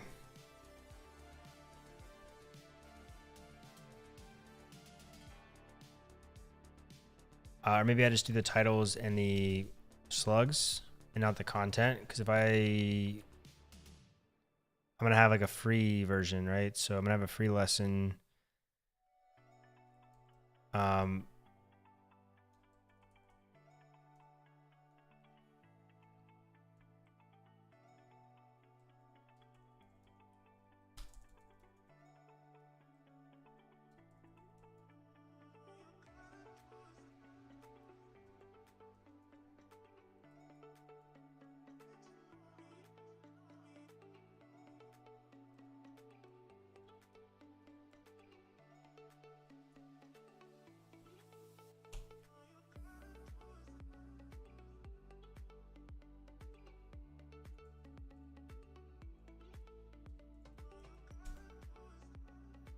Uh-oh.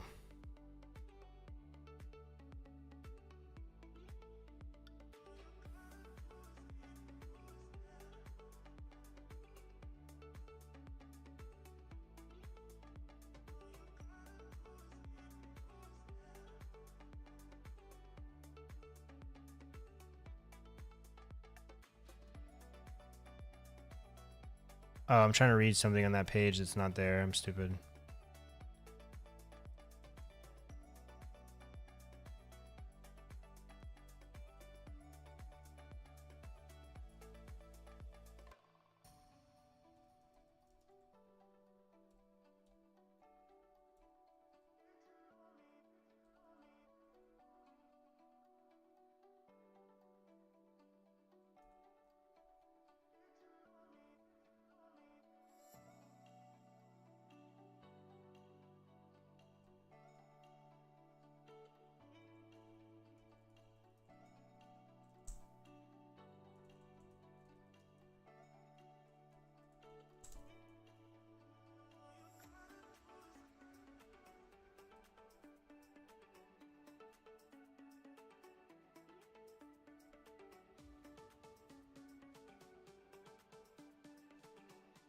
Why are you yelling at me? Oh, whoops.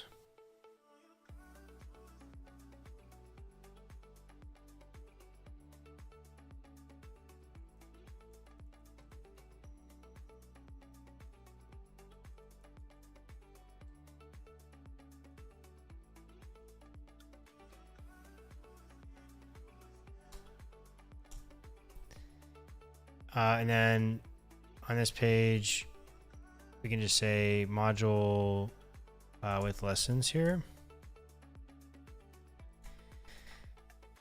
And then we get our good stuff on the modules page.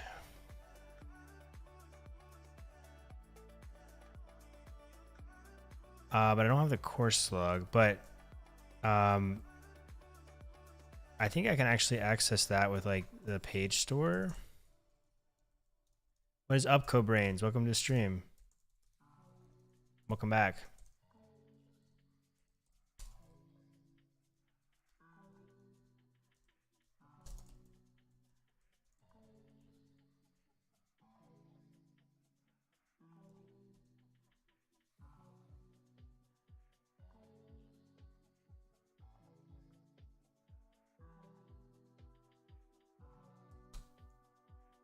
Four and a half hours of hacking so far. Well done.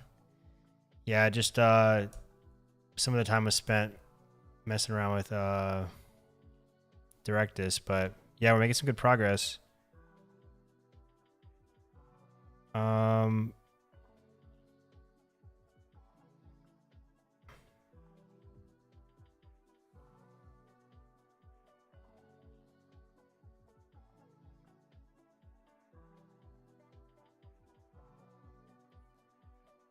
Oh, I do have access to params. Okay, I do. I didn't switch to Directus. I added Directus. There was no switching happening. I added it. Everything is still the same as it was last night, plus Directus.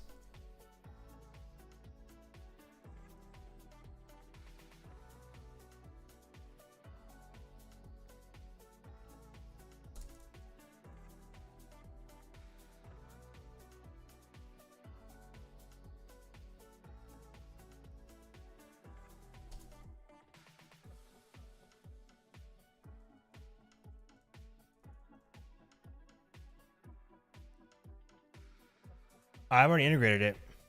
It's right here. I didn't have any issues. No, I mean, it was a learning curve.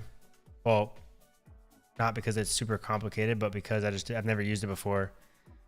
But yeah, I have it all set up now. We have all our courses and modules here. It's running on top of Supabase. So we have all these dirty Directus tables in our database now, but it's okay. I'm still managing all the structure from Prisma. So Directus is doing nothing with my schema, and I'm actually going to lock that down eventually. It's just content management. The more I thought about how I was going to manage like different lessons and courses, it just didn't seem practical to do it inside of like Markdown files on my desktop. And then this also opens up the opportunity for other people to contribute later on too, which is cool. I'm so thirsty right now.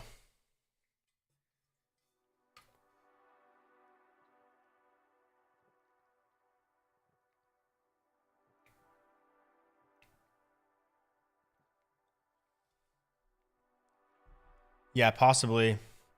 I haven't even looked into it too much. I was just happy it worked. But this is super cool though. Even if I just use it locally like this is perfectly fine for me. Except I wish the client-side router would work properly, but other than that. Like when I navigate between these different things, it just doesn't load this. It's probably my browser.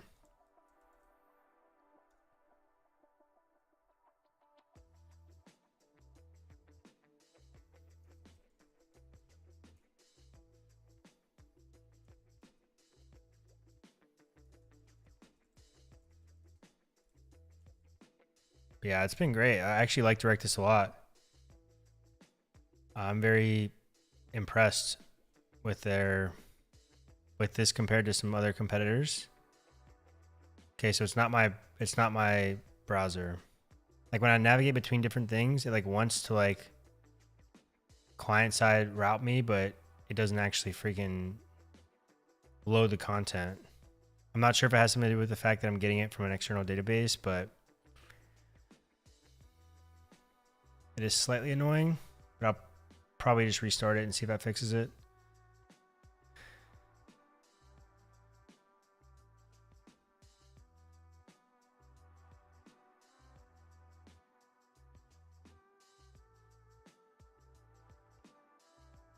Yeah, I just have like validation set up on some things. Like I couldn't use enums. I couldn't use like Prisma enums for my things anymore, like my roles and stuff, because it just doesn't map right. And then another gotcha is of course the like if you want to have a drop down. So drop downs are only for string fields. And just the default string field on Prisma maps to like a text field, which isn't eligible in Directus to have a drop down. So I had to update these to be more specific. And this is what replaced my enum. So now I'm just having like a drop down where I can select, and there's validation that says it has to be one of those.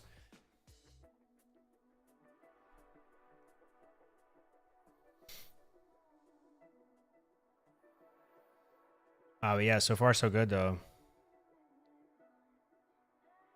Is this right? I need to do courses / courses.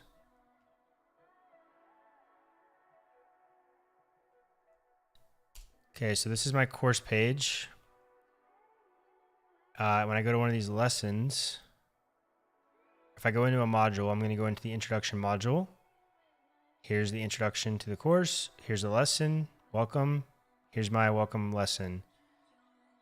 The cool thing is that using the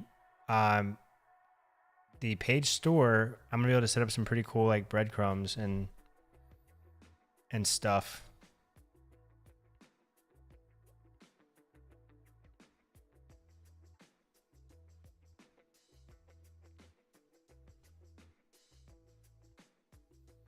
Cobrains, I'm using everything is I'm not using Directus client for anything. It's strictly, for me, it's strictly GUI. Strictly GUI, so I can like manage my course and stuff and properly like set this stuff. Because I have Markdown being stored in the database already. I already had that when I started today. When I started stream. But I was trying to think of like an elegant way that I could work on, courses which are going to contain, videos, Markdown files, and then have like different stages. If I want this code to be open source, I can't obviously store all the content in this repo. So either way, I'm either going to turn another GitHub repo into a CMS, or I just use the CMS on top of Supabase. But it's strictly just to like more easily manage my content.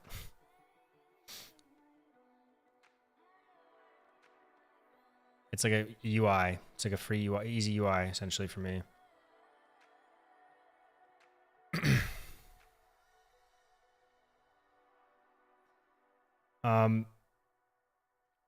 But this is good though. This is actually working out pretty well.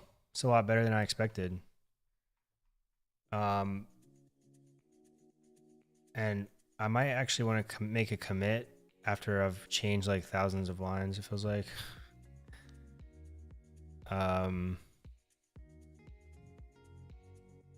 Add initial course structure and Directus.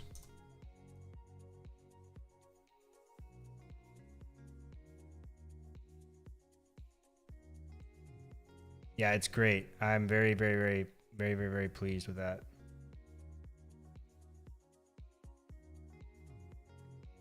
What have you been up to? Did you just wake up? Where are you located? If you don't mind me asking, you can just give me a time zone. You don't have to put your address in chat or anything.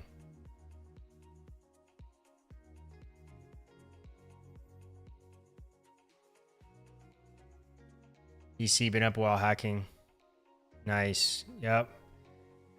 It's always fun. My most productive times, I feels like, are evening hours, like 7 p.m. and on.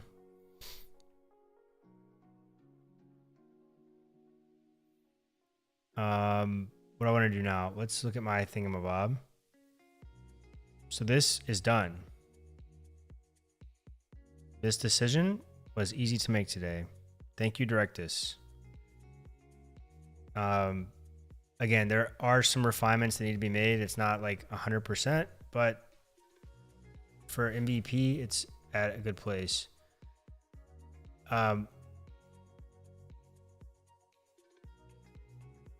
Course navigation. Oh. This sounds like this is gonna be like, I'm trying to think about this one.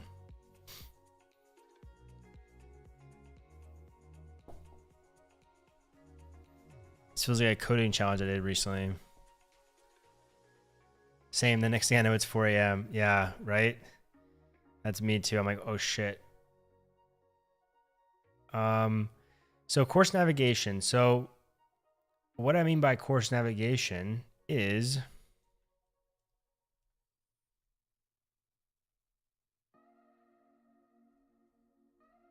whatever. I'm going to use one of these bad boys. Actually, let me group this and then duplicate it. Okay, so course navigation. What I mean by that is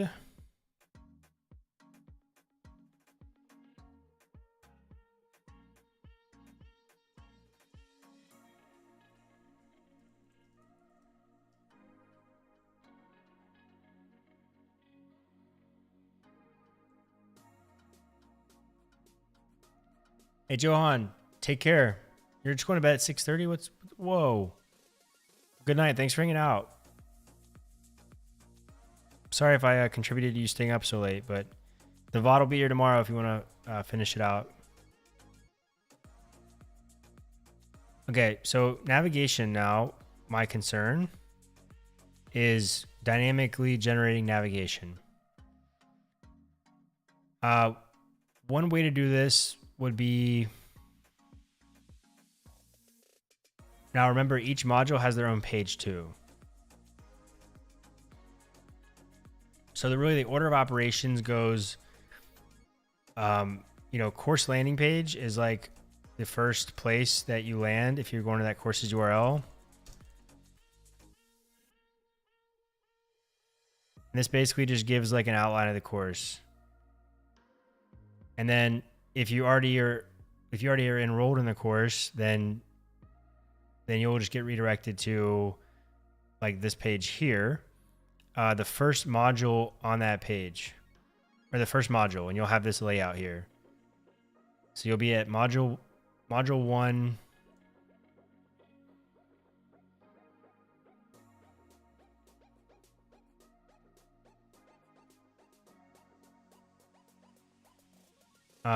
Be at module 1 here on this module 1 page.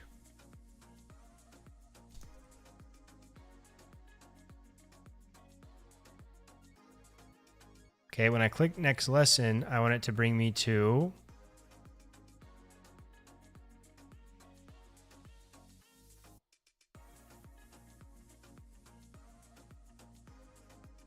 lesson 1 page. But I don't want to manually set that link. I want it to be dynamic.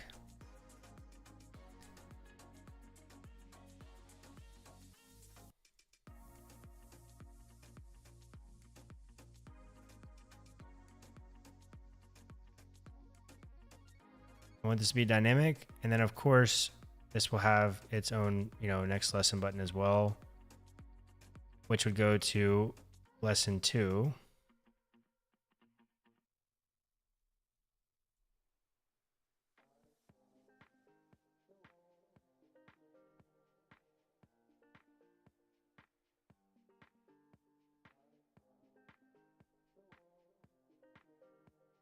That makes sense to everybody? Wait, why is this half disgusting? Okay, whatever.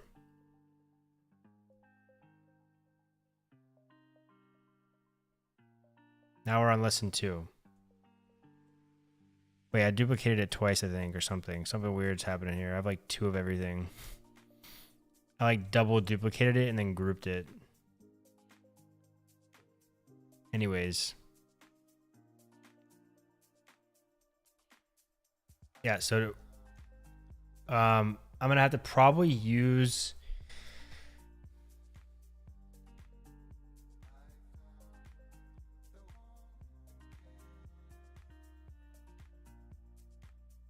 I could use like an index system. I could use the indexes, I think.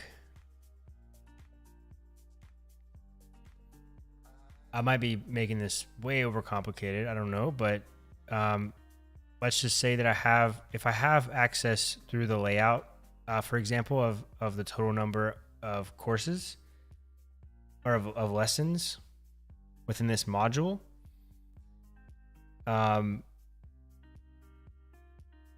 each time I go to the next lesson, it's just the next lesson in that index.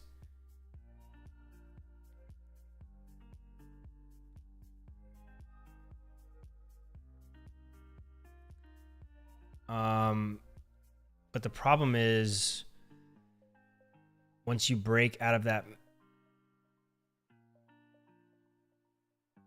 Yeah, so for the total number of lessons, I go to the end of the lessons, and then at the end, that last lesson,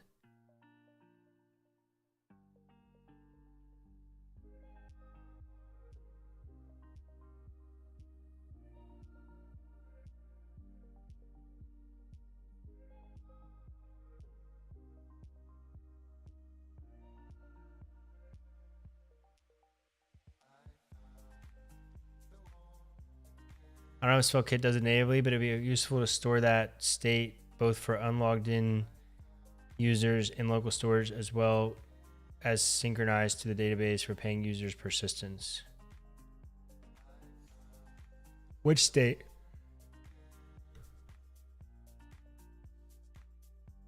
You're talking about like the viewing like completion? So they're gonna have. Oh yeah.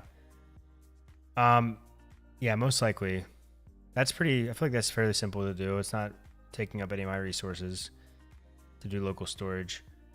But yeah, right now I'm trying to get to routing. Like I'm gonna definitely be able to track which lesson they're on based on which one they've last completed. They're gonna mark them complete themselves once they're done with it.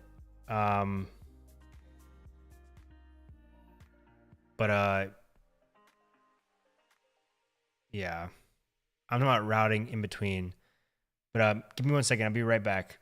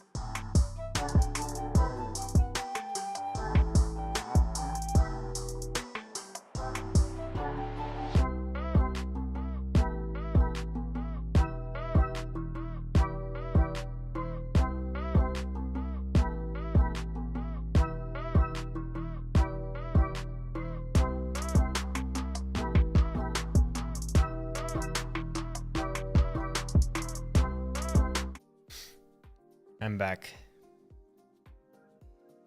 Thank you all for staying.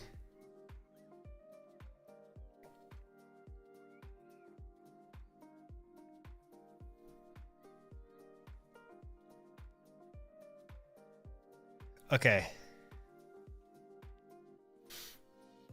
Let's think about this.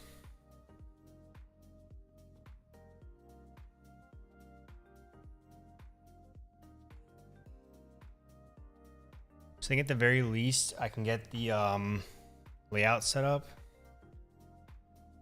Like at least some just basics.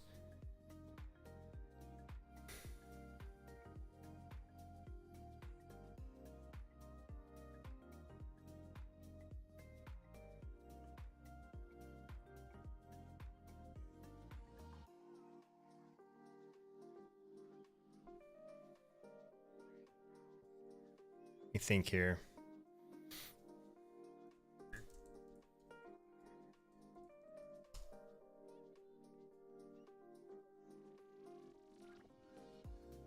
So layout is going to have stuff.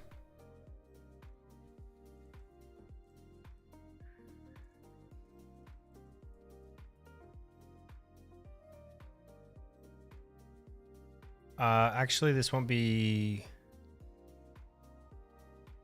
course. This will be module, I think. I think this will be module slug layout.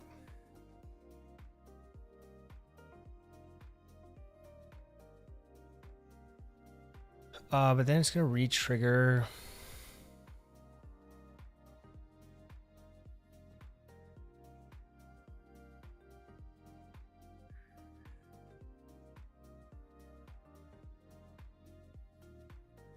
Where do I want to put this?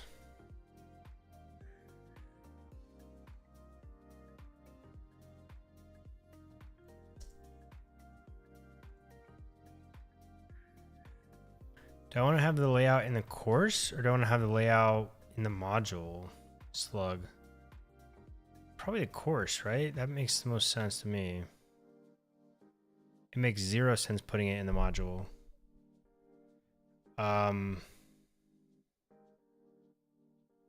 Yeah, that makes no, I don't know what I'm even thinking. It makes no sense putting it in the module.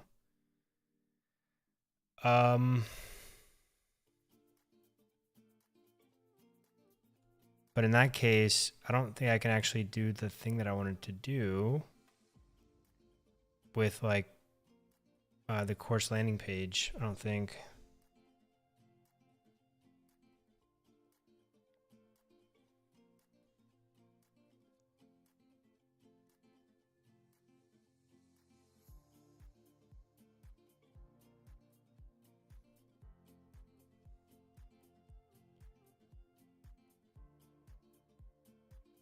Is it possible the only meaningful difference between a course module and a lesson is their depth in the tree of them?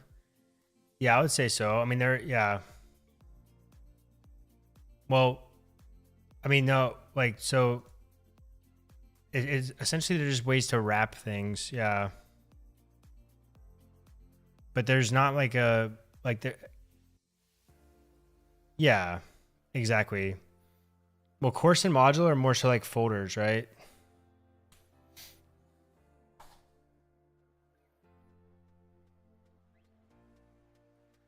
It's just a way to organize. Otherwise, you have like if you have like 50 unorganized. But yeah, a module in and of itself is not really like meaningful. The lessons are like the root of the content.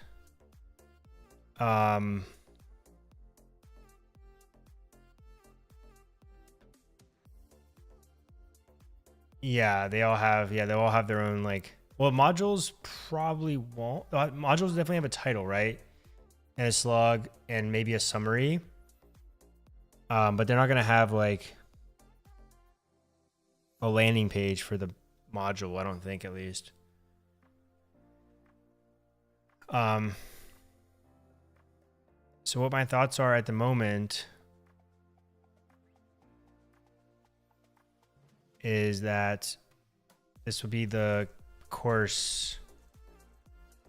These are, by the way, these are layouts.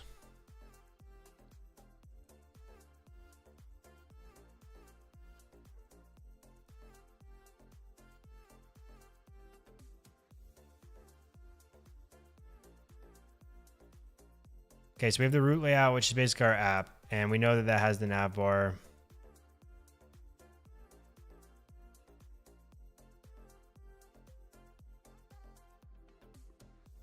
And then again, it contains the rest of the content of our application.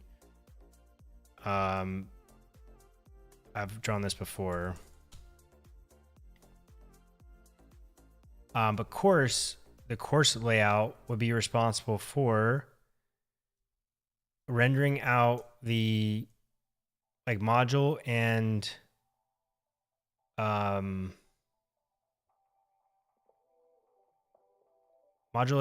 lesson layout, or the navigation for them.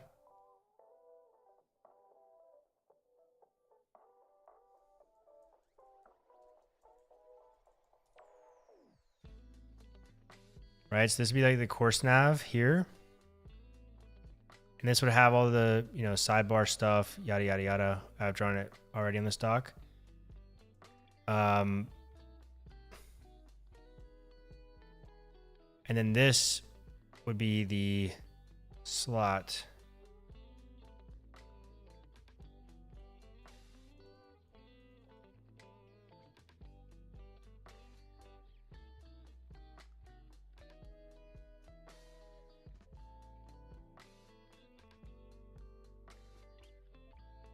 I guess I should probably make these like,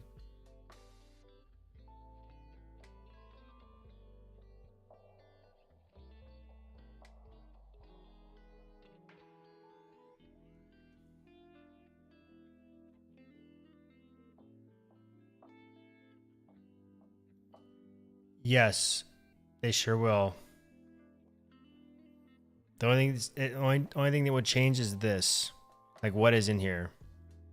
But again, and then we need to have like some type of page component, or like this content component here, whatever. We'll look for like different things. So if the type is equal to video, that thing is going to look like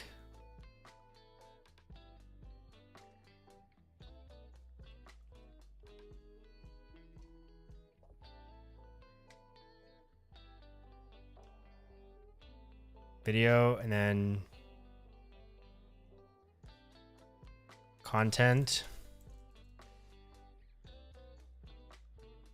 and then probably some type of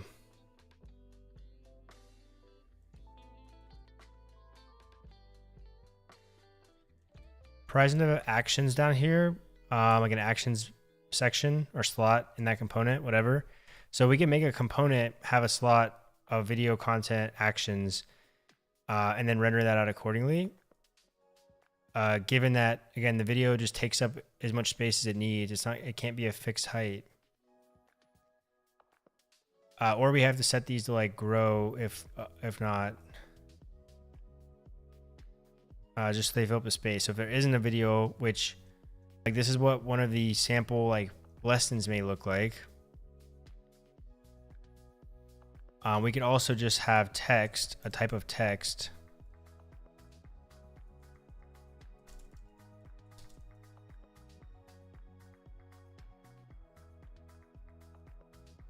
And video would be poofed. And content would take up all of this. So, and again, this is all this gray thing here.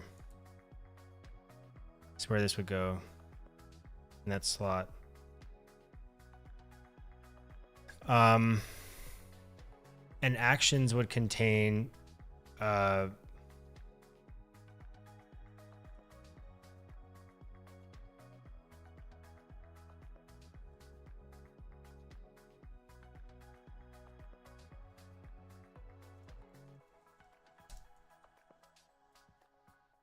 next lesson buttons.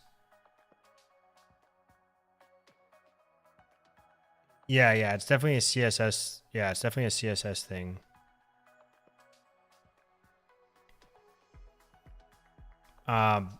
But I'm thinking about the navigation. So that piece is whatever. CSS stuff, I'll figure that out eventually. It may take me 10 years, but I'll figure it out, okay? And then we'd have like, I don't know, something like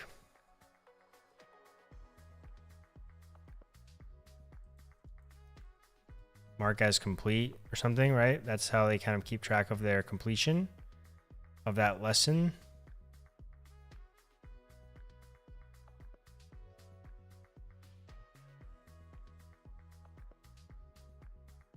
Just a rough wireframing, right?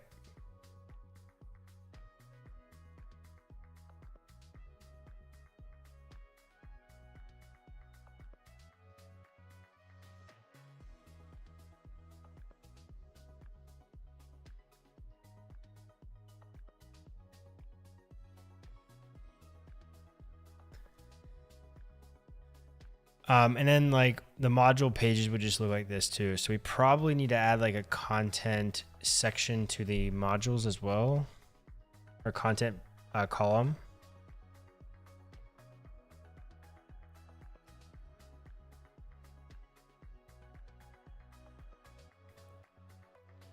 As well as probably the course itself, now that I think about it. But for now, we're just going to focus on this. Man, I love Excalidraw. It's so nice to be able to like, so nice. I love this tool.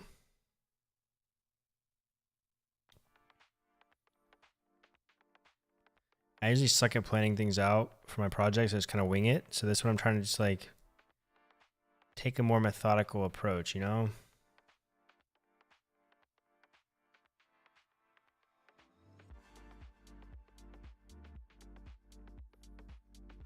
What are our thoughts so far? Would actions be different per content type? Probably not, Brainy. Not as far as we know right now, no.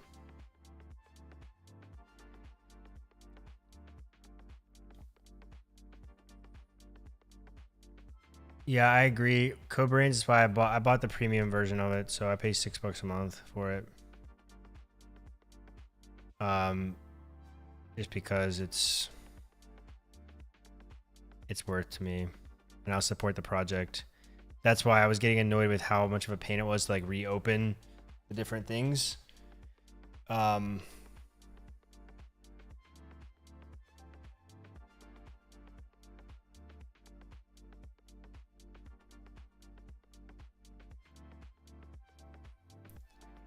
the actions be different? Yeah, so actions would not be, I mean, they would be different technically. Actually, no, they wouldn't be different per content type. Not at this time, at least. The assumption right now is they're going to be the same. And this is the navigation piece that I was going to get into, like,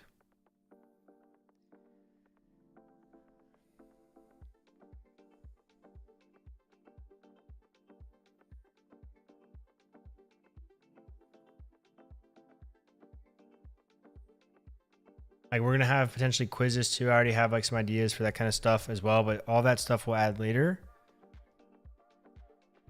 once we have like an initial concept working.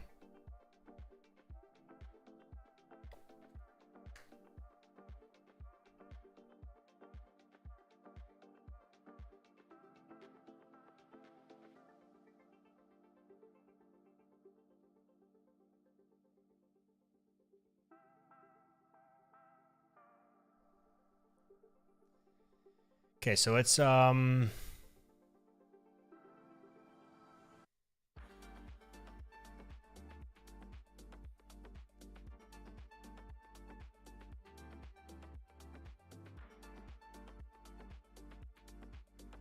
quizzes will be like a lesson probably. But actually they'd be like they'd be related to a lesson. And they would end up getting rendered out like on this. They'd probably end up getting rendered out with the lesson. They would just be hidden or something. I don't know. Yeah. But essentially they are a sub lesson. You are right.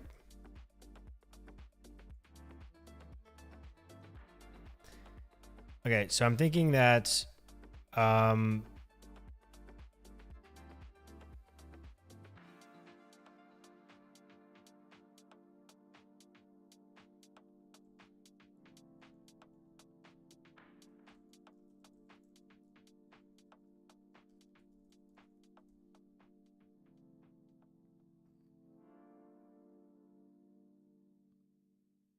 Okay, so I don't have shit on this page right now. Oh, because I didn't make a slot.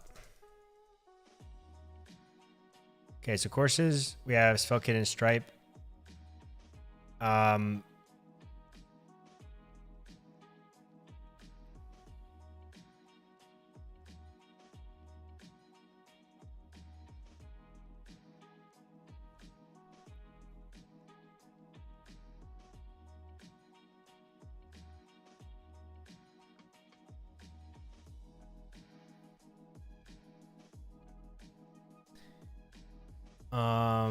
trying to think, man. I really.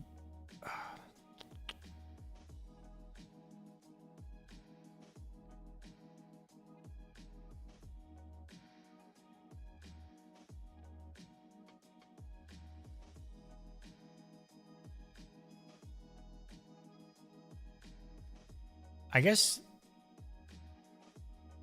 this is okay.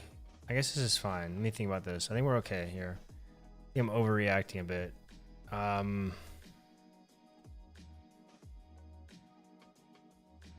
So I really want this.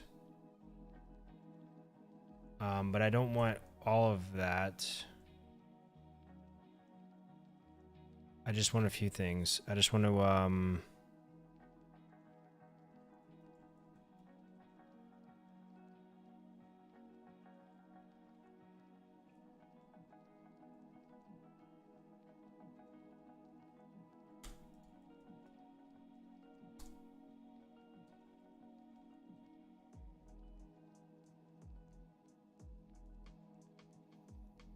what do I want? I want the ID and the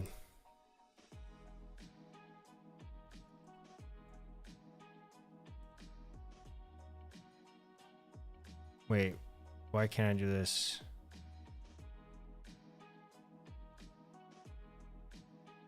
Oh wait, that doesn't go there. I want to select lessons. I want to select ID, title,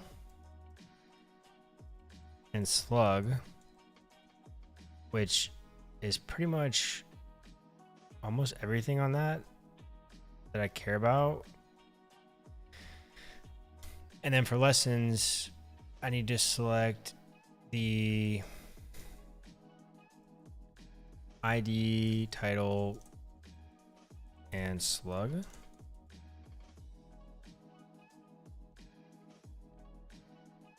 And that's obviously going to impact our return type a bit.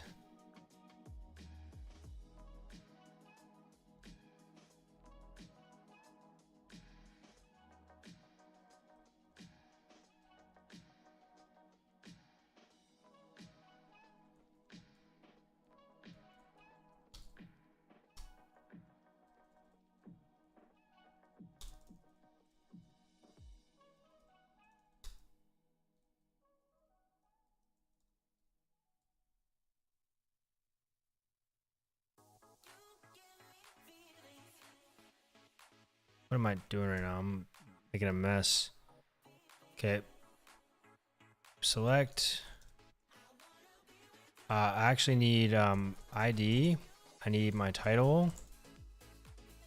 I also want the slug and the modules. Then from the modules, I'm going to select the ID, title, slug, and then lessons.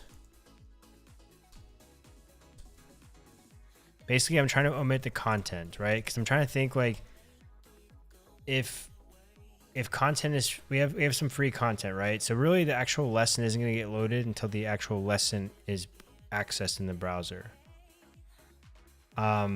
That's why I'm doing all this nonsense here. I'm trying to select the bare minimum on this page out here, which I know right now I'm kind of selecting everything on this page.server, which I'll fix eventually. I'll just use the same one. But basically, I just need like the metadata for these different things so I can display them. And actually, if we look at like Fireship,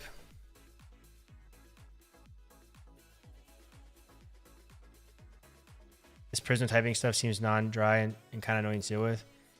Yeah. Again, I don't think it's possible for them to cover everything with their automatic types. Because basically I'm just modifying, like if I just wanted the whole models, it's not too difficult. But when I want to get specific,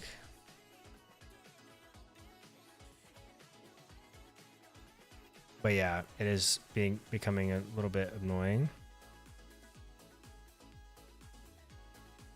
So like, let's just look at these courses here, right? So if we look at this, is a good example. Courses shows all the courses. It shows like some information here, right? When you go to this, there's like a landing page, which is cool. I think that's probably pretty important. And they're able to render out like the different pieces, right? Pieces of the pie. So we have the metadata for these chapters, right? He calls chapters. I'm going to call them modules. And if we do like Supabase in 100 seconds, it looks like, I wonder how he's keeping track of the, that's interesting. So it looks like he doesn't keep track of the module inside of the,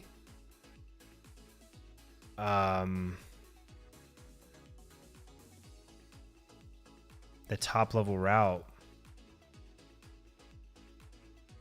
So I wonder if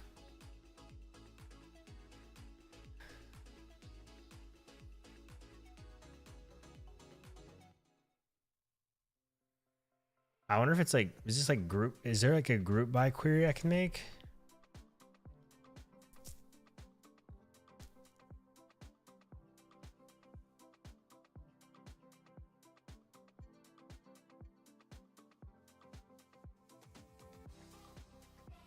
Yeah, I guess you're right, huh? I should do that. This is all client side. That's pretty cool. That's funny. Hey, what did he just log?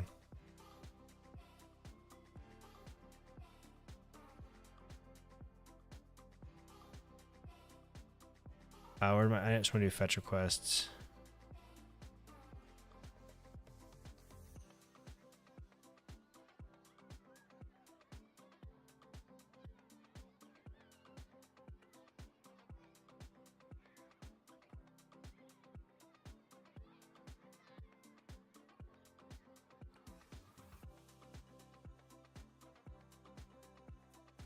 That's cached.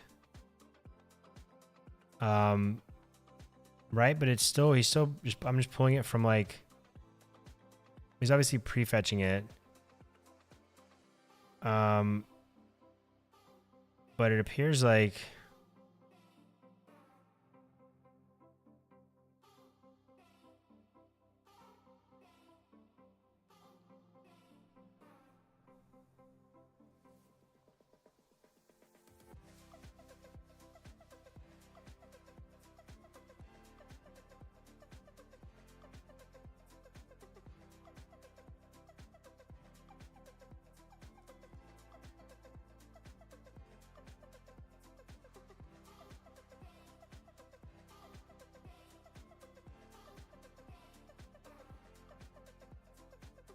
this app is just Svelte. Actually, his literal thing is on GitHub. What am I doing? I'm interested in how he rendered this page out.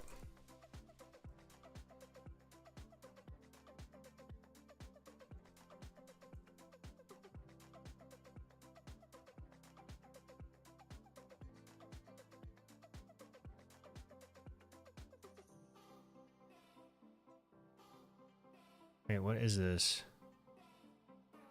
What is his?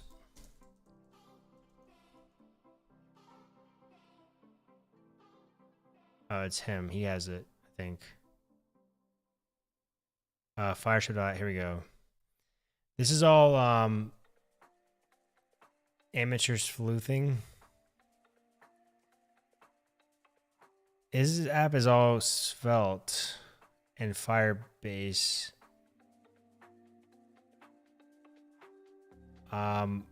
He's probably doing a lot of like client-side transformations. Well, he's definitely doing client-side transformations. He's getting site data.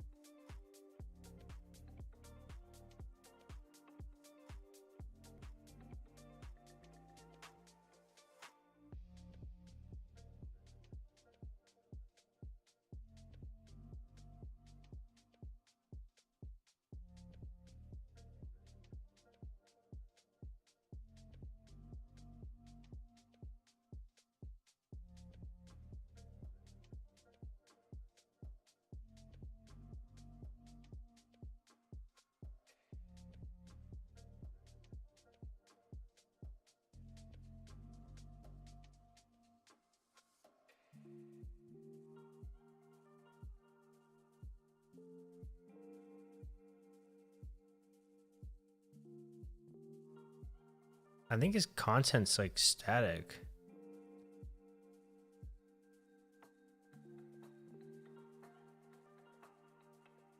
Has to be, right?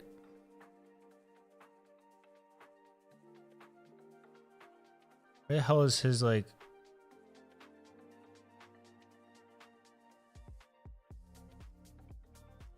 These are all components.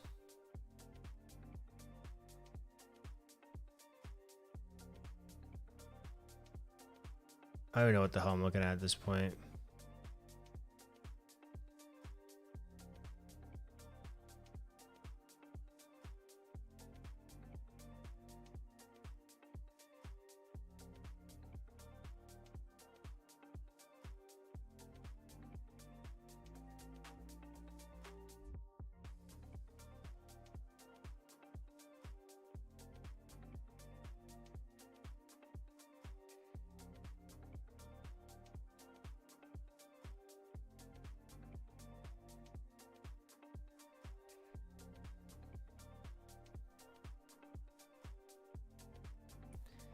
Well, either way, this is essentially the setup that I'm going to have, though. Right? He does use Hugo. I think you mentioned that. Oh, that's cool, actually.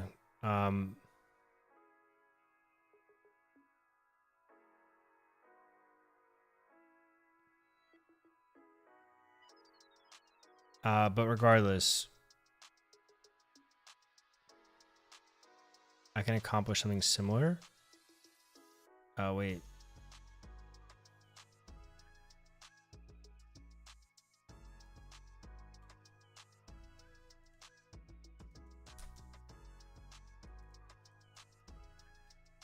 I probably should just like put these on the I probably should just put these in the freaking, what's it called?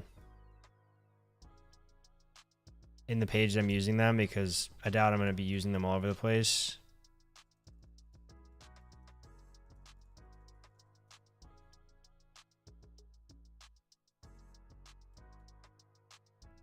Because this is kind of getting disgusting at this point.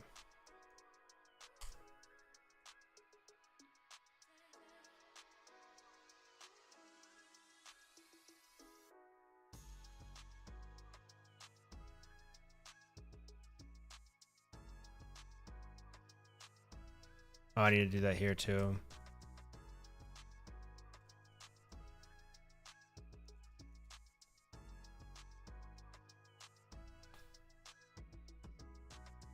Astro, enter the chat.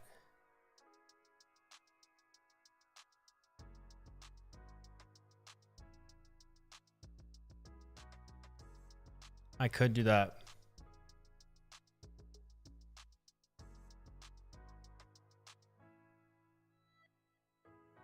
We'll see what's best once I get to that point. I'm missing some stuff here.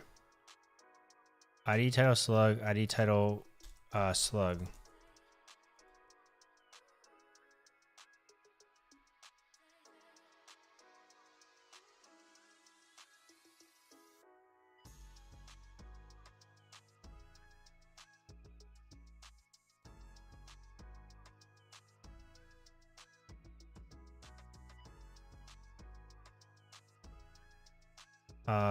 Actually this is wait. That's definitely not what that type is. Oh yeah, it is. Oops. There we go.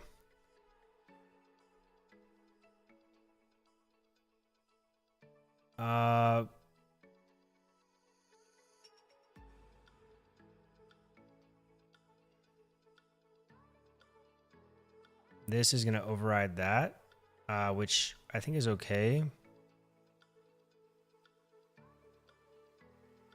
I don't think I need anything else. I don't think I actually need this at the moment.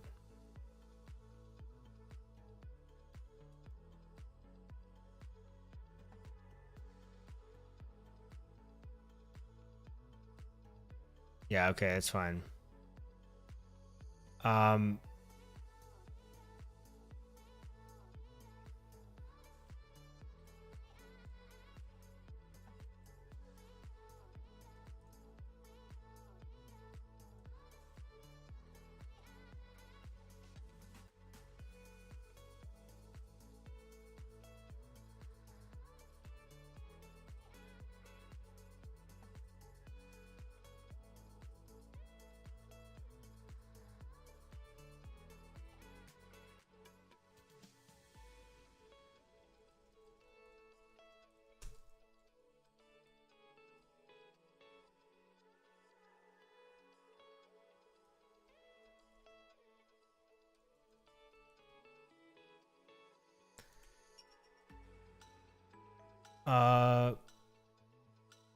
Why is this?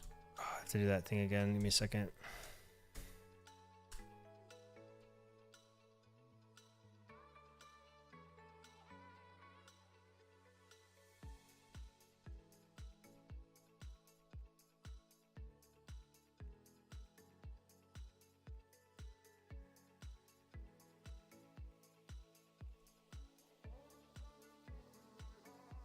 Oh, I know why. It's because this is being stupid. This is here. I don't need that right now.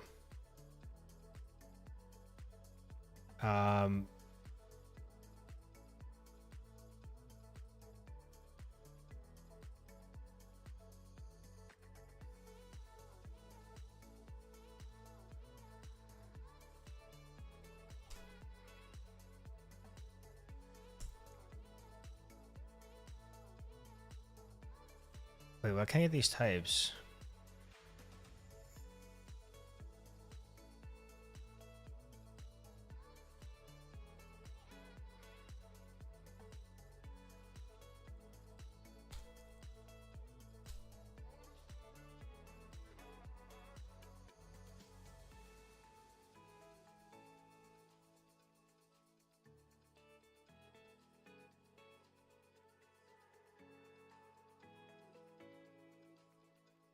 Okay, so if I have a page.server there, I just need to await parent.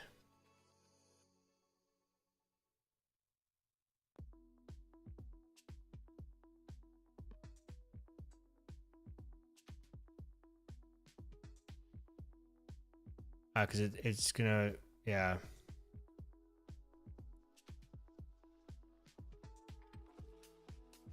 Morrow, good night, man. Thanks for hanging out.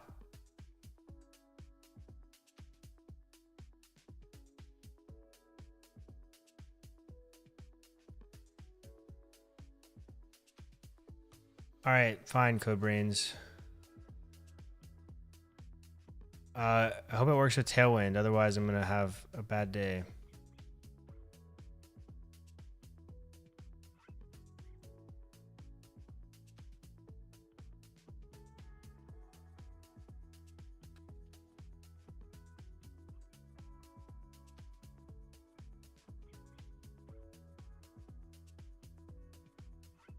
somewhat better. Here, I'll adjust I'll do some slight modifications here, okay? But what happens is, I don't know if you've been around for my previous previous episodes, but I tend to like get lost in the styles, you know?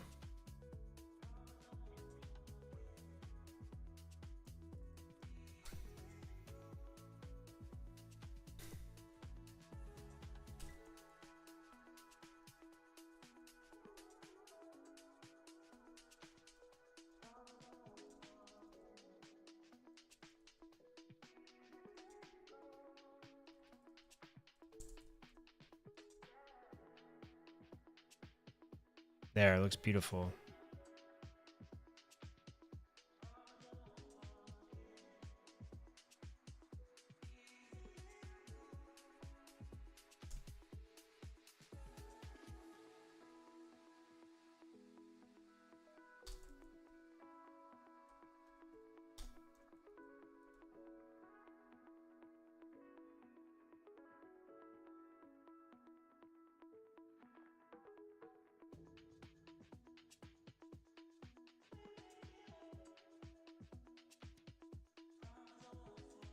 Yeah, okay, I see what you're saying. So if I was gonna do that, I'd have to like just comment these out. But at this point, I'm already on track, so I'm already on the roll. So, okay, so now we can do a nav here. We can say each data dot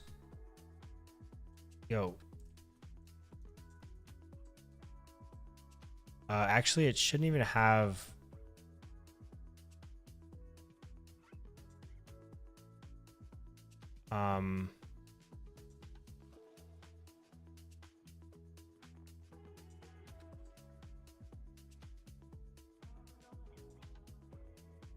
Okay, so it should be each data.course.modules as module.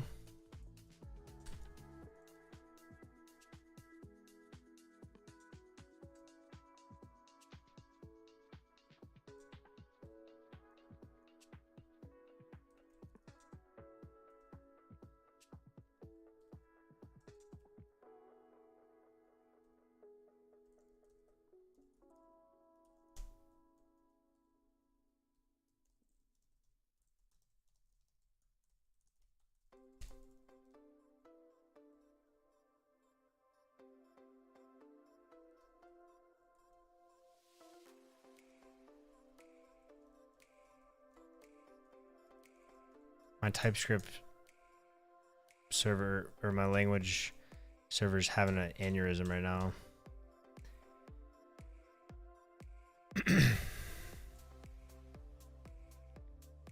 Awesome, amazing.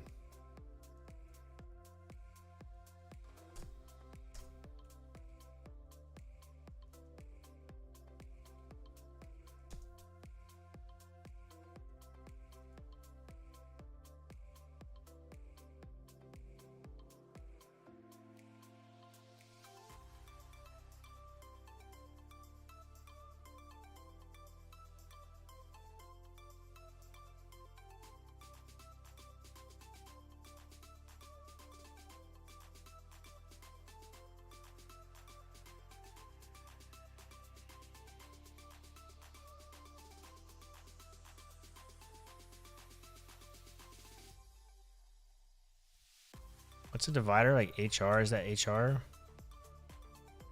Beautiful. Look at that.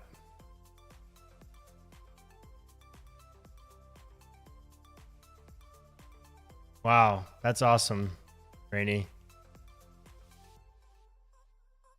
KB Web. Took a while to get on the hang of it. Yeah, the new types are on another level. It's impeccable. You don't have to think about it. It's nice.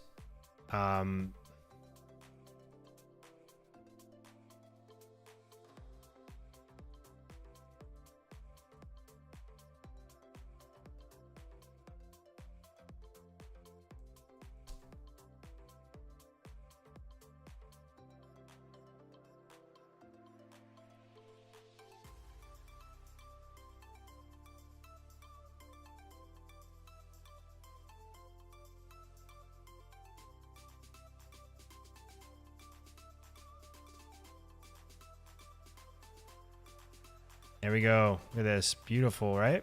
Wow.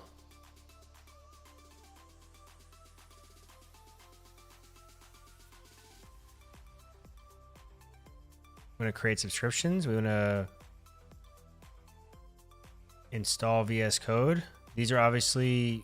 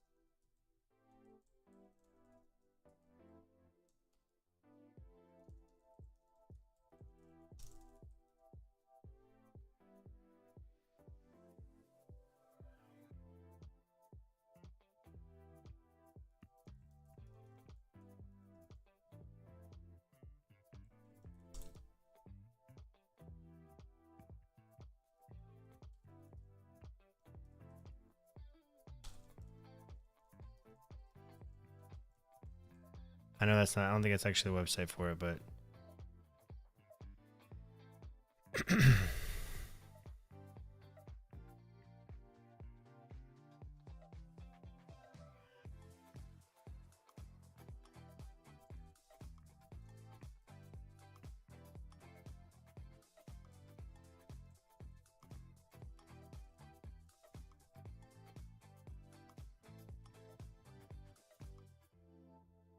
okay, now if we go here, beautiful. We have an introduction. Welcome to the course. You'll learn absolutely nothing here. Some nice Markdown being rendered. Environment setup. This is where we do the stuff for environment setup, right? I actually don't need these lessons here anymore.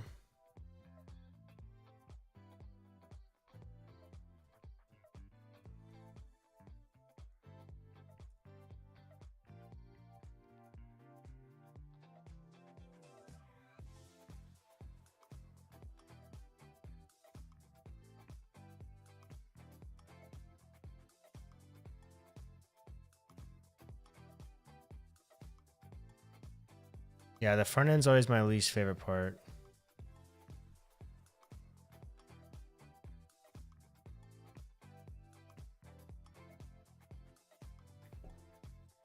I wouldn't say least favorite. More so just like styling everything properly is my least favorite part.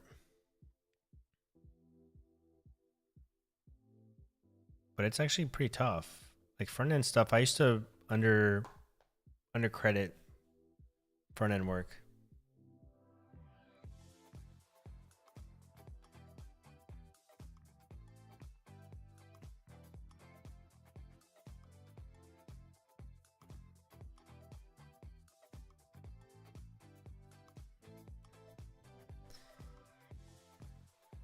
Okay, so now I have this half-assed sidebar here.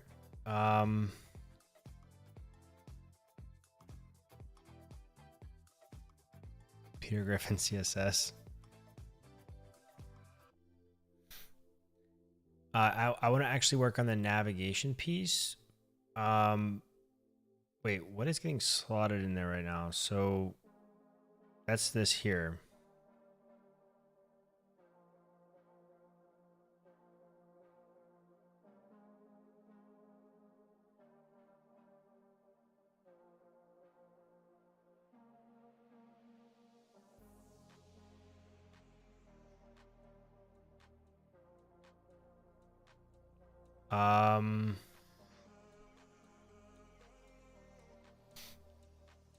I guess I'm trying to think about how I want to handle this next thing.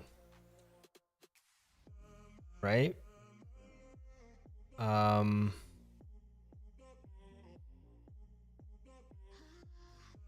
the next step in our evolution, which really, I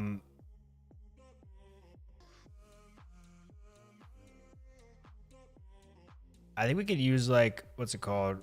We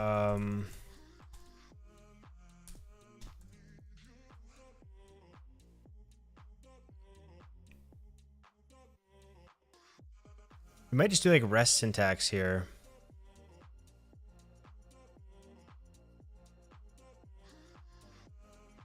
Because technically, like, the module and the lesson are going to be structured the exact same. All right, the module page and the lesson page.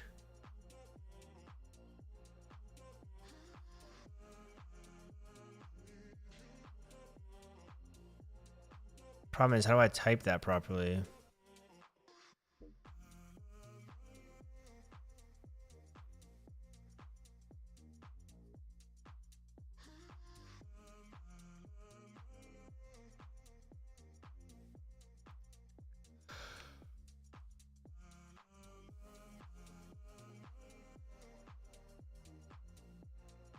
Yo, I dead ass did not know you could do this.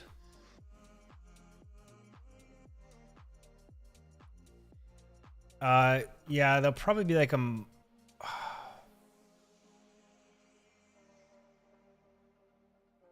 is that actually a thing? Maybe, probably not actually. Probably not, to be honest. Maybe, I don't know, man. I don't know. Try to think.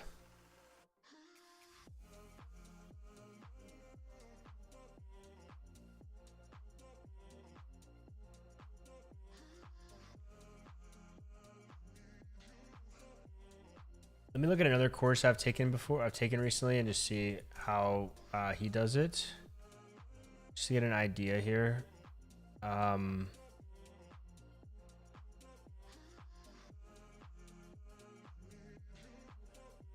Okay, no, I don't think I need that. I think I'm being too much here. Yeah, like essentially the first page, the module's root is the first lesson.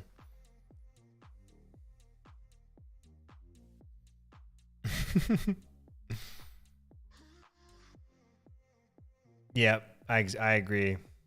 Rainy, that's what I'm gonna do. That's what I will do.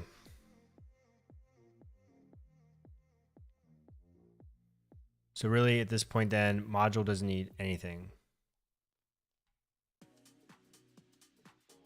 But at that point, we could just do. I guess it's not unknown. But can I do like two? Can I do two at in the same one? What is this here? I want to be able to close this sidebar. Like I always want my stuff to be like centered in my screen. And when I can't close the sidebar like this, or I can't zoom in, I have to zoom into like my grandmother's distance here.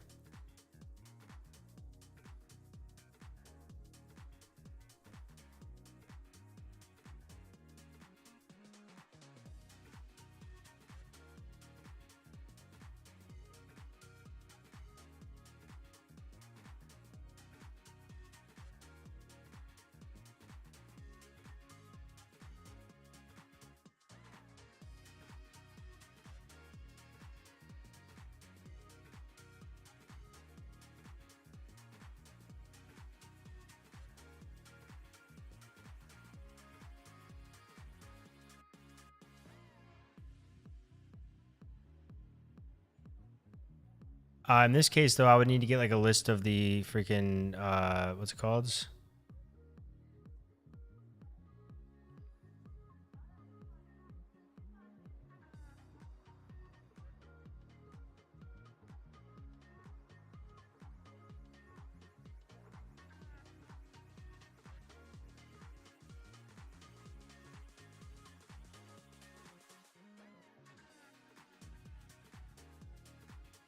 Interesting. So I could just have them both.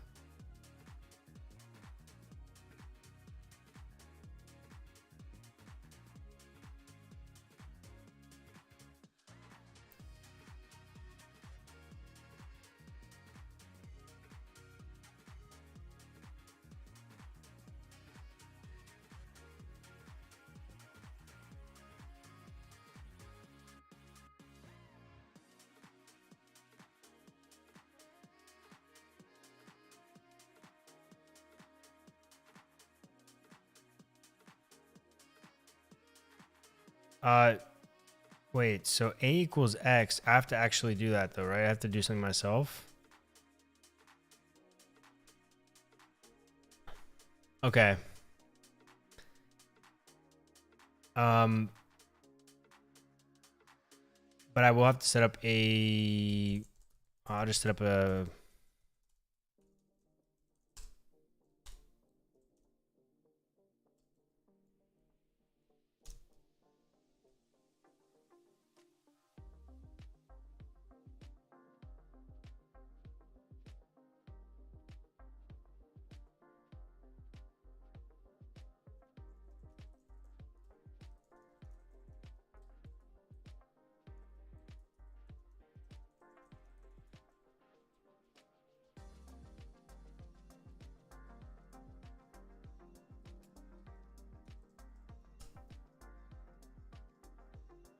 yeah, I agree. I agree. Why are you telling me no? Course. Corsa.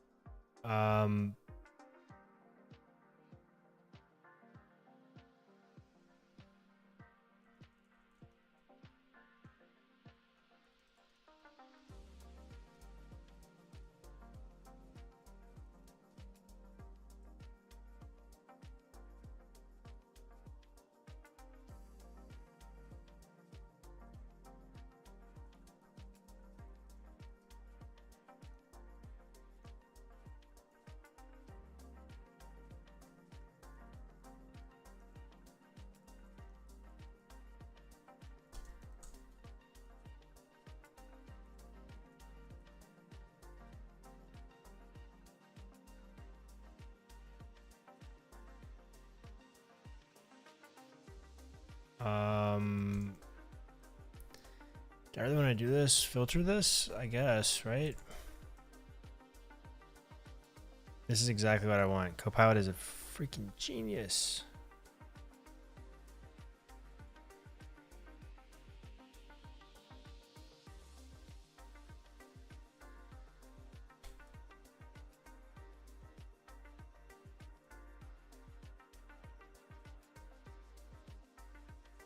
Params dot course slug slash module slug slash first lesson slug.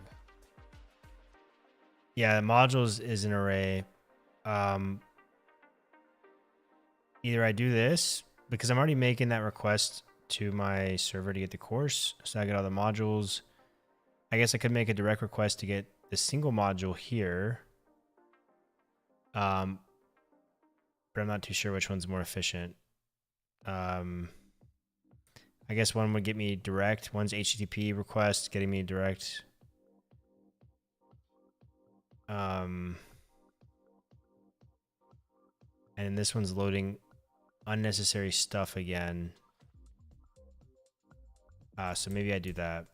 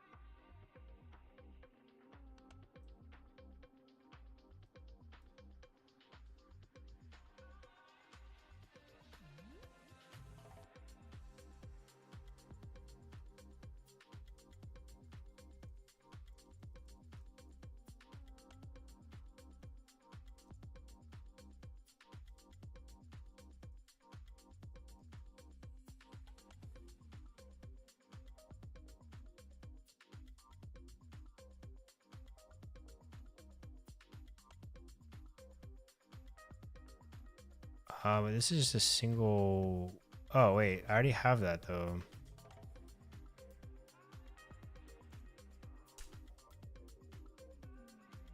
But it's singular rather than.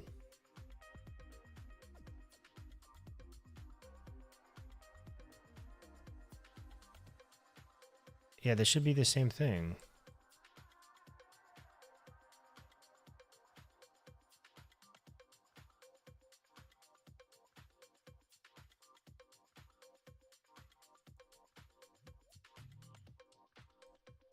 Sorry, I'm just stupid.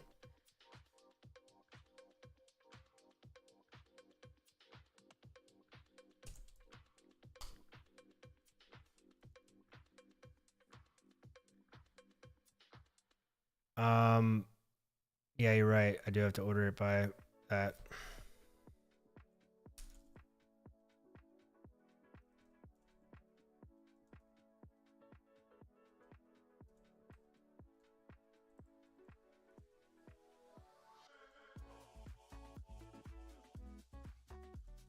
What is it? Sort order sending?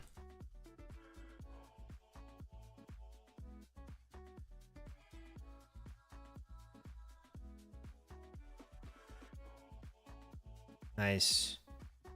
Nice and nice.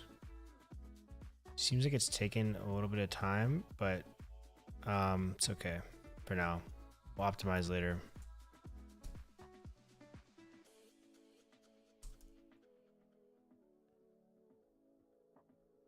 God, this is a mess of a file, isn't it? So layout server load.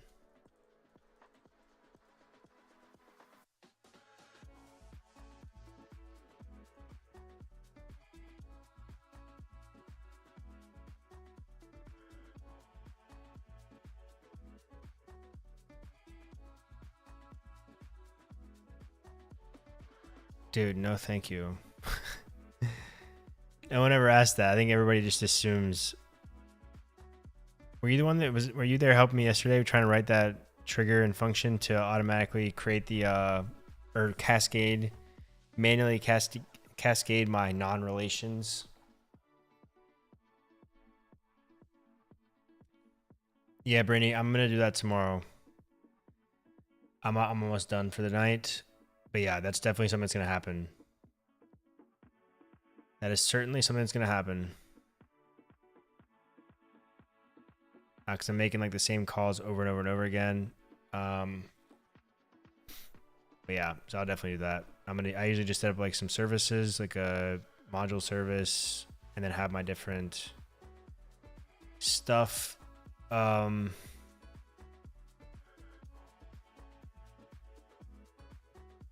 I mean, overall, this is what I guess kind of what I'm going for. It's 140. Let me think about this navigation for a second here.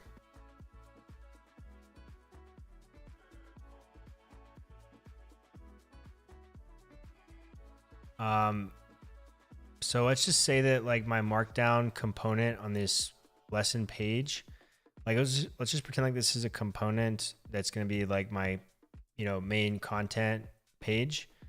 Then we have like another component here that's going to be the actions. I think it's actually, I don't even know if I need to do all that craziness. Maybe I can just do it like this, but this is where the actions would go, right? Now at this point in time, what do I have access to? I have access to a ton of stuff. I have access to the course.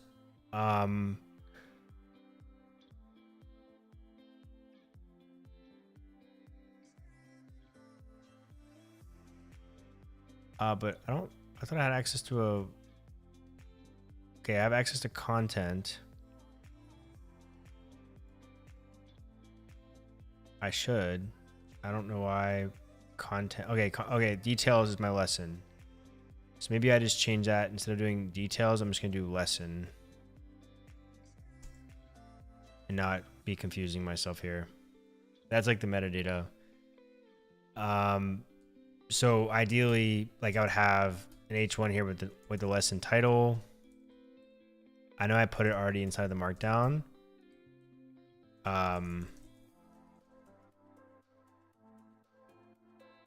Of course you're possibly undefined. Why would you be undefined?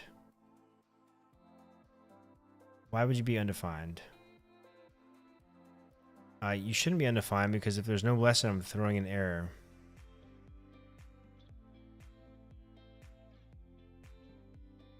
Oh, wait. Wait, where's details? Wait. No, lesson should not be possibly undefined.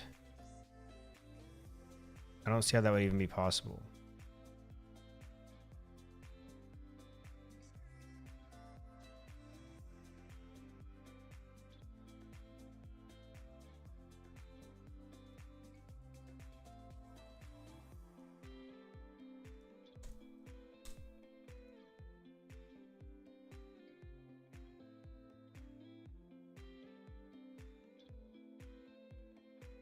Wait, what? It hasn't updated yet. Something's up. Svelte language tools restart count is like 6. Yeah, I know. Chill, man. Every time I make a, it takes like, I don't have the patience, you know, to wait for this thing to finish doing its thing. Okay, so I'm not returning lesson anywhere else.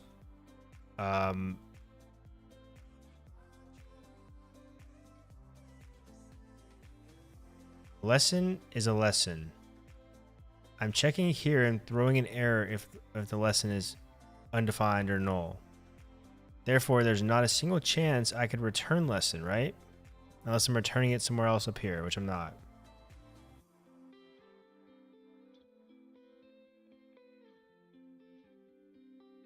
So I don't know why lesson is possibly undefined. Makes 0 sense.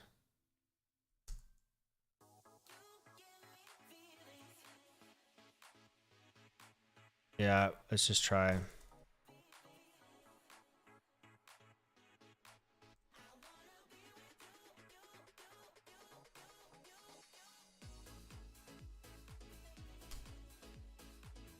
I don't think this could actually be undefined though. Like where, I just want to know where it's getting this. Oh, I know what's happening. I'm probably returning beforehand, aren't I? I am. I'm stupid. I'm so sorry, Svelte. I did not mean to insult you like that. It's my own idiot. Now this is not possibly null. So now I have this welcome, which is the title of the lesson. Yeah.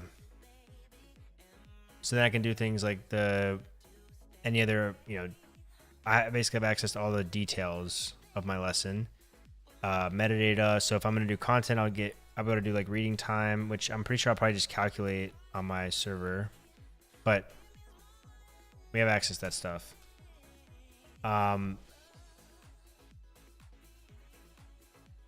Now, how do we know what's next?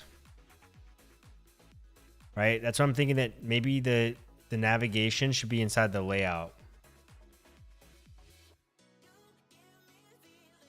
Yeah, Brainy. The only reason I caught it is because I've done that to myself like 20 times. I'm trying to think. Yeah, so my concern right now is that, like, right now this page should... I mean, I guess I do have access to all these lessons, right? The problem is, do I want to conduct like a potentially expensive operation to... I guess it's not super expensive. To figure out which lesson is next? Or do I want to do that on the... I guess I have access to it already. So I guess what I could do is...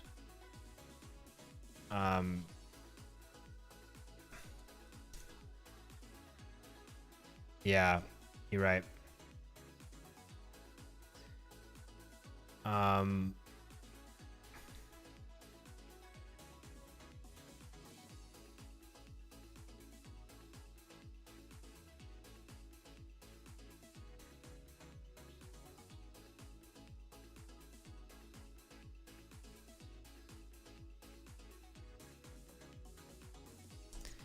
Okay, so let's see. What we're gonna do is we're gonna get the. I'm gonna get the lessons right now that I'm a part of course, right? And then I can figure out what position within that array I am, and then get the next one. If there isn't a next one, if the length of that array -1 is greater than or equal to, or I'm sorry, less than or equal to, or greater than or equal to, one of the two. My mind's hurting right now, but then my current index,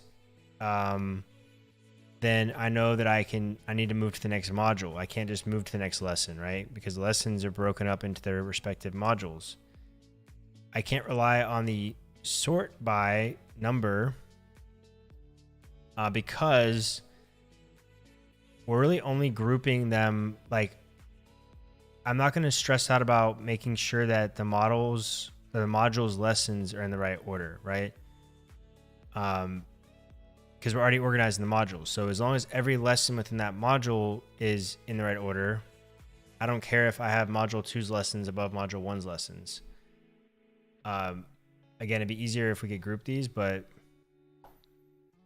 so what I'll do is I will get the, why not just pass it down to the .svelte file? Yeah, but from where? Yeah, I will. I probably will. From page server. Yeah, probably will do that.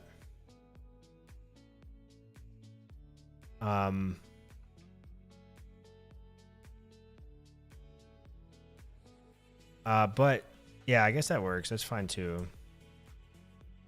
That's fine.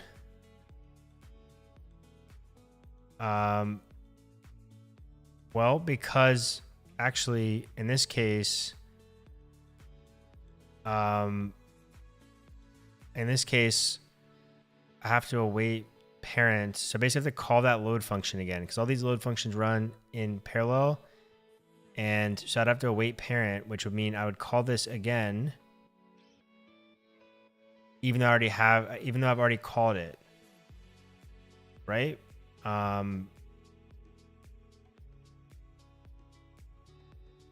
It doesn't? Oh, it just means waiting for it to finish before I start this one. Got it. Okay. But I thought that the...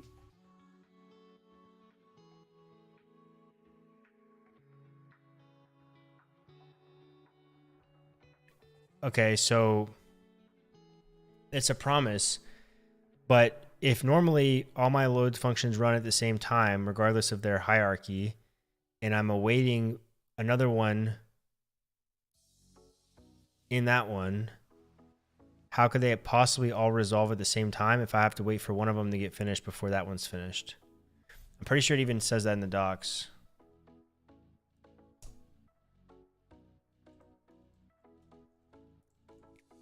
Talks about introducing unexpected waterfalls.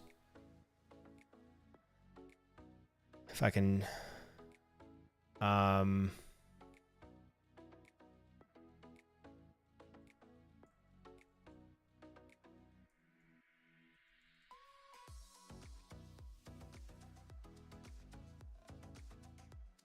Okay, so when rendering or navigating page, SvelteKit runs all load functions concurrently.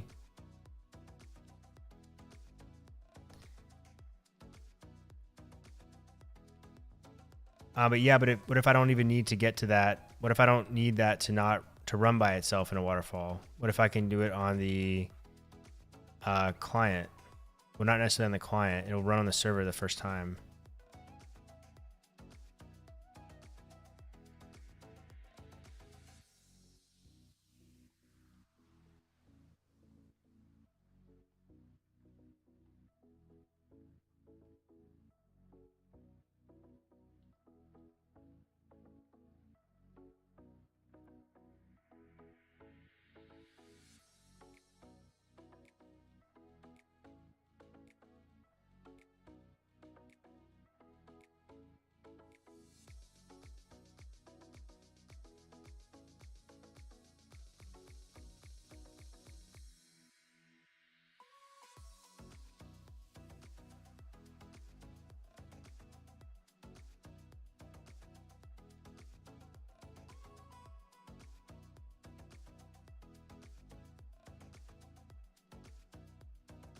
Yeah, no, I know that, but I'm saying I don't think I need it here, and I'm already gonna have it.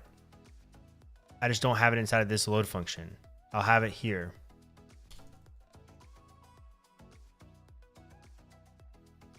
But I'll definitely reassess to make sure I'm not tripping. But like, because right now I have access to data dot courses, right? I think. I don't know why I'm doing const. I have access to the course, which has all the modules and also the lessons.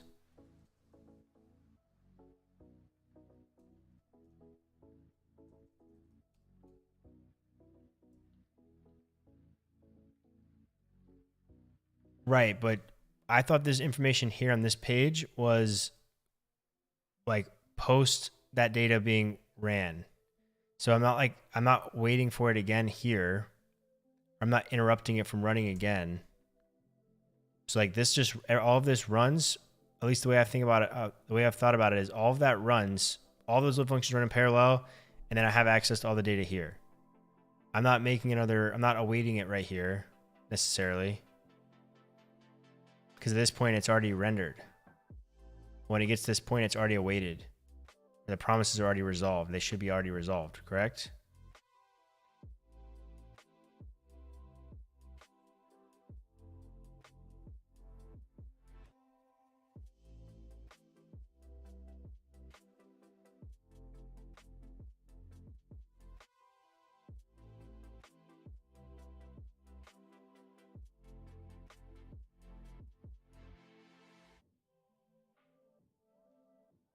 It doesn't.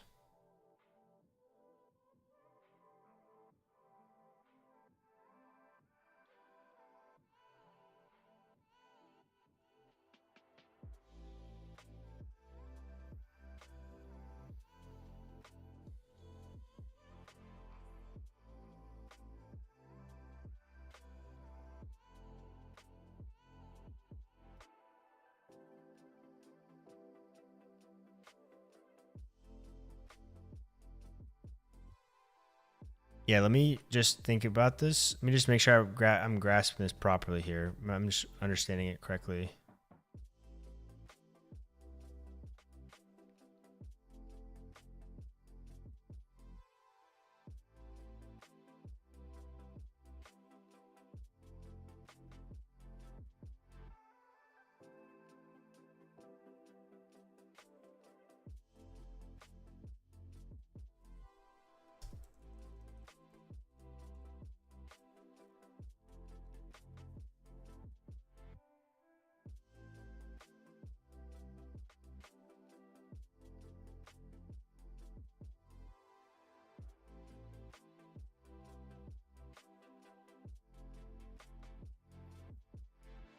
Oh, I certainly agree with you on that piece.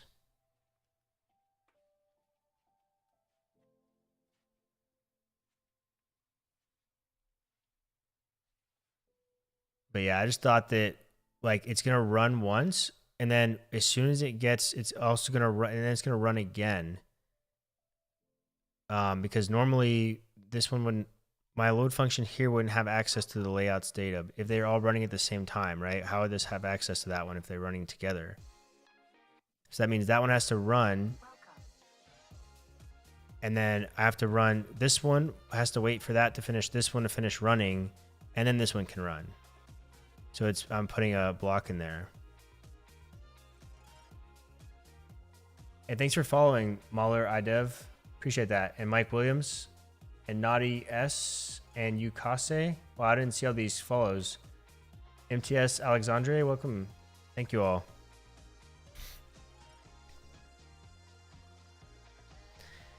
I know it's going to have access to it. I'm saying, is it as clean? It's obviously, it feels more clean, more organized, but is it a waste?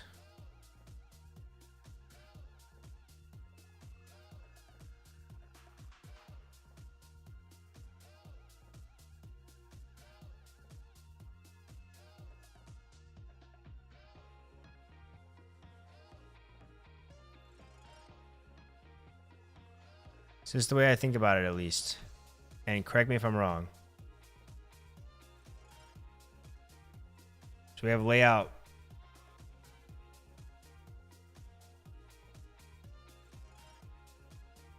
Layout load.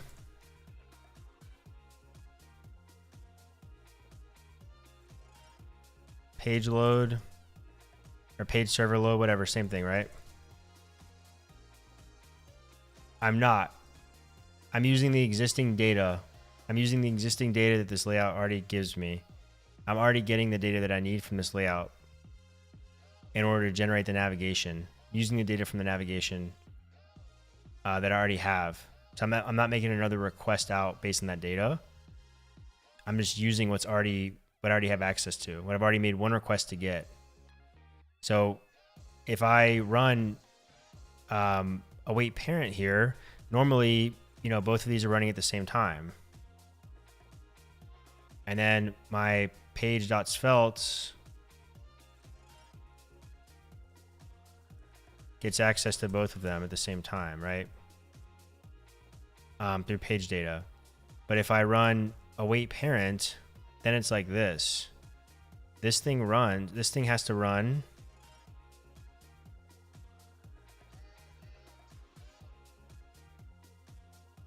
So it's no longer parallel. It's no longer parallel. I'm waiting for this to finish before I can even move forward, and then it gets the rest, and then it gets it all here. And then if you have a lot of nested routes, you're gonna await the whole stack up.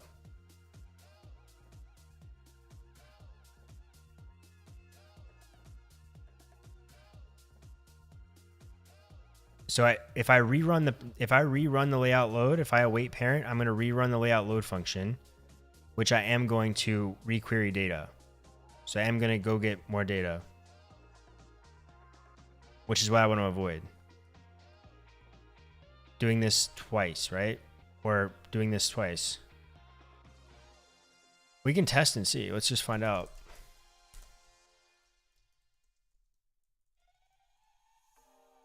So as I navigate to this layout, I now have that data available to me.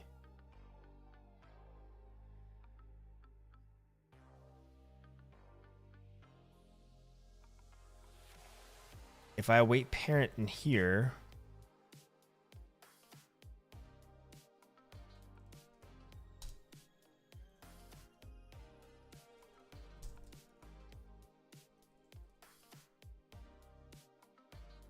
course.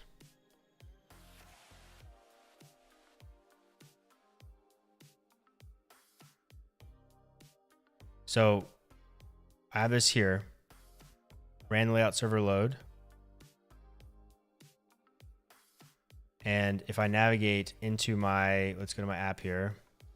I should go home first, go to courses, right? I shouldn't have ran anything at all just yet. Actually, I did run that one because I'm now in the, wait, what? Give me a second.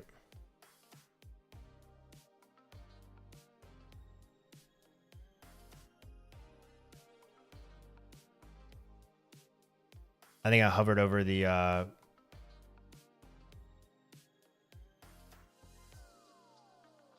okay, so on this page here on courses, I have not ran await parent.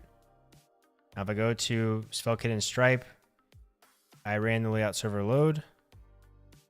If I go to create subscriptions, I ran the layout server load again, right? So I already had this layout loaded. I didn't have to run it again, but I did. So if I instead don't await parent and rather take care of my stuff up here,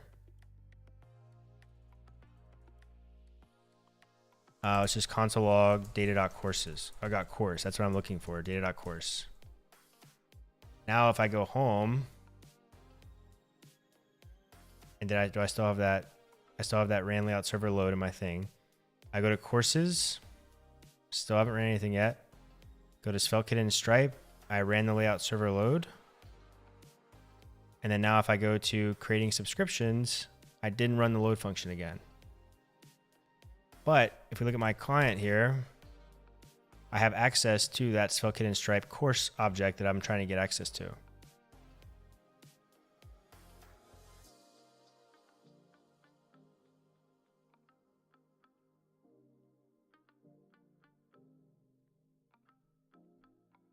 Welcome.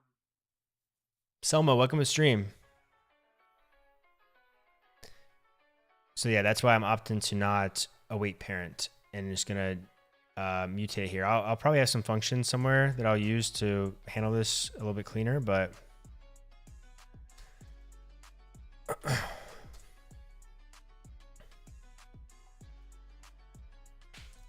we'll say course equals data, and then I basically want to get all of the I think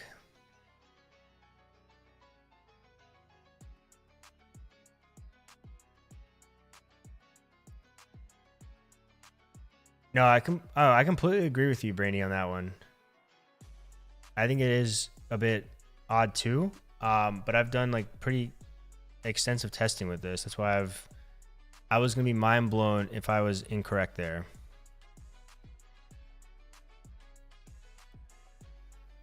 Now again, it could also be, you know, the fact that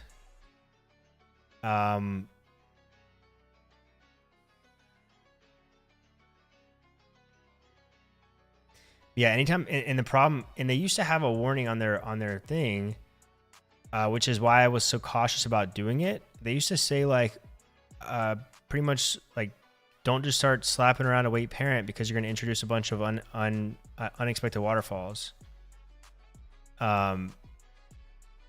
Because if you await parent every way down the chain, you invalidate all the parent load functions. So if I had 10 layout loads above one page.server, it's literally gonna just kick that cycle off.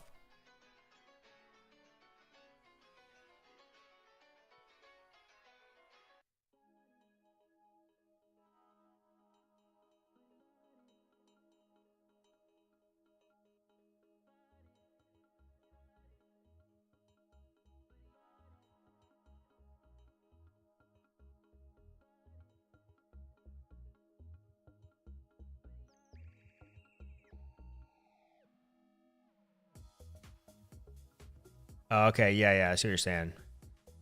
Yeah, no, it's still I'm querying the database here. Oh, you're talking about here on this page.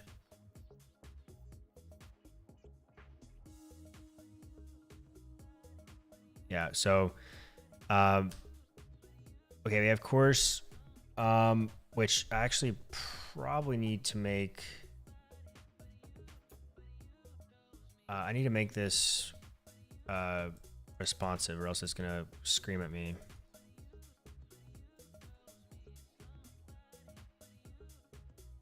Or I'll just whatever. I'll just I don't expect there to be reactivity with that specifically, but let me just think about how I want to do this. So I need to get.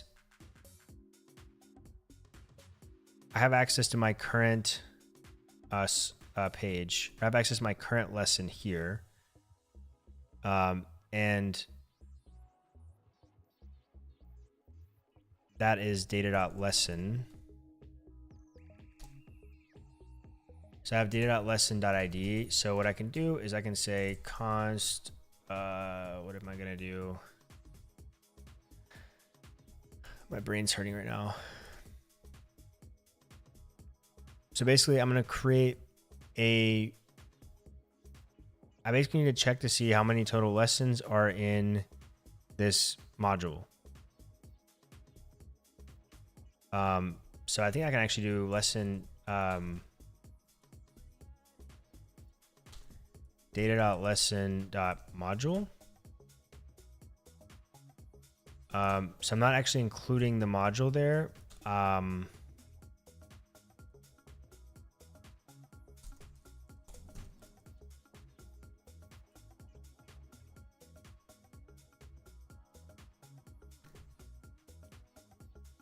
Okay, so I basically need to say I'm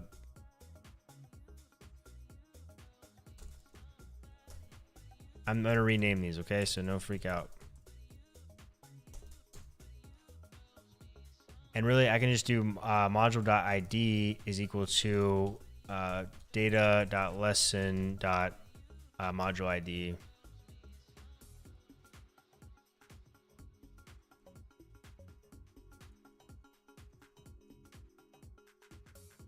I think that's what I can do.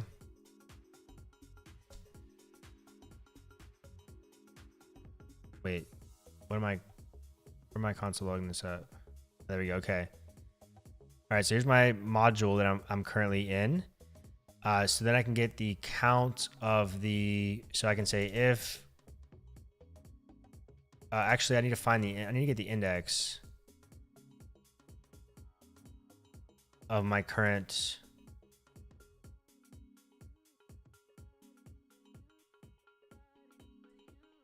All right, so now I need to get the index of my current lesson.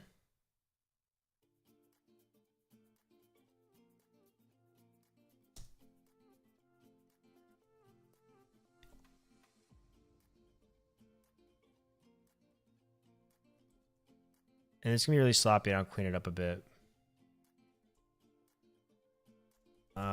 Wait, why am I trying to find my own lesson? I don't need that. I need to find the index of my lesson. I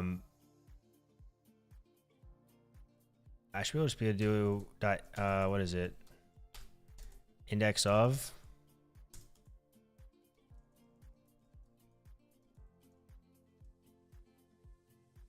-1. Why is it -1?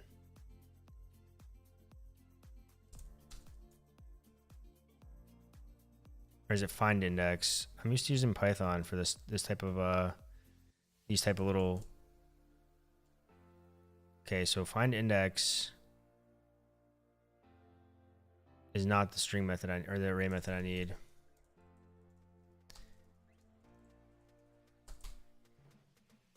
It's fine. Will find give me the index?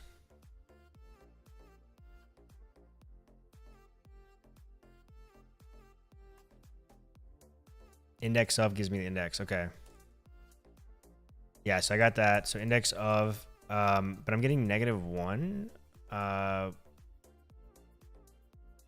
which I'm guessing it's the last. It's just trying to tell me it's the last index, but oh, it's saying not found. Okay.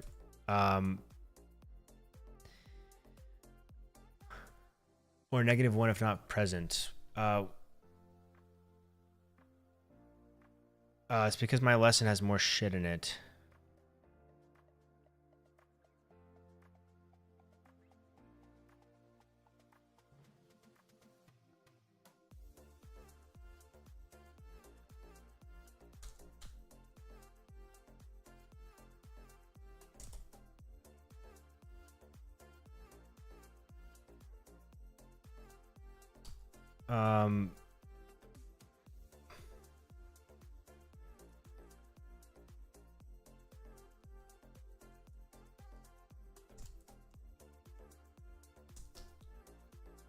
I actually don't want an. I want an ID.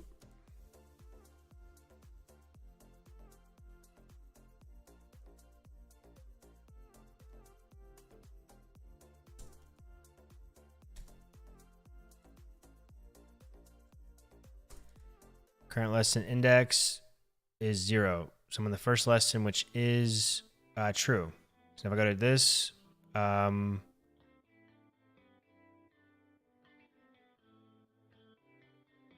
I actually need to run this. I need to make this reactive. All this stuff needs to be like reactive. And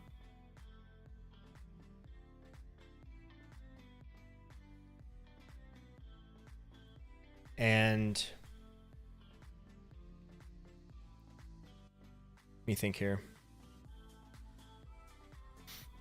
So now I have this index. I need to see the length of this. So lessons map.length. So if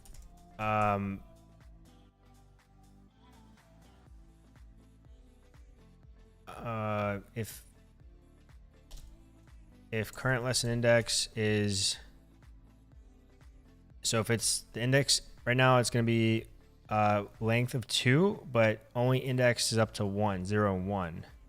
So length minus 1. So if it's equal to lessons map dot length minus 1, this is the last lesson.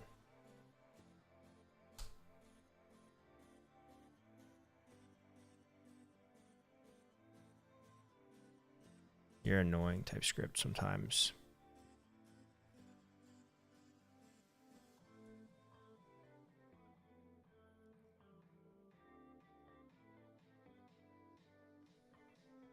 Okay, so this is the last lesson. Then we need to go to the next module.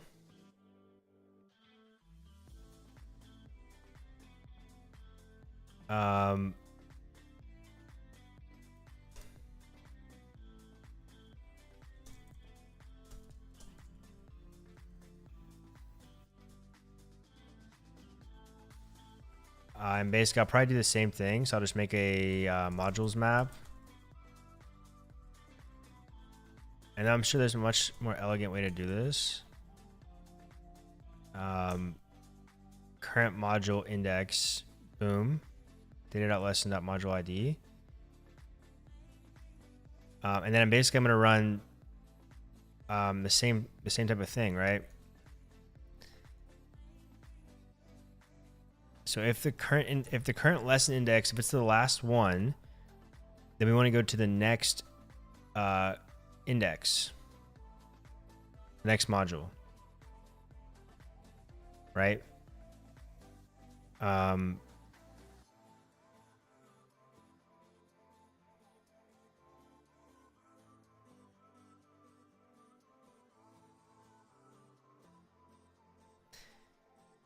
Let me think about this.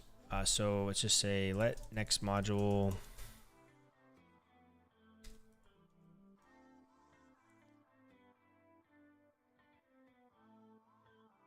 but this could potentially not be, this could potentially be also not true. So if current module index is this, otherwise,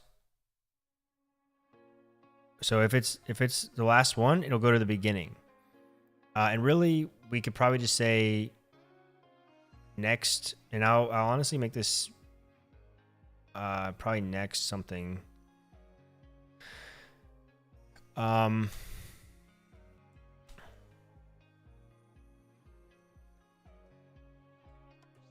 Next will be a string. So if it's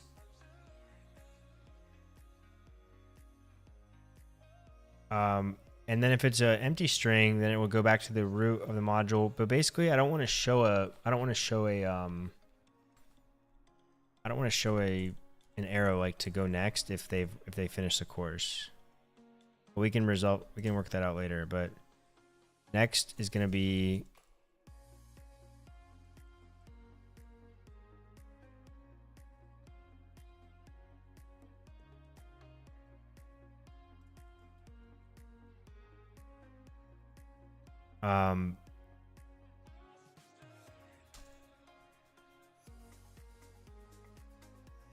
otherwise .slug.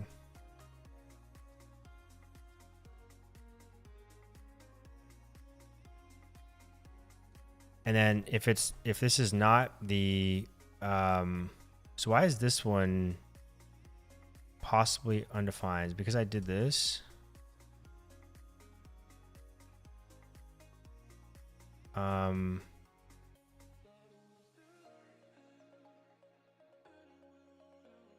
I even using that anywhere?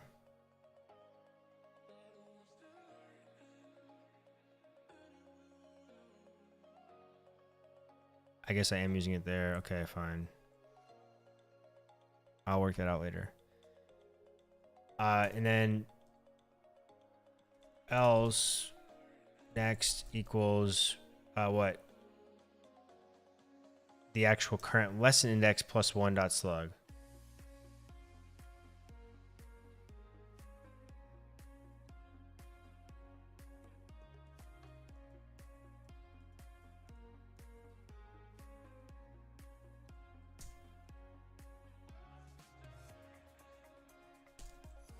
I don't know what to put here to get this thing to shut up.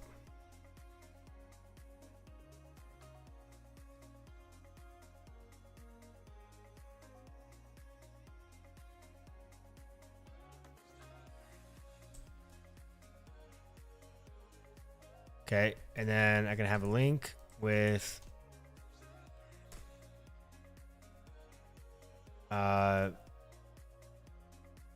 slash actually I need to get, that's just going to give me the, oh yeah, it's going to be the slug.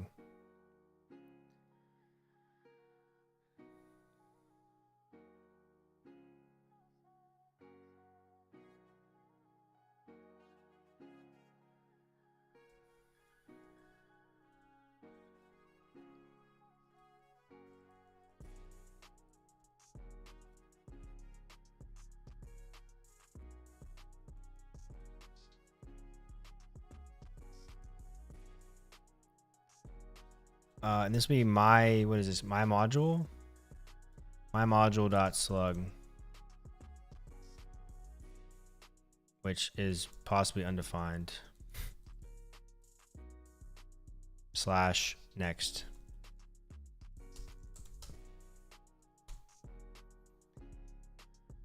Pretty sloppy implementation, but I just want to see if I'm... Okay, so I skipped something. I skipped an entire section.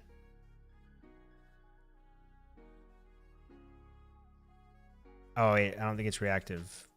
I didn't make it reactive, I think.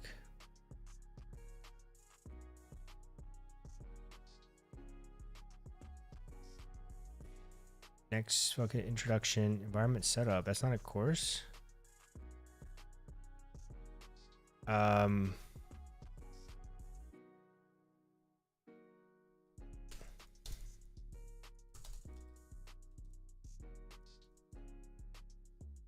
Wait, what is this?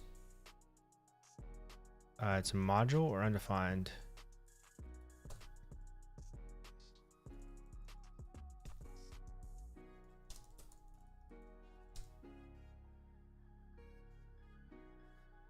It's actually a number. It's a number.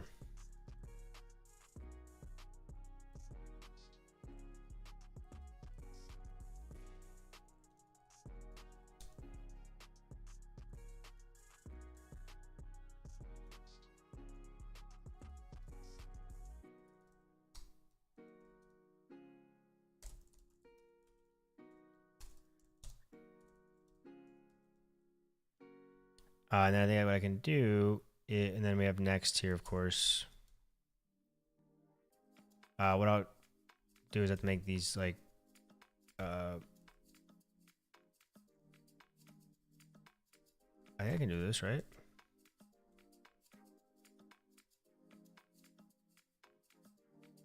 It's just gonna yell at me for being...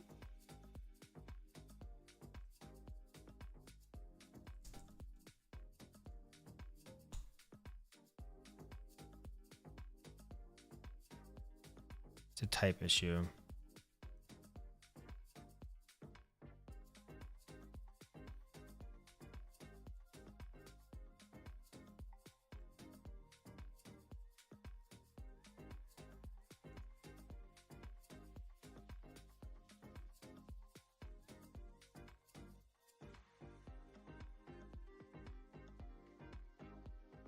I should probably just like put this into some type of function.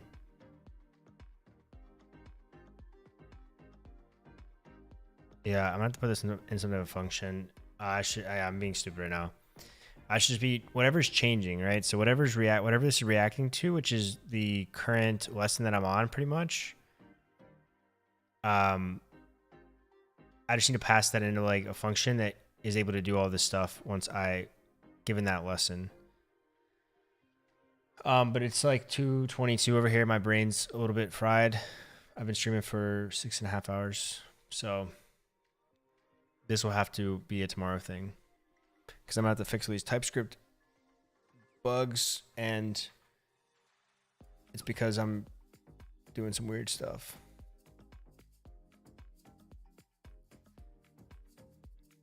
Brainy right now is like, you should just made that request.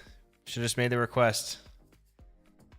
I think I would still have to, I still think I would have to do some weird stuff. Hi, I'm Kevin. Thanks for the follow. Appreciate that. Selmo, thanks for the follow. Oh, stack what's in the waterfall thing? Yeah, I'm just, yeah, I need to take like a break to try to figure this thing out. When I figure it out, I'm gonna go to sleep. You are right? How so?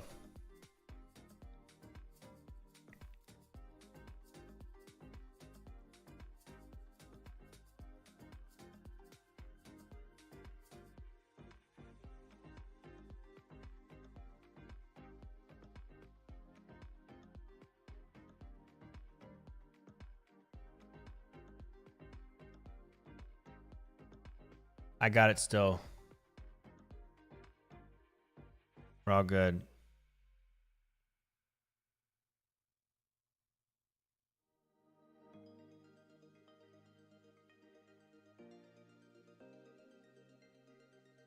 Right, but I see what you're doing here, but let's go down, let's go another level. Oh, I'm not saying that, I don't think this is what's doing it.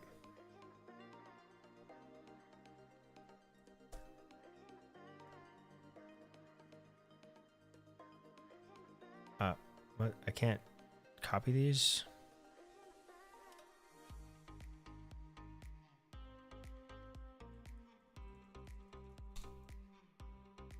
And then where am I at?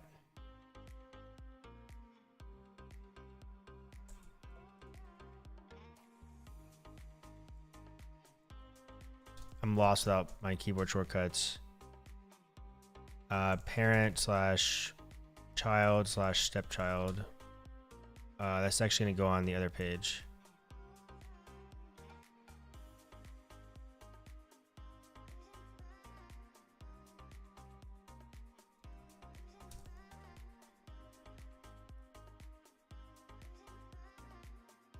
Oh, of course I freaking saved it. Did not mean to do that.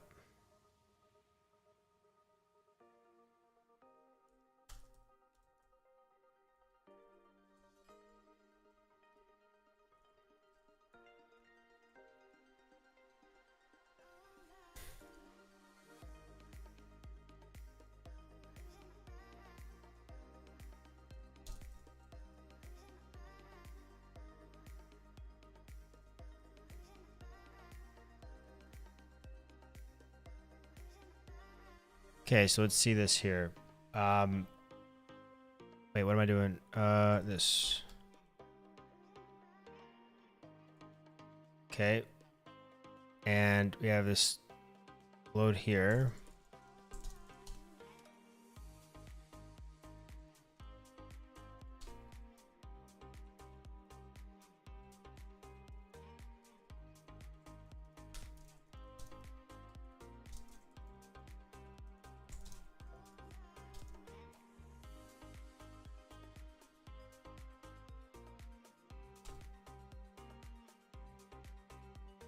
Why can't I return parent stuff? Whoops.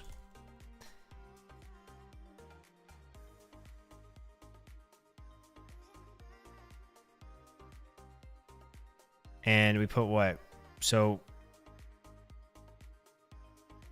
you're put this here.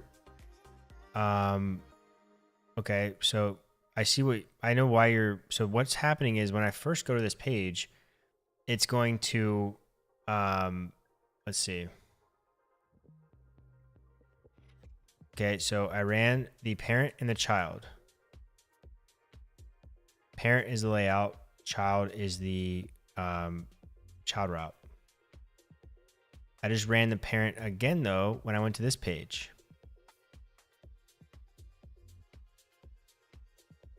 But I didn't have to.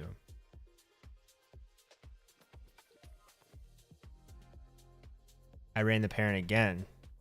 First time I load the layout, it's going to load. And all the pages will have access to that data.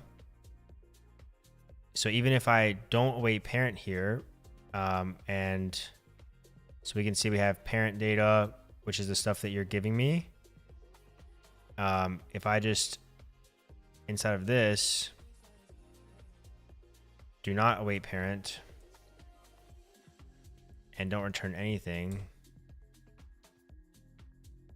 right? Let's just refresh this console here. So we have one parent load here, right? Go to parent child, I have a parent load and a child load. And then when I go to this, I still have parent data, but I didn't run the load function again. I didn't run parent load again.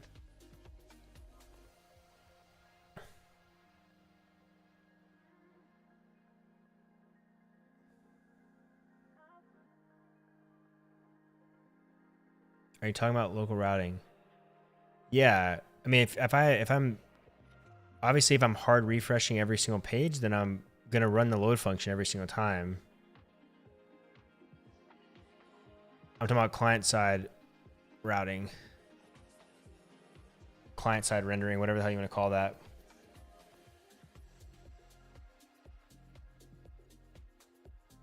Which is like the default behavior after you first load the page.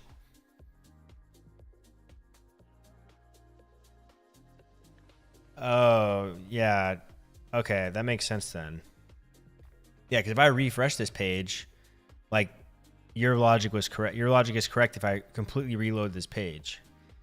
Yeah, my thing was just that if this layout server load function only runs when that layout's first loaded, and then all subsequent navigation within that layout doesn't need to make that same request again, and they'll all have access to the data. But as soon as you call await parent, it's going to then rerun that load function again.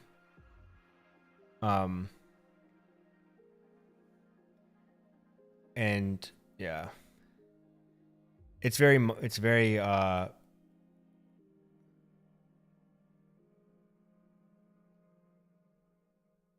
you're saying it doesn't need to be awaited again because local load is possible.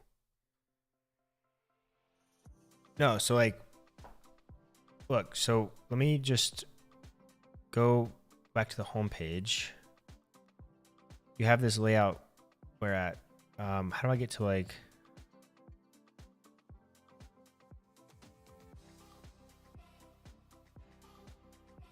yes.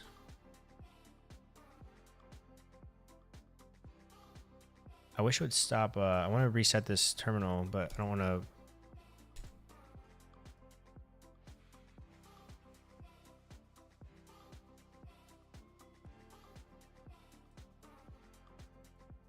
I guess I'll just do that.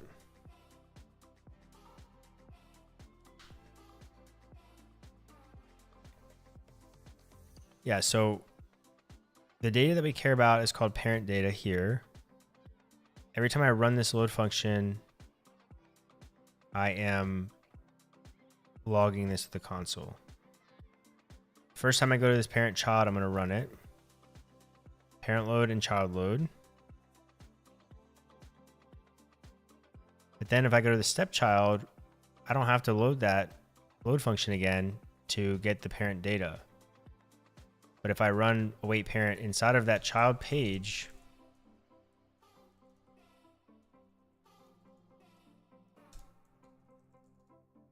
for no reason, like without actually needing to, then I do a parent load. I'm gonna do a parent load here, the child load when I hover, obviously. And then as soon as I hover over a link to stepchild, I'm running parent load again. So I just ran that again, even though I already had access. You saw that I had access to the data on this page. So unless it's something that is required to, something required for my load function, I don't see why I would do it.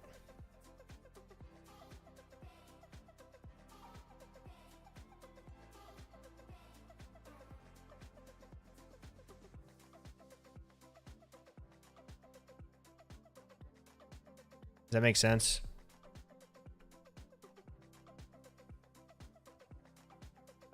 One sec.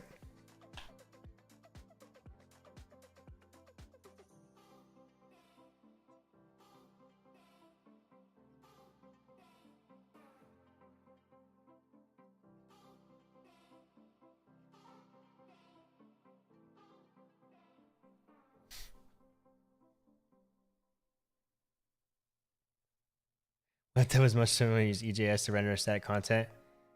Yeah. Yep. But how so though, Brainy? I think it's actually a pro. I think it's a pro because now if I can't do client-side routing, it will recall that load function again. So that if that's what you're worried about, like right now, let's just take this load function out of the equation here. And obviously on this page.svelte here, I need access to data.parent data, right? Which is what you're returning from that much higher level layout load, right? If I don't have, let me just go to this URL on my browser.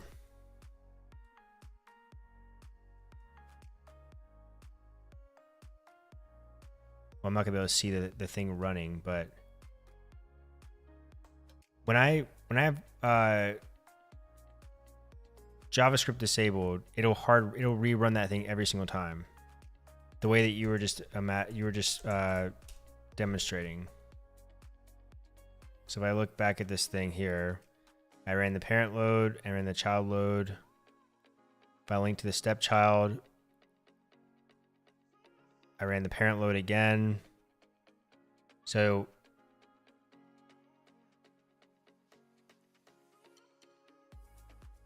yeah, but if you don't have the ability to do that client-side routing, then it's going to rerun every load function in the entire stack, every single navigation. But it's once you're within that layout, all the components have access to that data off that one request without having to make additional requests to get it on every single page.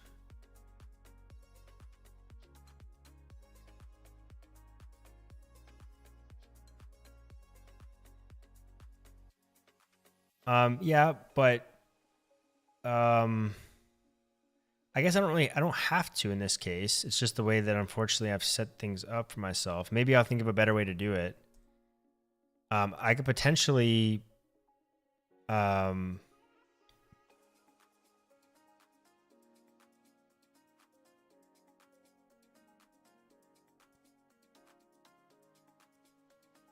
I'd have to think of like how to do it, what a better way to do it would be.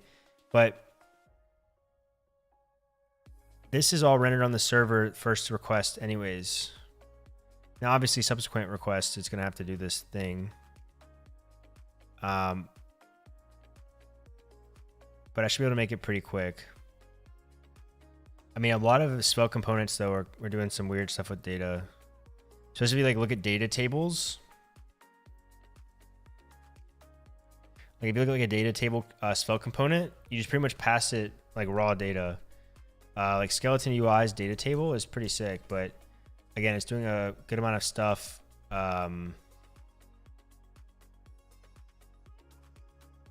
Within a component. I know it's not ideal. Where is it?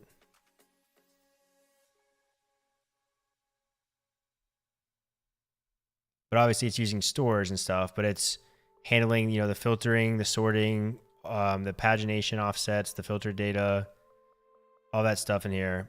But yeah. Yeah, so tomorrow I'm going to unscrew this page here and figure out, I just need a clear head. I'll be able to think about it reasonably. But basically what I need to do is detect, is this the last page of the module? Either that, or what I could do potentially to avoid coalescing here, I could return like on this layout load, since I'm selecting all the courses and stuff and the lessons, I could just return like an order object or an order array of all the lessons with their ID and the order, right? So the ID and their, 0, like based, they're going to be sorted, right? So what a better play might be to avoid doing all that stuff on the page.svelte would be to just construct that here while I have access to all this information, drive it down into the modules and lessons.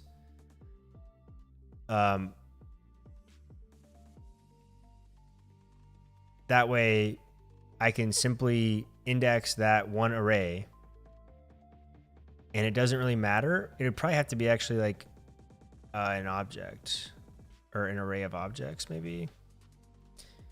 But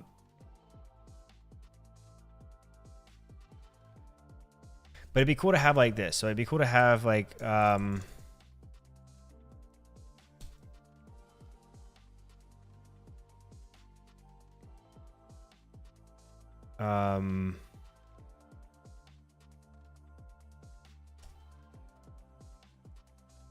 either have the ID of the course, so like the course ID, which would actually be like the actual course's ID or the actual items ID or whatever, right? In this case, it'd be lesson or module or whatever, or it could be the index, which we would just have to construct into something else, but something, right? And then have the slug here. So then it's a matter of, I already know the order everything is going to be in. So find yourself here and add 1. And that's the slug. But the problem is if you add 1, because then we could run like, if object.keys, is that a object.keys? Am I thinking about Python? Oh, it's in JavaScript too. So object.keys. So I can check if something is in these keys. If not, then I know that I'm going to restart from the beginning. So it's going to be 0. But that way there's just one long array of, right? Does that make sense? Am I tripping right now?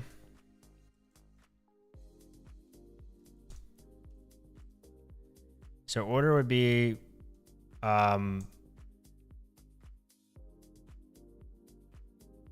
ID or the slug, right?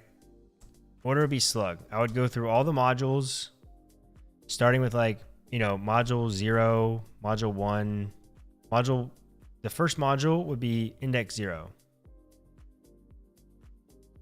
And then I would do all of its lessons. Its first lesson would be index 1.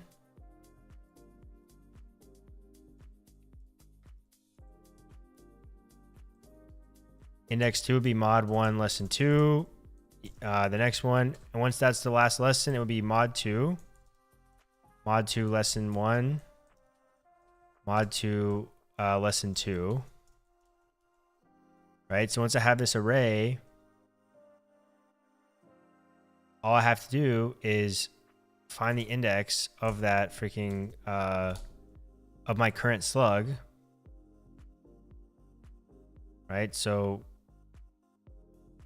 index of my current slug. So order.index of my current slug. And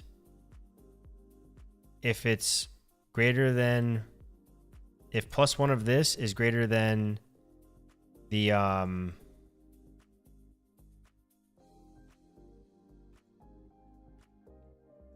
is greater than the length of the array, then I know that I'm restarting. So I know that I'm now at the end. But that way we don't have to think about, but I guess the problem with that is that I have to construct the URL. So maybe I just do like freaking mod 1 slot. Like I can literally do it like this too. Because technically those modules are kind of like not really doing anything. And then this gets put to the next arrow. The course / this.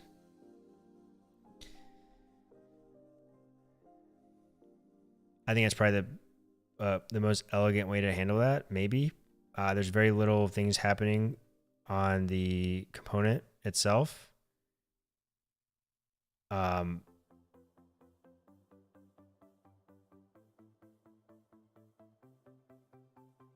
Yeah, there's not really much happening on the component itself at this point, other than just indexing and adding one.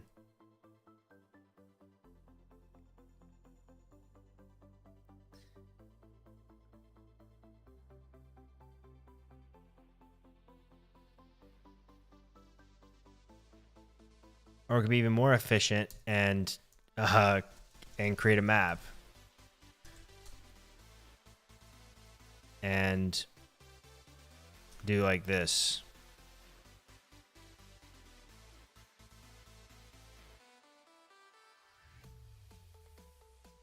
The back button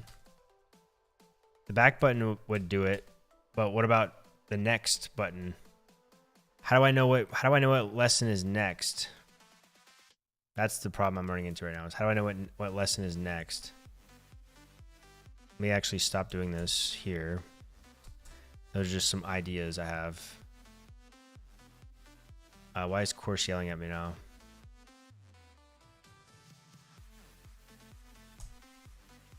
This is all going to get commented out for the time being, including this.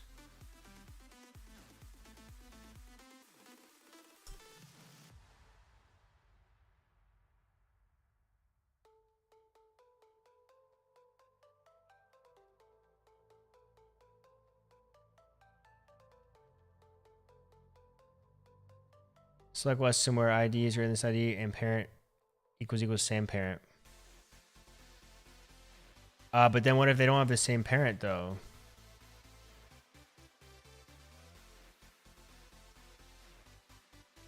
We have that module route in there, remember?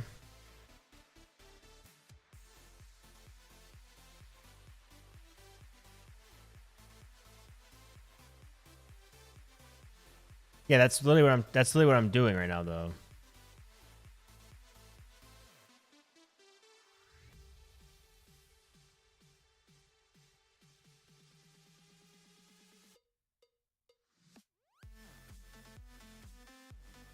That's essentially what I'm doing. Just without making another database call, which I know is not that big of a deal, but I think that it'll be fun. And even then, what we talked about too, CodeBrains, was that like technically, the sort order of like you're talking about IDs greater than this ID. IDs would not be good for that. It would have to be like a sort order, right? Well, then we have to be concerned about the sort order within modules. So like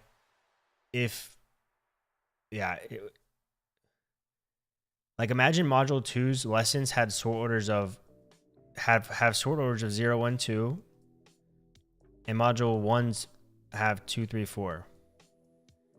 That just declares a statement as reactive, rammed in pure. So if anything changes, if any of the things that I put in here change,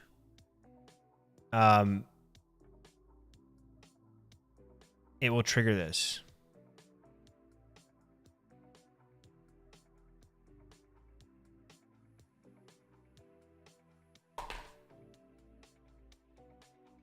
Yeah, that's kind of what I'm trying to figure out, CodeBrains, is the algorithm I need to use for this. It's too late for me to think, but I think I'm actually onto something.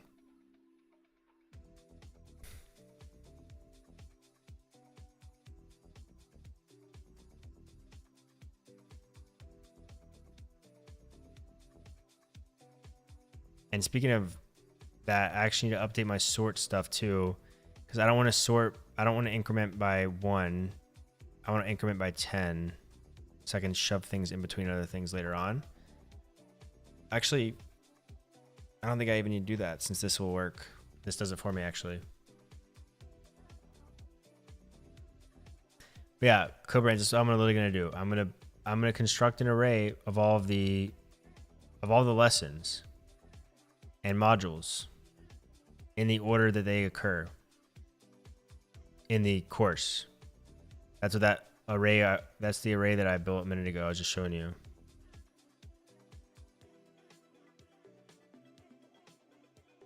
When you're trying to figure out how the spoon was banned, it helps realize there was no spoon. Yeah, it's just yeah.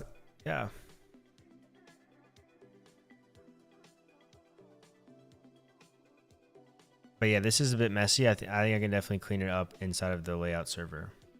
I can literally just construct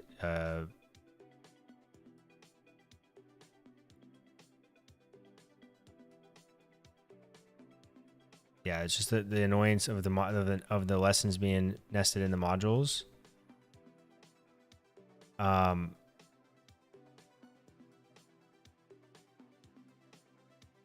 Hey, thanks, Cobrain. Appreciate that. Yeah. If the modules weren't here, I'm starting to like not even really. I'm really starting to not even think about modules as like a thing. Like, I'm starting to think that modules might be a waste of like a cycle on my side.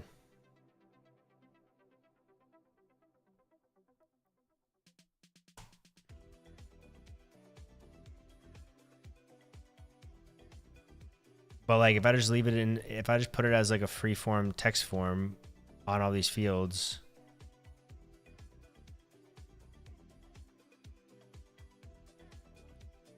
That's exactly what it is, Brainy. That's exactly what it is. That's why I'm thinking about potentially just like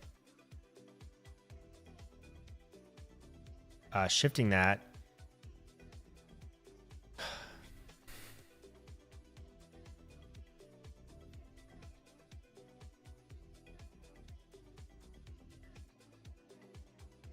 It's literally like a tag. I mean, it's literally a tag. It's nothing more.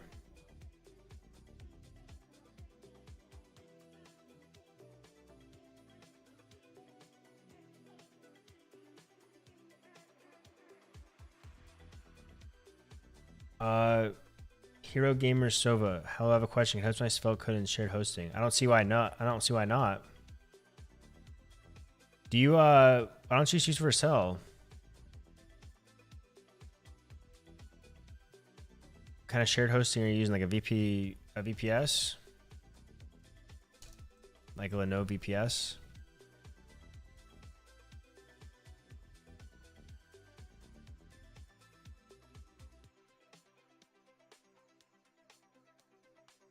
Well, technically, Vercel isn't like Vercel like shared hosting pretty much. Well, I guess it's just like a bunch of serverless functions that you're running, right? So technically, I don't really think it's dedicated, right?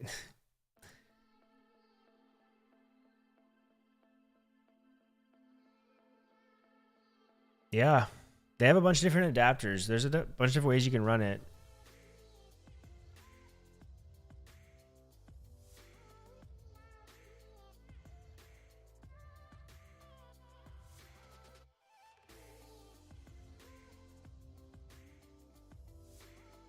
Get rid of modules in the URLs and just have it be a display grouping thing. Yeah, that's what I'm starting to think, Brainy. That's what I'm starting to think about. I don't really remember why I did the modules like that. I feel like there was a reason I did that, but maybe not. Because looking at this, I don't really see any value that's providing other than just like grouping.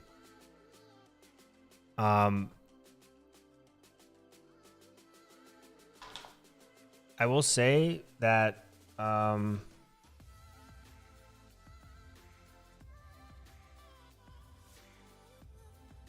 yeah, I actually don't even see like an issue with this, with that.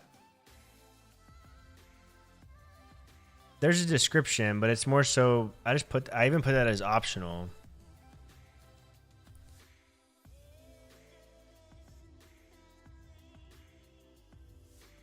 It's like a chapter. It's like a chapter, you know, like, yeah, like chapters, and you have like,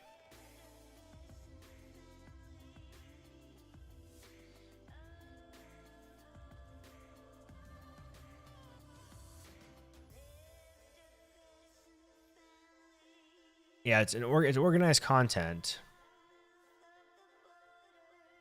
That way I don't just have like 50 different things. But ultimately, it's not really like,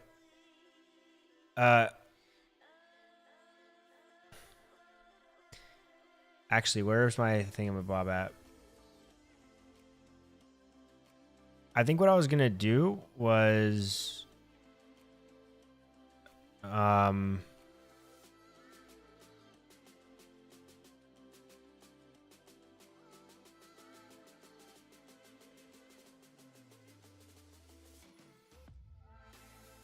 I'm gonna sleep on it. I'll figure it out. Usually I wake up in the morning, I'm like, wow, I'm so stupid. And everything just hits me. Does that ever happen to you all? If you go to sleep thinking about your problems, you wake up with an answer. Or I'm laying there in bed at 4 a.m. and I have an answer in my head. I'm like, shit, I need to go do it now or I'll forget. Oh yeah, it's always like, yeah, always.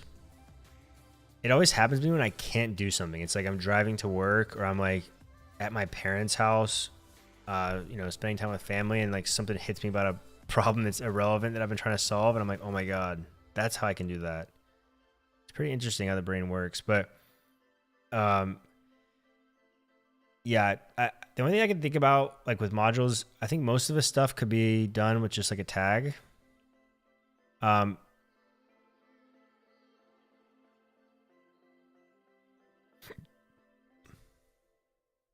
But it'd be cool to show like a percentage of that module's completion, right? But I should be able to still do that. That's more of like a visual thing. Just taking all the lessons that have that module and, you know, getting the percentage of them that are not done. Because even then, even learning progress is tied to the lesson, not the module itself.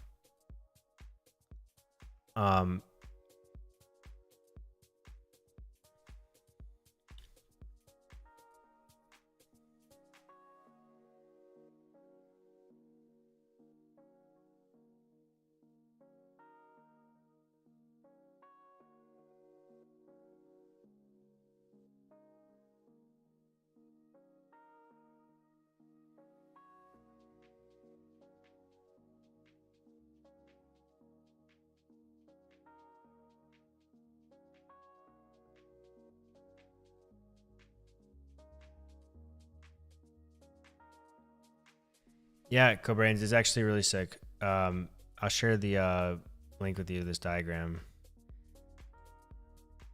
I don't pay for this one. So like you're limited to like 15 tables or something like that. What I usually do is I just like, I'll just take a screenshot of it, put it in Excalibur and like this. And then if I want to add more tables, I'll just drag a fake little arrow over here and do another 15 over here like that. There's another one, another good one too. It's just more codey. Yeah, $15 a month. I just don't use this enough to do 15. I can't justify $15 a month. Maybe if they gave me like a lifetime offer, I might do it. But there's another one. It's called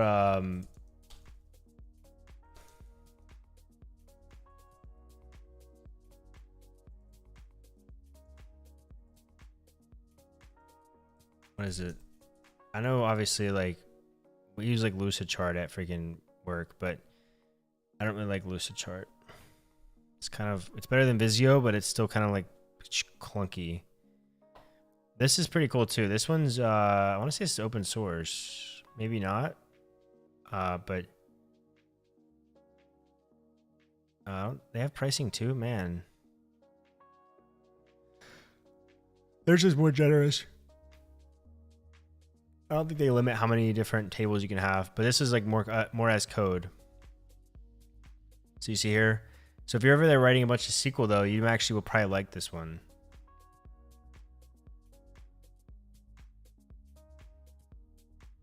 You can't do any drag and drops, at least from what I recall last time I used this, but you just define all your stuff and it just helps you visualize it a bit better.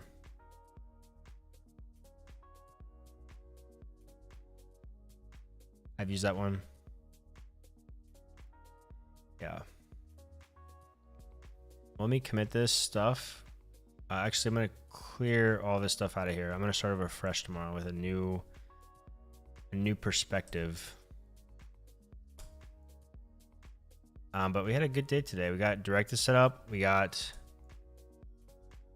yeah, you literally just ended up on the FBI watch list by saying that. Like, I'm pretty sure they're probably monitoring these types of chats for people that say things like that, and you're now instantly considered like a serial killer.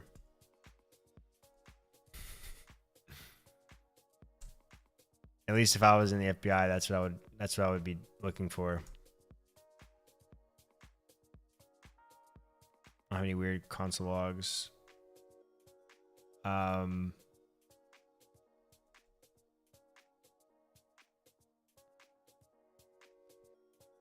Yeah, we got direct set up. We got our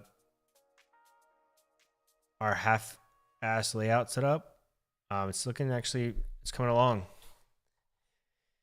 Just got to figure out the navigation of the course. And then from there, I'll lock the course down. I'll have a free module or whatever. I got to figure out how I'm going to handle that. Shouldn't be too difficult. And then, yeah, we'll be able to start moving forward even with more stuff.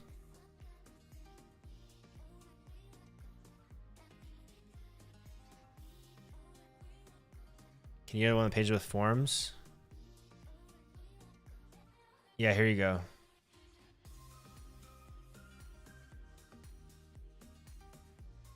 I need to log out. Here's my form. Are you talking about one of these? One second. Let me just I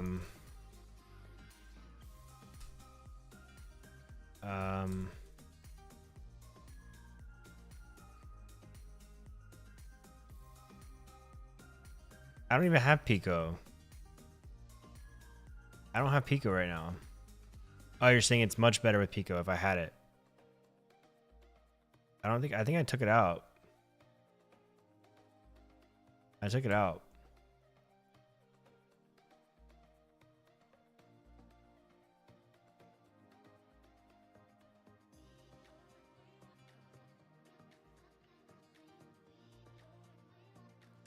All right, everybody, thanks for hanging out. I appreciate all 16 viewers. Thank you all for hanging out. I appreciate it. I'm going to head off. Oh my God, I've been live for 7 hours. Yeah, I'm not going to stream tomorrow. I'll probably stream sometime next week. And I'll keep you guys updated. But the repo is on my GitHub, so if you want to check in every day or so and see what's up, you can. But yeah. Thanks for hanging out.